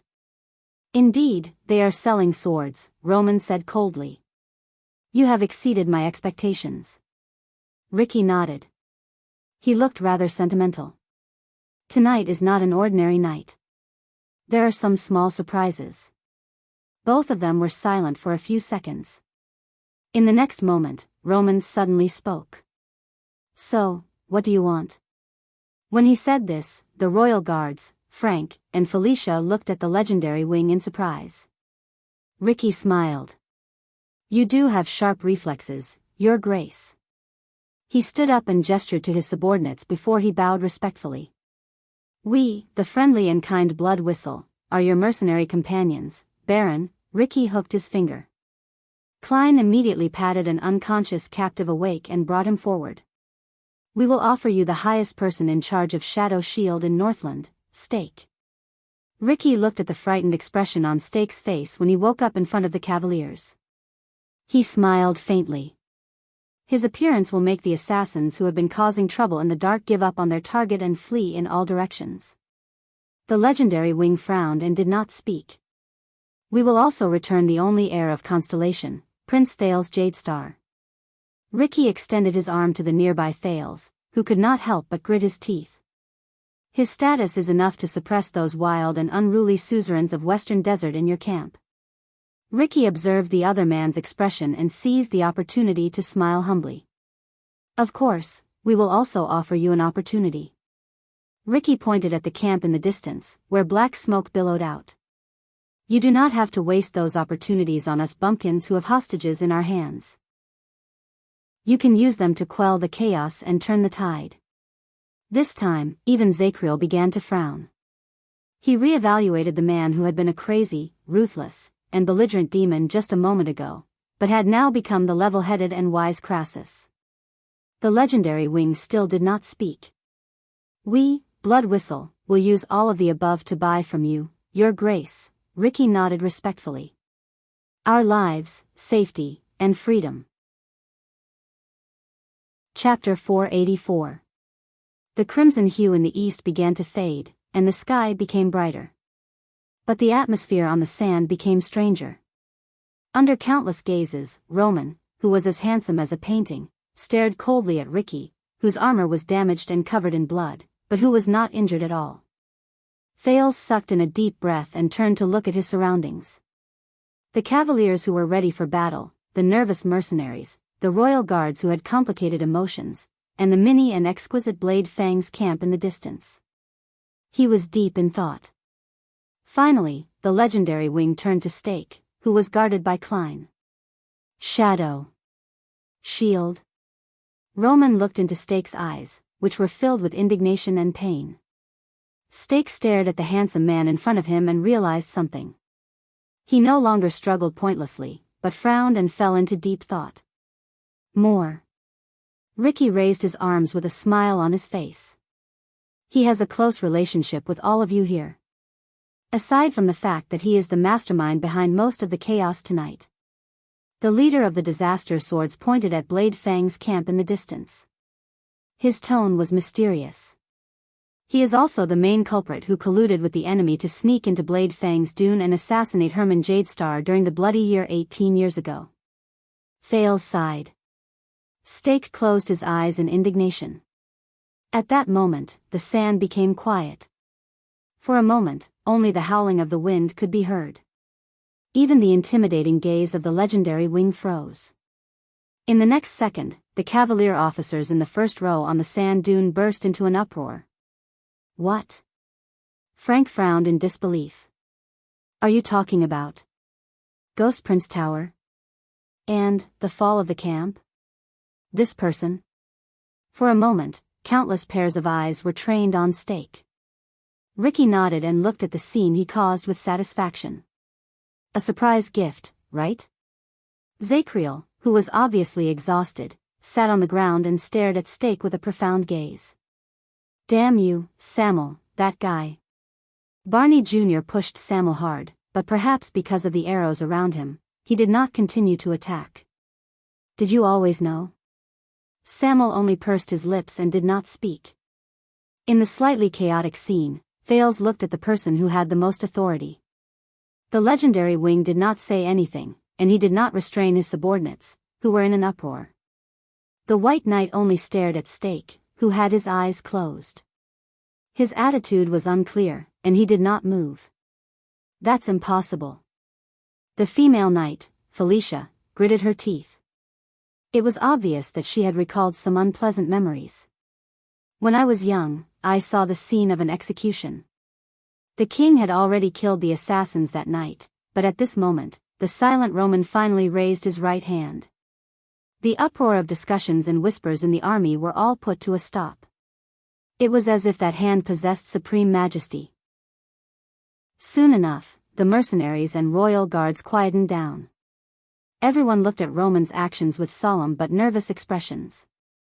However, the legendary wing only turned his head around slightly and looked at Ricky. Evidence? The corners of Ricky's mouth twitched. He reached into his bosom confidently. I have a letter, but halfway through his words, Ricky seemed to have remembered something. He put down his hand and looked at the prince in the distance with a strange expression. Ahem, our prince has a letter written by Prince Herman. On it is the signature and date of his death. It is the spoils of war that the leader of the assassins took away that year. Stake opened his eyes and stared at Ricky in disbelief. Roman's gaze immediately shot towards Thales like lightning, and Thales shuddered. Yodel's words rose in the air and crept into Thales' ears.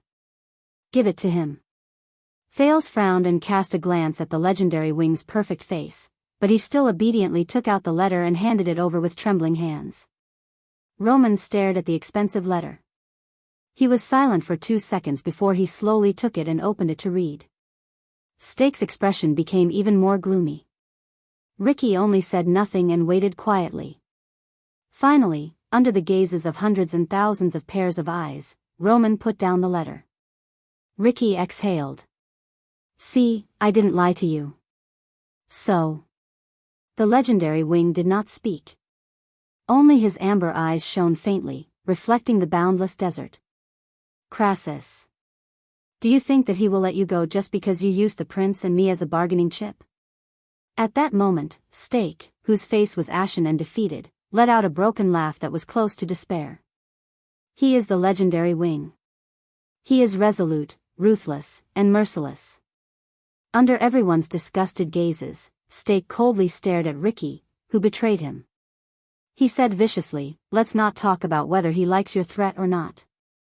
Obviously, it will be more beneficial for him to eat all of you. The mercenaries' expressions instantly became very unpleasant. At that moment, a voice that was not very harmonious rose into the air. Ahem, about that, everyone frowned and turned to the teenager who was ignored. Can I get it back?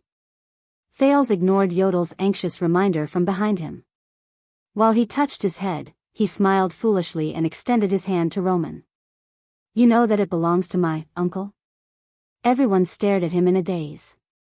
It was as if someone had popped a balloon, and the tense atmosphere instantly dissipated. Roman frowned for a few seconds, as if he wanted to reevaluate the teenager who dared to interrupt him again. And Thales could only brace himself and endure it. His smile froze. Fortunately, perhaps because he had confirmed his identity, the legendary wing did not threaten to kill him at every turn. Instead, he extended his hand in an abnormal manner and returned the letter to Thales. Asterisk tick, tick. Asterisk by the side, Ricky narrowed his eyes and imitated the sound of the clock. Time is passing, Your Grace. He pointed at the smoking Blade Fang's camp in the distance. Roman did not answer him. Instead, he turned to the third dune. Duro?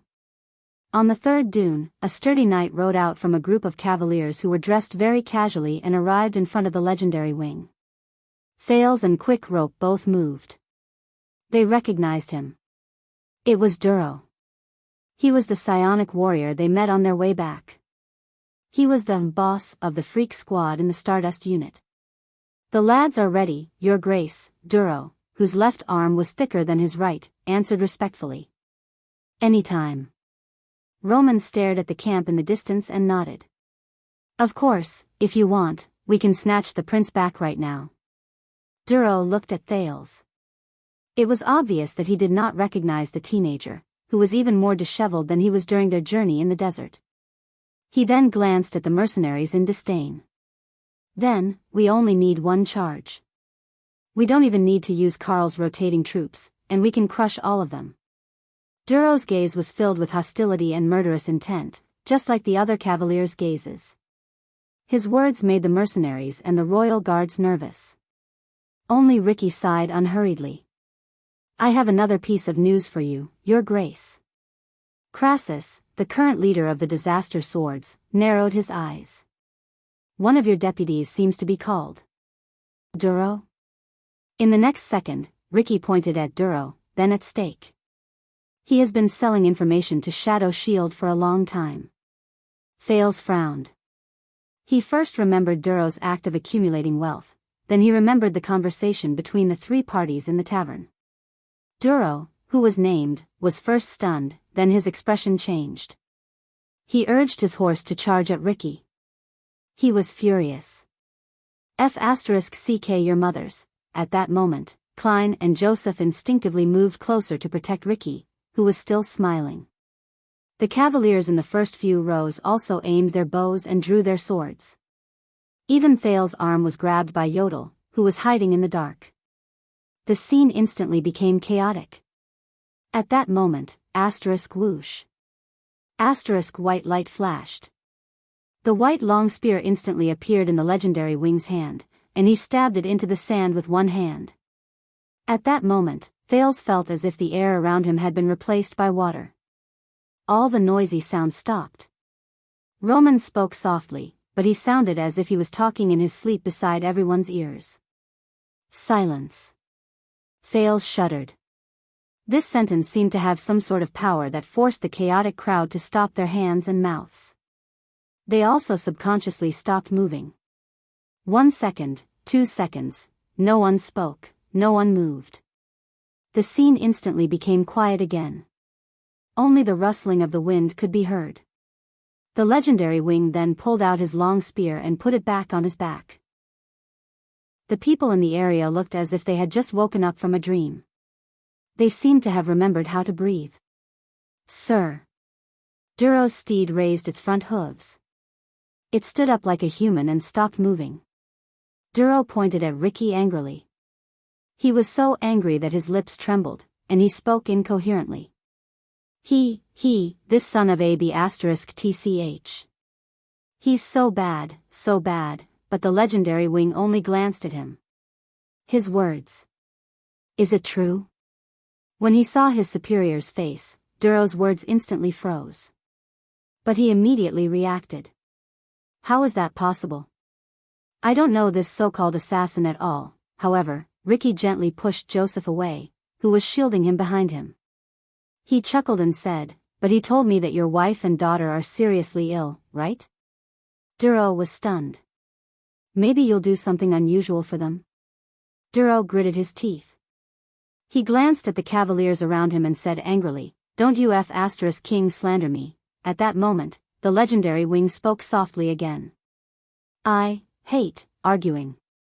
It was just 3 short words, but they were like holy words from a religion. They instantly made Duro and Ricky shut their mouths. Roman raised his head slightly. His eyes were like lightning as he stared straight at Duro. You only need to say yes or no. Duro panicked. Of course not. I was promoted by you, and I have always been loyal to you, but he was interrupted by his superior again. But you don't sound so sure. The legendary Wing's voice was still steady and hollow. It sounded as if it came from the horizon. Duro instantly froze. He stared into his superior's eyes and instinctively lowered his head. He seemed to be hesitating. My wife and daughter are indeed not in good health, Your Grace. Duro's tone was a little soft. He rubbed the reins with his hands, and he spoke with great difficulty. I can't pay for my labor. Sometimes, I will think of ways to earn some money with some merchants. The legendary Wing frowned. Felicia, who was by the side, saw Duro's embarrassment. She could not hold it in anymore. Your Grace, we should deal with these things in the future, but the camp. But before she finished speaking, Frank, who had urged his horse to her side, pressed down on her shoulder. The middle-aged knight shook his head at the puzzled Felicia. As a bystander, Thales frowned slightly. Earn money? With information? Ricky snorted softly and looked at Stake. Your wife and daughter are not sick. They are just periodically poisoned by these assassins. At this moment, Duro's expression finally changed drastically. He turned to Stake, who seemed to be unafraid of death. What? Ricky said sarcastically. You don't have to thank me, but this is the cause. On the other side, Stake, who was subdued, laughed so hard that he bent over. The legendary wing looked at Duro quietly. So, you are indeed selling information? Duro's face was livid. He looked around at his colleagues and was extremely flustered. It's just some unimportant information. You know, Blade Fang's camp does not have a police station. The merchants are always worried about security and want to get some insider information. His colleague, Frank, sighed softly. But Roman interrupted Duro. For example, this time, the so-called information about the various armies gathering in Blade Fang's camp, and the main regular army mobilizing on a large scale? Duro's words died in his throat. He was terrified, and the successive blows made him unable to react to them. But I don't know, Your Grace. I really don't know about those merchants, the legendary wing still responded coldly. By the side, Felicia could no longer continue watching. Your Grace, she said tentatively. We should first rescue the camp, but Roman interrupted her without hesitation. The camp is always impregnable. He stared at Duro, who was drenched in sweat. The coldness in his voice even infected the air. But my deputies may not always be the same. These words caused Frank and Felicia, who were beside him, to shudder and fall silent at the same time. Duro shuddered. Your Grace. Roman took a step forward and slowly approached Duro's steed. Your family member is seriously ill. Why didn't you come to me? Duro was clearly taller than Roman when he rode on the horse, but at that moment, he looked like a trembling mouse that saw a cat catching mice. In the next second, Thales only saw a flash of white light before his eyes, and it was followed by Duro's pained screams. Ah! The cavaliers in the first few rows cried out in surprise. When the shocked Thales turned his gaze around, Duro had already landed on the ground. The leader of the freaks did not die. He lay on the sand and panted in shock while he stared at the white spear in front of his chest. The tip of the spear was only a few inches away from his throat. True, because you know, Roman said coldly. I don't care. The legendary wing turned around, and the white spear returned to his back. It was only then that Duro breathed a sigh of relief after surviving a disaster. Just like the other cavaliers. Snake shooter, Roman said loudly. On the third sand dune, a cavalier was pushed by someone, and he hurriedly urged his horse forward. By the looks of it, he was a little flustered. Your Grace.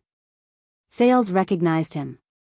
He was another psionic under Duro's command, and he had met him once in the desert.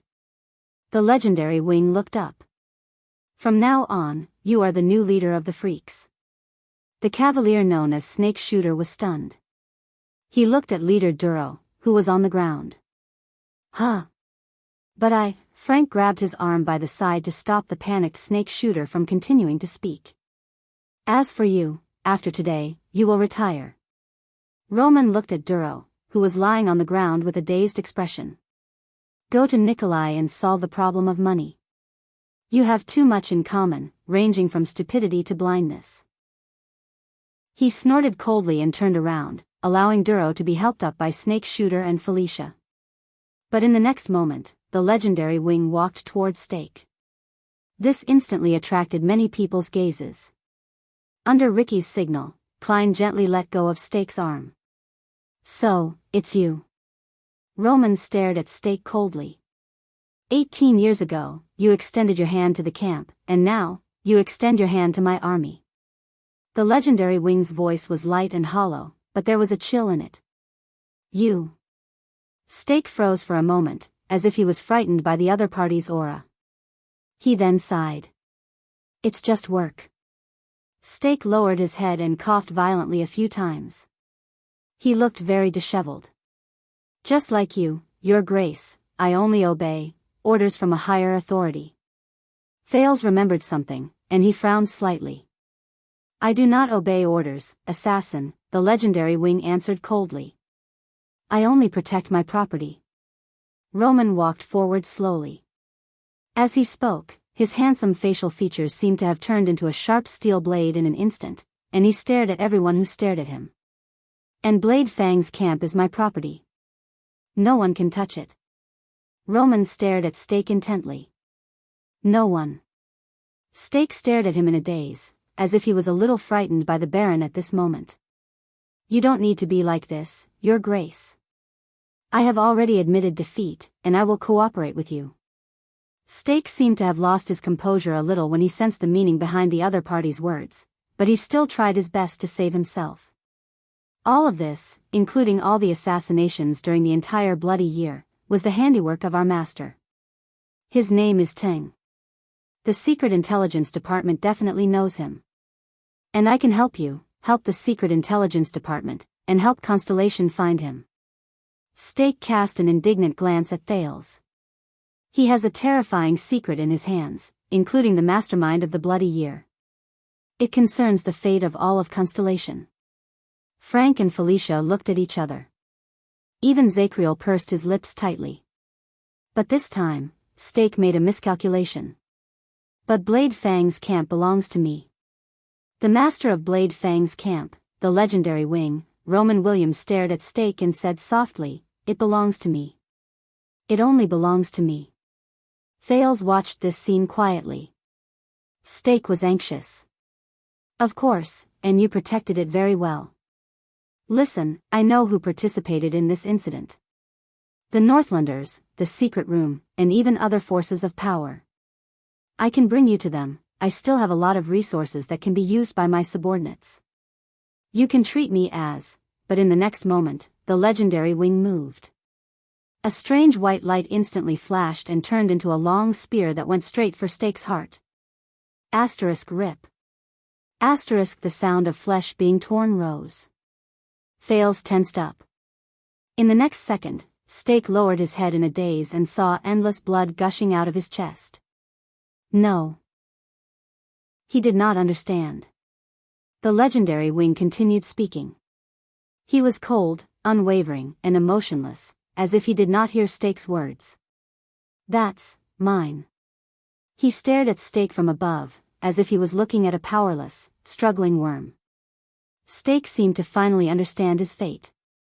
He lifted his gaze from the fatal wound on his chest and tried his best to squeeze out a final, broken smile. Then, it turned into a ferocious look. Phantom. Phantom's shadow shall never be destroyed, forever, but the white light flashed again, and it sliced through Steak's neck. Steak's fierce last words came to an abrupt end. Those who want to take it from my hands. Roman held the severed head expressionlessly and let the spear in his right hand drip with blood.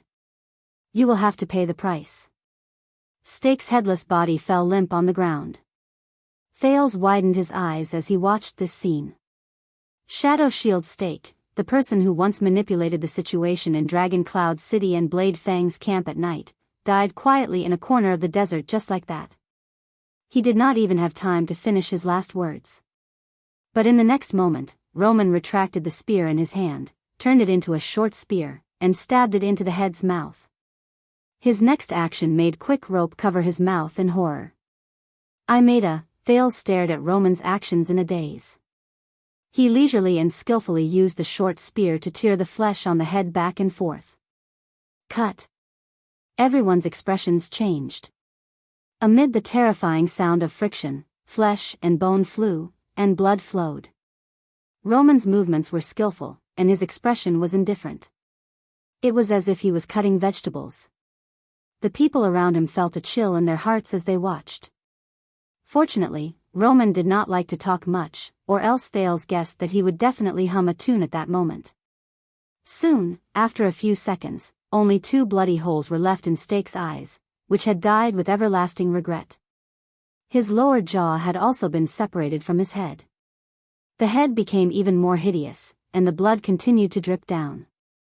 It made Thales' skin crawl. Roman put away the spear and turned the head in his hand left and right with great interest. That expression, it was as if he was watching a craft. This thought made Thales feel disgusted. Everyone's expressions were unpleasant. Only Frank coughed. "Sir." The legendary wing then turned around and tossed half of Steak's head to Frank. The latter endured great disgust and caught it. He turned the bloody eye holes to the other side. Roman's expression was indifferent. He did not show any emotion, but Thales felt that he was in a good mood at that moment. He grabbed a handful of sand and rubbed the blood stains on his hands. "Deal with it on the spot first, then burn it after the war." "Burn it?" Thales frowned. Carussa's shattered stone chief's quality is not bad. In the face of his subordinate's strange gazes, Roman shook his shoulders and tapped the ugly half of an orc skull on his left shoulder. "It's just that it's been more than 10 years, and I'm a little tired of wearing it. I want to change it." The legendary wing pointed at the ferocious head that Frank had tied onto the horse and said softly, "Be gentle." End of chapter. Chapter 485. Be gentle.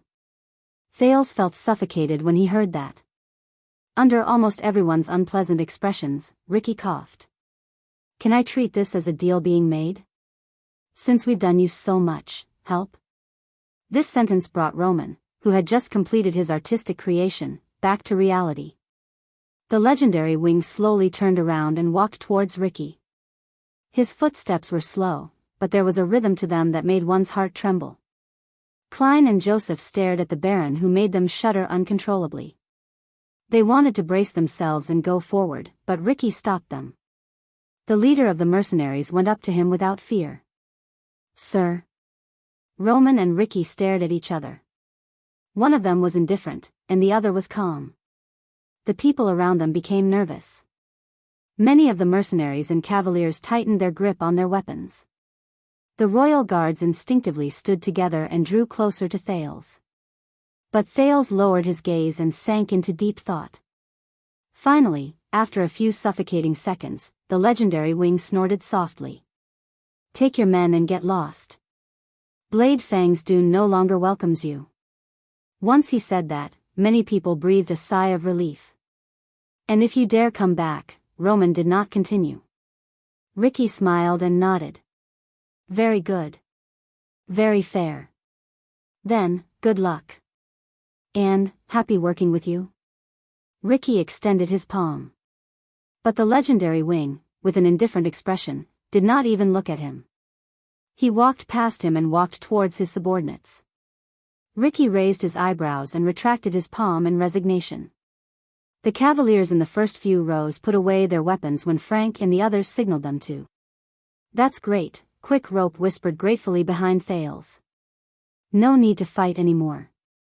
On the other side, Roman led his white horse back and loudly gave orders to the people around him. "Felicia." At that moment, Roman's previous bloodthirst and abnormality were gone. He became agile and straightforward, and he had his own awe-inspiring presence. "Send out the flying wing cavaliers.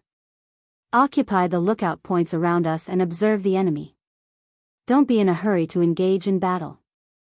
If the Baron and mixed breeds really come, I want to know each and every one of their positions." The female cavalier shouted in response to the Baron's orders. Under her lead, hundreds of cavaliers on one of the sand dunes turned around in an orderly manner and disappeared into the rolling sand. The legendary wing turned his head around. "Frank. Poe. Equip the Edge-breaker cavalry and feed them the last of their rations, including those who have only been here for a month. Especially Poe, your new recruits who came from the inland. I will come later. Remember, we all have 4 legs. Try to fight outside on flat ground." Poe, another knight beside Frank, seemed to be a little puzzled. Shouldn't we first light the beacon and ask for help? Roman answered without hesitation. Who are you pointing at? Ruins or Brave Soul's castle? You must know that the men of the western desert are shivering in their camps, waiting for us to save them. Frank and Poe nodded in response, then led their respective subordinates to ride away. Thales quietly watched Roman deploy his troops. His frown deepened. Just like that, half of the cavalrymen left in a grandiose manner. The scene was no less imposing than when they had first arrived. Snake Hand. The new leader of the freak squad was stunned for a few seconds before he hurriedly replied, "My lord?" Roman glanced at him. "Prepare the guards, especially the freaks. Once we deal with the outside, there will only be thugs and rebels left in the camp. It won't be very difficult, but it will be very troublesome." Snake Hand hurriedly responded to him and led his new subordinates away in a rather unpracticed manner. There were immediately only 200 to 300 cavaliers left on the sand dunes around them.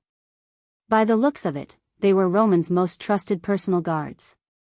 Before Thales' eyes, the mercenaries began to count their luggage and number of people under Klein and the others' orders. Roman finally turned around and ordered the remaining cavaliers, "Carl, you and my personal guards will bring the prince to the first supply outpost in the east." Thales instinctively raised his head. The legendary wing lowered his head and stared at Zacriel, who sat on the ground. "Also, keep an eye on the prisoners in the prison of bones. Send them back after the war." Roman said coldly, "They do not belong to the sunlight." The expressions of the royal guards darkened at the same time. Roman walked to his white horse. The cavaliers surged forward and stared at the prisoners with hostile gazes. Thales sucked in a deep breath and refused a cavalier officer's attempt to help him up the horse. "They helped me a lot in the prison of bones. They even saved my life."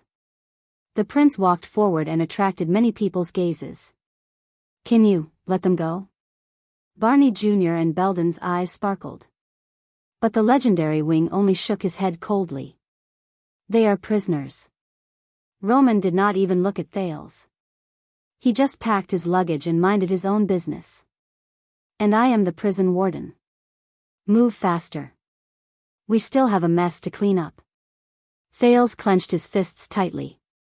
On the other side, 3 cavaliers roughly pushed Bruley, who seemed to be the biggest among them, to the ground. The latter struggled continuously. "Hey!" Barney Jr. protested, but he was immediately pushed down by countless cavaliers and tied up. Thales took a deep breath. "It's nothing. Don't resist." Zacriel calmly waited for the cavaliers to drag him up from the ground and tie his hands.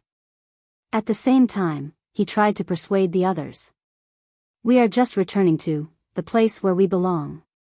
His tone was very normal, as if this was just a stroll. Very soon, Tardin, Cannon, and Belden were all escorted away. Barney Jr. gave him a sarcastic and resigned smile. Zacriel gave him the most profound expression. Thales stood where he was and watched everything quietly. "Cheer up, everyone. At least we saw real sunlight, and not those damned flames." Tardin was forced to walk, but he still straightened his neck and looked in the direction of the sunrise. He smiled with tears in his eyes. It was as if he could not bear to part with the last ray of sunlight. Thales watched expressionlessly as the cavaliers took away the prisoners from the royal guards and tied the ropes from their hands to their mounts. Belden, who was the last to be escorted past him, sighed at Thales. "Take care, Your Highness. We can only escort you up to here. At least, you are safe."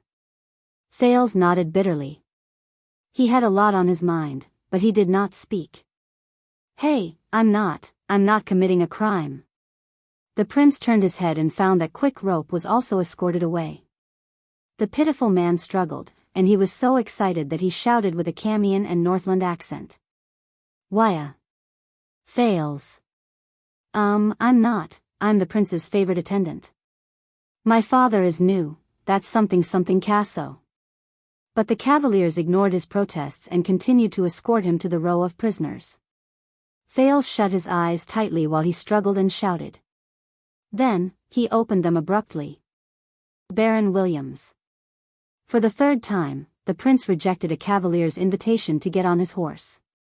He walked resolutely towards the legendary wing and said loudly, "Let them go."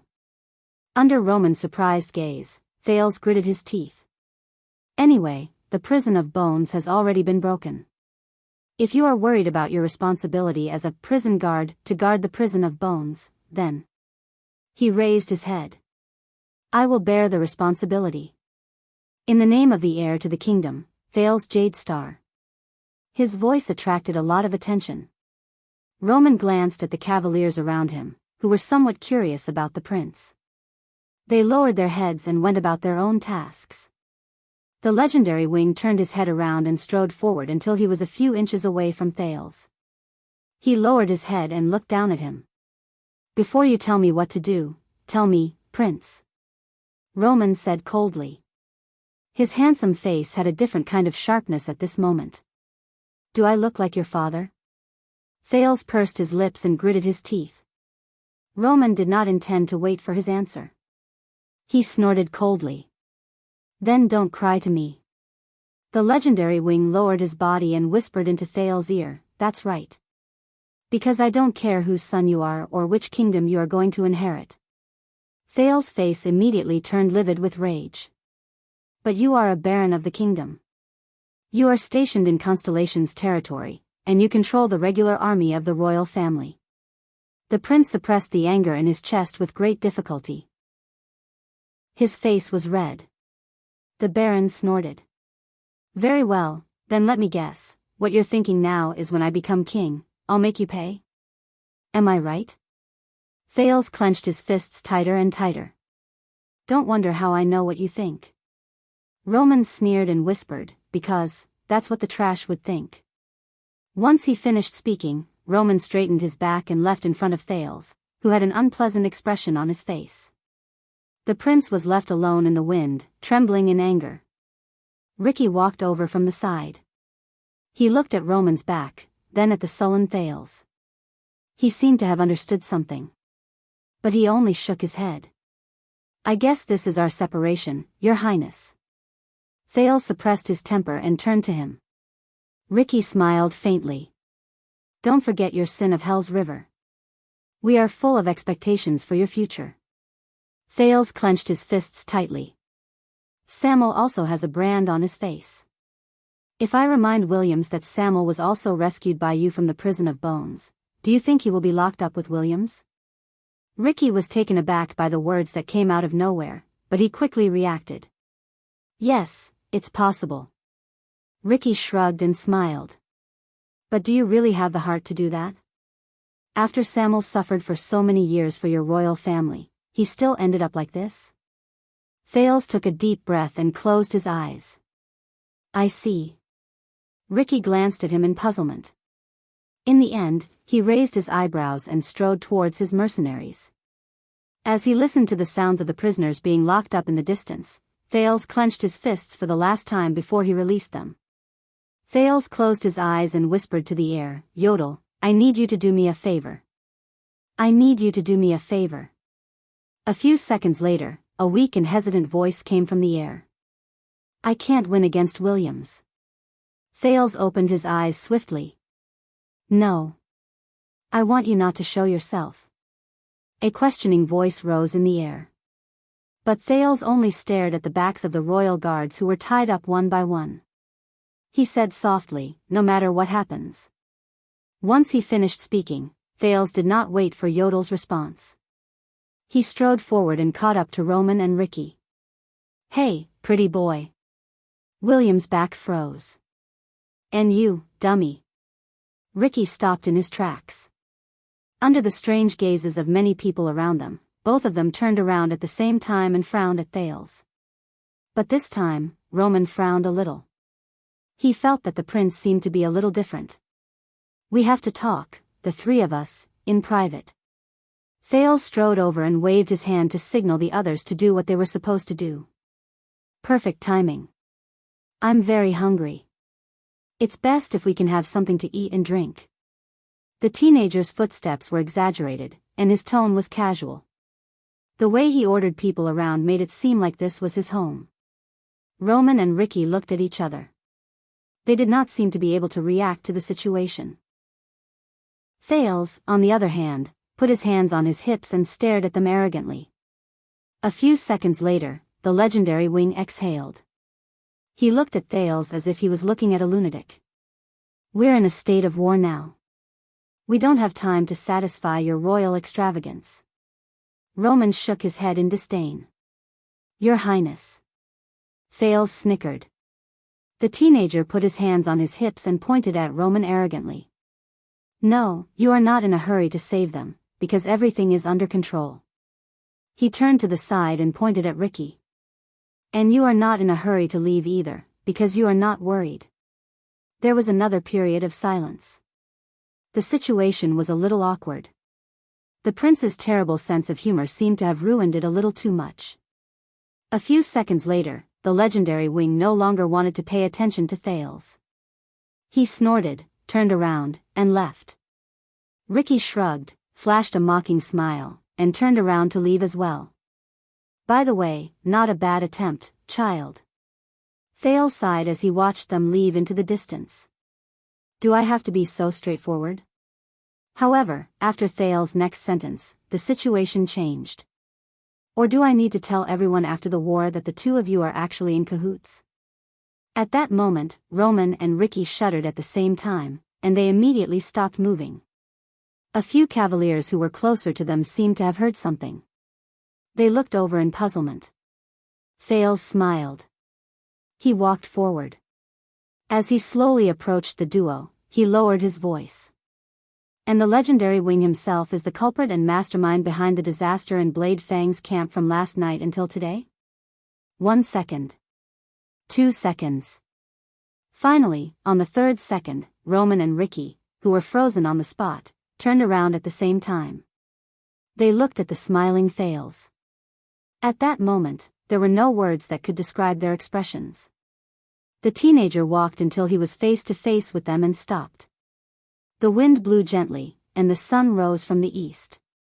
The gazes of Roman, Ricky, and Thales interacted with each other in this atmosphere. They looked at each other, and they stared at him together. Baron, we need to depart, a cavalier officer approached from afar and reminded Roman. But the legendary wing turned around in an unusual manner.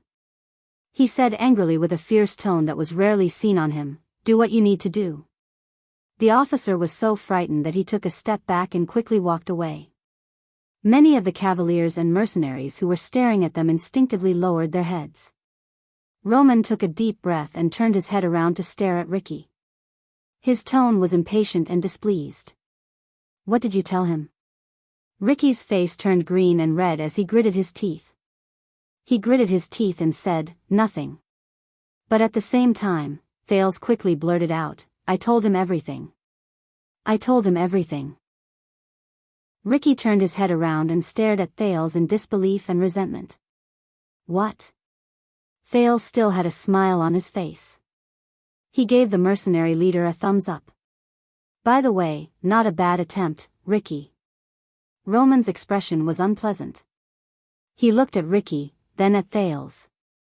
The legendary wing took a deep breath. He felt that he had nowhere to vent the power in his arms. Then, in front of the two adults, who were almost petrified, the dirty teenager sat down cross-legged. Now, can we talk? Thales puffed out his chest. With his bruised face, he said to the two people in front of him with strange expressions, then, I want food and drink. What? At that moment, Roman's handsome face was filled with anger. His expression said, how dare you? And Ricky's eyes practically popped out of their sockets. Oh. Thales suddenly remembered something. He patted his thigh in a pompous manner, turned around, and pointed at the prisoners who were being escorted. He added, same for them. End of this chapter. Chapter 486.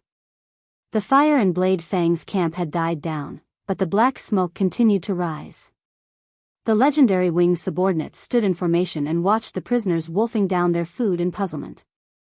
The mercenaries stood further away cautiously. What happened? Tardin stuffed a piece of dry food into his mouth. He did not even have time to drink water. Is this a parting meal? As he ate, he cast a glance at the sand dune in the distance. There were 3 figures, 2 big and 1 small. The first 2 were standing very stiffly, while the small figure sat cross-legged on the ground and also wolfed down his food. Beside him, Tardin shook his head and continued to bury his head in his food. What does it matter? Barney Jr. grabbed a piece of hard bread. There was a thoughtful look in his eyes. I can't think of anything worse than today. Zacriel sat a little further away from them. He chewed on the jerky in his mouth and stared at the 3 people in the distance. If I want to enter the prison of bones. Beside him, Quick Rope ate heartily while tears streamed down his face. At least I won't sob. Can I take a bite of your jerky? Thank you, sob. I mean, I won't leave, grass, it's not tasty. I won't leave any regrets, sob. His sincere cries made everyone frown. At that moment, Barney Jr. put down the bread in his hand and spoke airily. Why did you come back? All the royal guards froze. Only Quick Rope was left to stuff himself with food. Barney Jr. raised his head and looked at the Knight of Judgment. You can't possibly think that we can go back to the past just because we killed a few people together, right? The Vanguard's eyes burned. Do you think that everything can be the same as before? Brotherhood? Brotherly love? Belden patted Barney Jr.'s shoulder with a troubled look on his face. The latter snorted coldly. Zacriel did not speak. He just stared into the distance without moving. The wounds on his face and shoulder were clearly visible. So what are you going to do? Barney said sarcastically. Still want to kill the prince? The Knight of Judgment shuddered slightly. And you're still not going to tell us anything, even if we already know his secret? By the side, Belden sighed and tried to persuade him. Barney. Zacriel was silent. All the guards were silent as well. Quick Rope was the only one who carelessly swallowed his food. When he sneakily extended his hand towards the food of the person beside him, Tardin slapped him away. Barney. Finally, the Knight of Judgment raised his head. His gaze was unfocused. Don't ask. Barney Jr. was stunned, then he gritted his teeth. You bastard, but he was interrupted.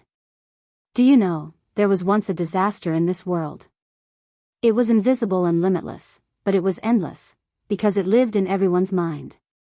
At that moment, everyone, including Quick Rope, was stunned.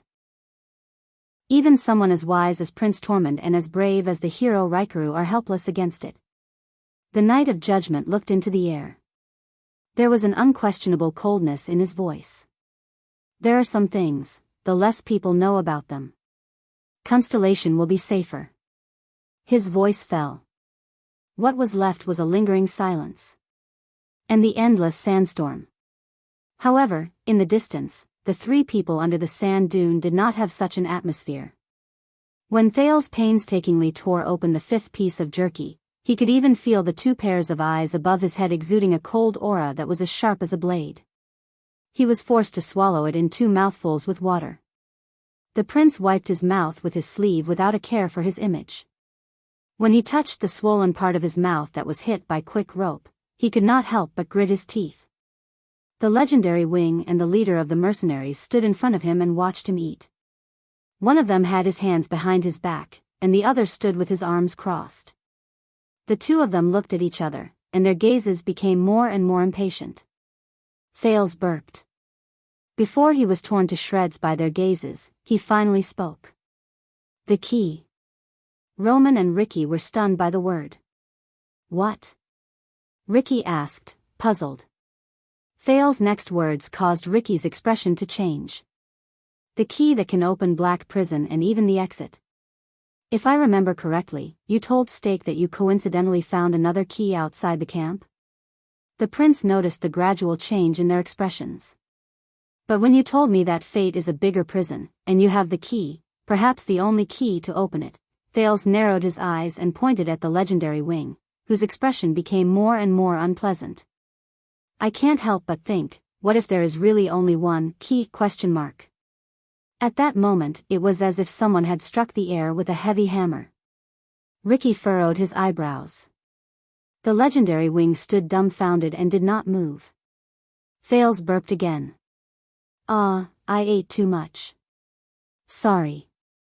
Then, I followed this clue and retraced everything that happened. The teenager's fingers slowly moved and pointed at the long-closed exit of the prison of bones. Thales' eyes lit up.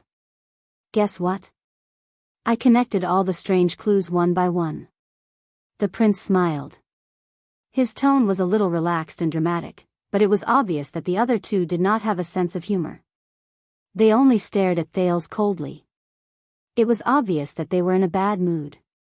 Thales looked around him and awkwardly put away his smile, which showed that no one was supporting him. He chuckled dryly. Ricky, after you walked out of the prison, you were not in a hurry to escape. Instead, you were leisurely waiting for the so-called opportunity.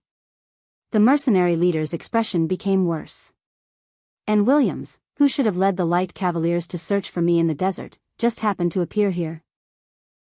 The legendary wing in front of him became even more gloomy. But Thales persisted. He continued to attack the two with his words. After Williams appeared, even if he did not care about my existence, he only vaguely and anxiously asked you about the mission, even if he did not care about my existence. What is accident? The teenager looked at Ricky again with a smug expression. In front of an overwhelming army of cavaliers, you unwittingly used me, who was not even in your hands, as a hostage and arrogantly threatened the famous legendary wing. Perhaps it was because you were not threatening him, but handing over a mission to your employer? Thales took a deep breath and narrowed his eyes. And just now, I specifically mentioned the prison of bones to the two of you. Roman and Ricky were stunned again. They recalled what happened just now. Thales sighed. Williams, you were indifferent to the strange fact that he appeared here with the prisoners from Black Prison. You turned a blind eye to why Black Prison was breached. Ricky, you were not worried about Samuel, who also had a brand. It was as if you were confident that even if Samuel's identity was exposed, you would have a way to escape unscathed. And both of you seem to have forgotten about the damn exit of the prison of bones that we just walked out of. Look. Thales waved the jerky in his hand and bit into it. There are too many suspicious points, too many strange things, so much so that things have become very clear. At first, Roman and Ricky would exchange glances to exchange their dissatisfaction and anger. They even opened their mouths to speak. But as Thales spoke more and more, and his reasoning became more solid, they no longer looked at each other. They only stared at the ground in a daze. Thales pointed at Ricky with the tip of the jerky he had bitten, then at Roman. The two of you have been in cahoots since the beginning. From the moment you obtained the key to Black Prison without any obstacles, to the moment he stood here and watched Blade Fang's camp burn. Thales said a long string of things and looked at the two people's almost petrified expressions. He finally nodded in satisfaction, grabbed his water skin, and drank a mouthful. Both of them were silent. It was as if a few centuries had passed. Finally, the legendary wing closed his eyes and let out a long sigh. He extended his hand to Ricky and flattened his palm. On the other side, the leader of the disaster sword stared at the teenager indignantly. With an expression as if he had eaten sh*t, he brought out the rectangular crystal green strip that Thales was all too familiar with from his bosom. The key. Thales smiled. As expected of someone from Renaissance Palace. Roman coldly took the key to Black Prison from Ricky's hand. You were born cunning. Thales raised his eyebrows and bit the last bit of jerky into his mouth. No, this is just a simple observation and deduction, he said vaguely. I think that any normal person would be able to tell. His words made Roman's expression turn even more unpleasant. Ricky let out a long sigh. Key? He laughed in resignation, snorted, and shook his head. Ha ha ha ha, just because of a damn key? Ricky's laughter stopped. He gritted his teeth and exhaled. He stared at Roman indignantly and discontentedly. That's why I told you that you can't ignore this just because there are few people who know the truth about Black Prison. At the very least, you should put on a show of a theft, but that damn pride of yours, Roman snorted coldly in response. And you brought a large group of tourists in for a free tour, and you even flaunted the key in front of everyone for 5 minutes? Thales watched the two argue through the corner of his eyes. They are more familiar with each other than I thought. As his thoughts wandered, the legendary Wing turned his head to look at Thales. So, you know, Prince. Baron Williams said coldly, we were the ones who destroyed Blade Fang's camp. At that moment, Thales felt a chill run down his spine when he was stared at by William's sharp and deep eyes. The legendary Wing raised his head and looked around. He gestured to his subordinates, who were waiting anxiously for him, to hold their horses. Then, how dare you expose our schemes so brazenly? Roman lowered his head and observed his surroundings. At the same time, his tone was threatening. Do you really think that the Nameless can protect you? Ricky stood beside him and flashed a similarly malicious smile at the youth. Thales' heart froze. He gulped. No, but I thought that what you want can help me. The legendary Wing snorted coldly. Then, what do I want? Thales met his gaze and raised his finger with great difficulty. Roman and Ricky turned their heads and looked in the direction of Thales' finger. Then, they immediately frowned. The prince pointed at the cluster of fortresses in the distance, which had smoke rising from them. He said softly, Blade Fang's camp. Roman and Ricky fell silent again. Thales sucked in a deep breath. My past experience told me that if a series of events happen one after another, they must be connected. There must be an invisible clue that connects everything. In the beginning, I thought that I was that clue, because the Secret Intelligence Department wanted my return, Shadow Shield wanted my secrets, and the Northlanders wanted the value of my identity. Thales raised his head and looked straight at Ricky. But gradually, all of you appeared. You got involved in the situation out of nowhere and mixed everything together. I couldn't sort everything out, so I thought that it was a coincidence that connected us together. The leader of the disaster sword seemed to be deep in thought. But what if it's not a coincidence? Thales changed the topic. There was wariness in his eyes. What if all of you appeared because of me? Roman and Ricky looked at each other. The teenager's lips curled up. Then, I remembered that the disaster swords, no, Blood Whistle is first and foremost a group of mercenaries, and second, a loser support group. Ricky was instantly stunned. He immediately protested in dissatisfaction. Hey! But Thales did not pay attention to him and continued to speak. He continued, yes, all of you are selling swords. With a serious expression, he punched his palm. What if your goal tonight was to fulfill your employer's wishes first? Then, the sin of Hell's River, Black Sword, the secret in the prison of bones, and Zacriel? Thales looked up, and his expression became extremely serious. Then, who is the most likely to hire a 100-man group like you, which is strong enough to fight a series of battles, and can even cause chaos in Blade Fang's camp? Ricky pursed his lips. The teenager was a little thirsty from talking. He picked up the water skin, but found that it was empty. He could not help but frown a little. But unexpectedly, in the next second, a heavy water skin was thrown into his arms. Thales looked up and saw that the legendary Wing had retracted his arm. Continue. The teenager raised an eyebrow. He gulped down a mouthful of water and said eagerly, Ricky, tell Zacriel that more than 100 years ago, your leader made a deal with the Red King of Constellation, and the disaster swords were able to operate as mercenaries in the Western Desert. You also told the tavern owner, Campa, that you know the background of my home. You know that it is the place where Queen Erica, the conqueror of the North, and her remaining followers, who were ousted by the Red King more than 100 years ago, went into exile. You said it as if you saw it with your own eyes. Ricky's expression changed slightly.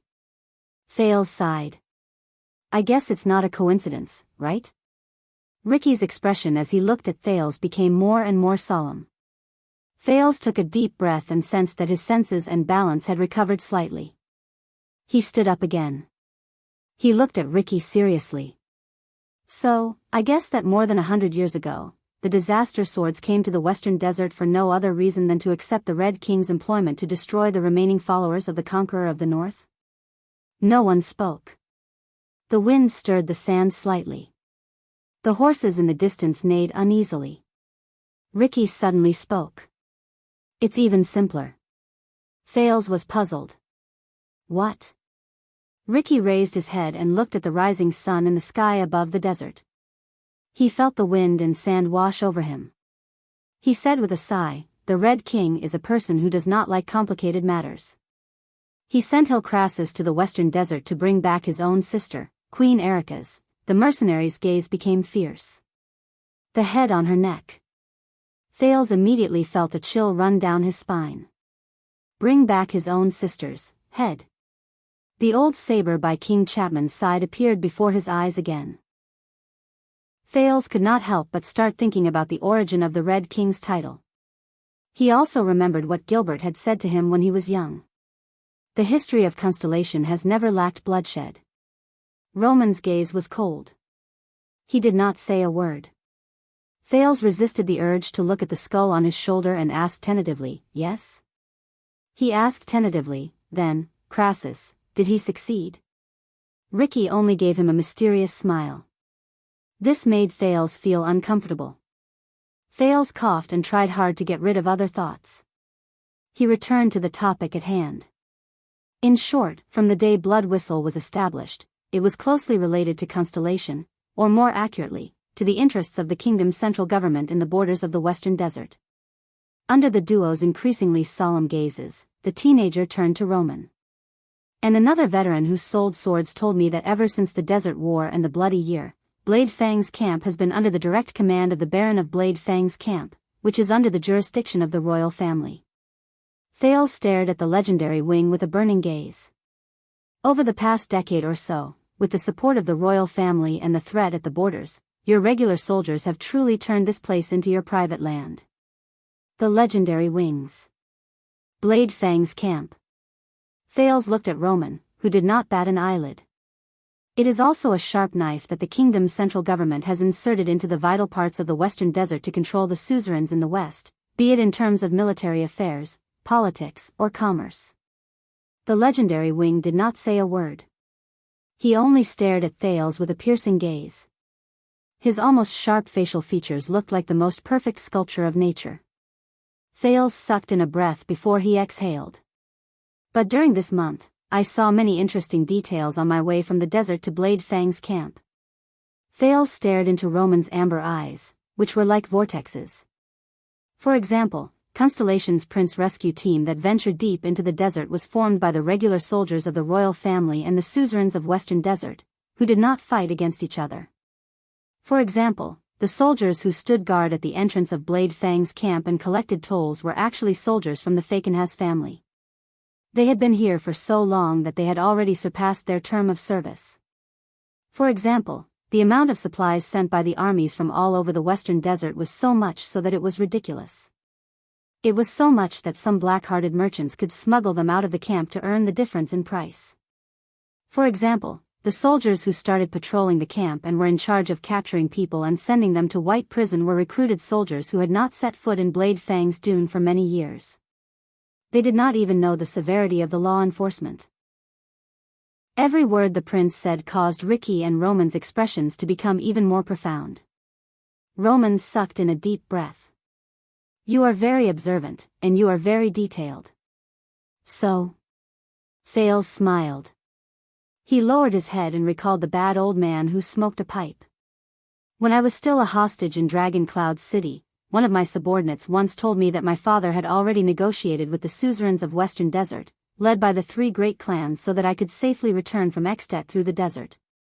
They were absolutely trustworthy. Roman furrowed his eyebrows tightly. Ricky, on the other hand, breathed softly. He seemed to be slightly surprised. Thales exhaled. He said that Renaissance Palace paid a huge price to make the nobles of Western Desert completely stand on our side and welcome my return. Thales turned his head, and his eyes shone with a sharp glare. Blade Fang's camp, right? At that moment, Roman did not speak. But the legendary wing's eyes shone with a complicated light that had never been seen before. This made Thales even more certain. He observed the other party's expression and slowly said, King Kessel completely or partially handed over the royal family's control over Blade Fang's camp.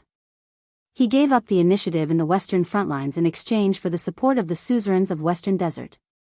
Thales thought absent-mindedly about everything he had experienced since the day of the state affairs hearing in Dragon Cloud City. In exchange, he obtained the largest mobilization of military forces and logistics from the great clans of Western Desert after the war.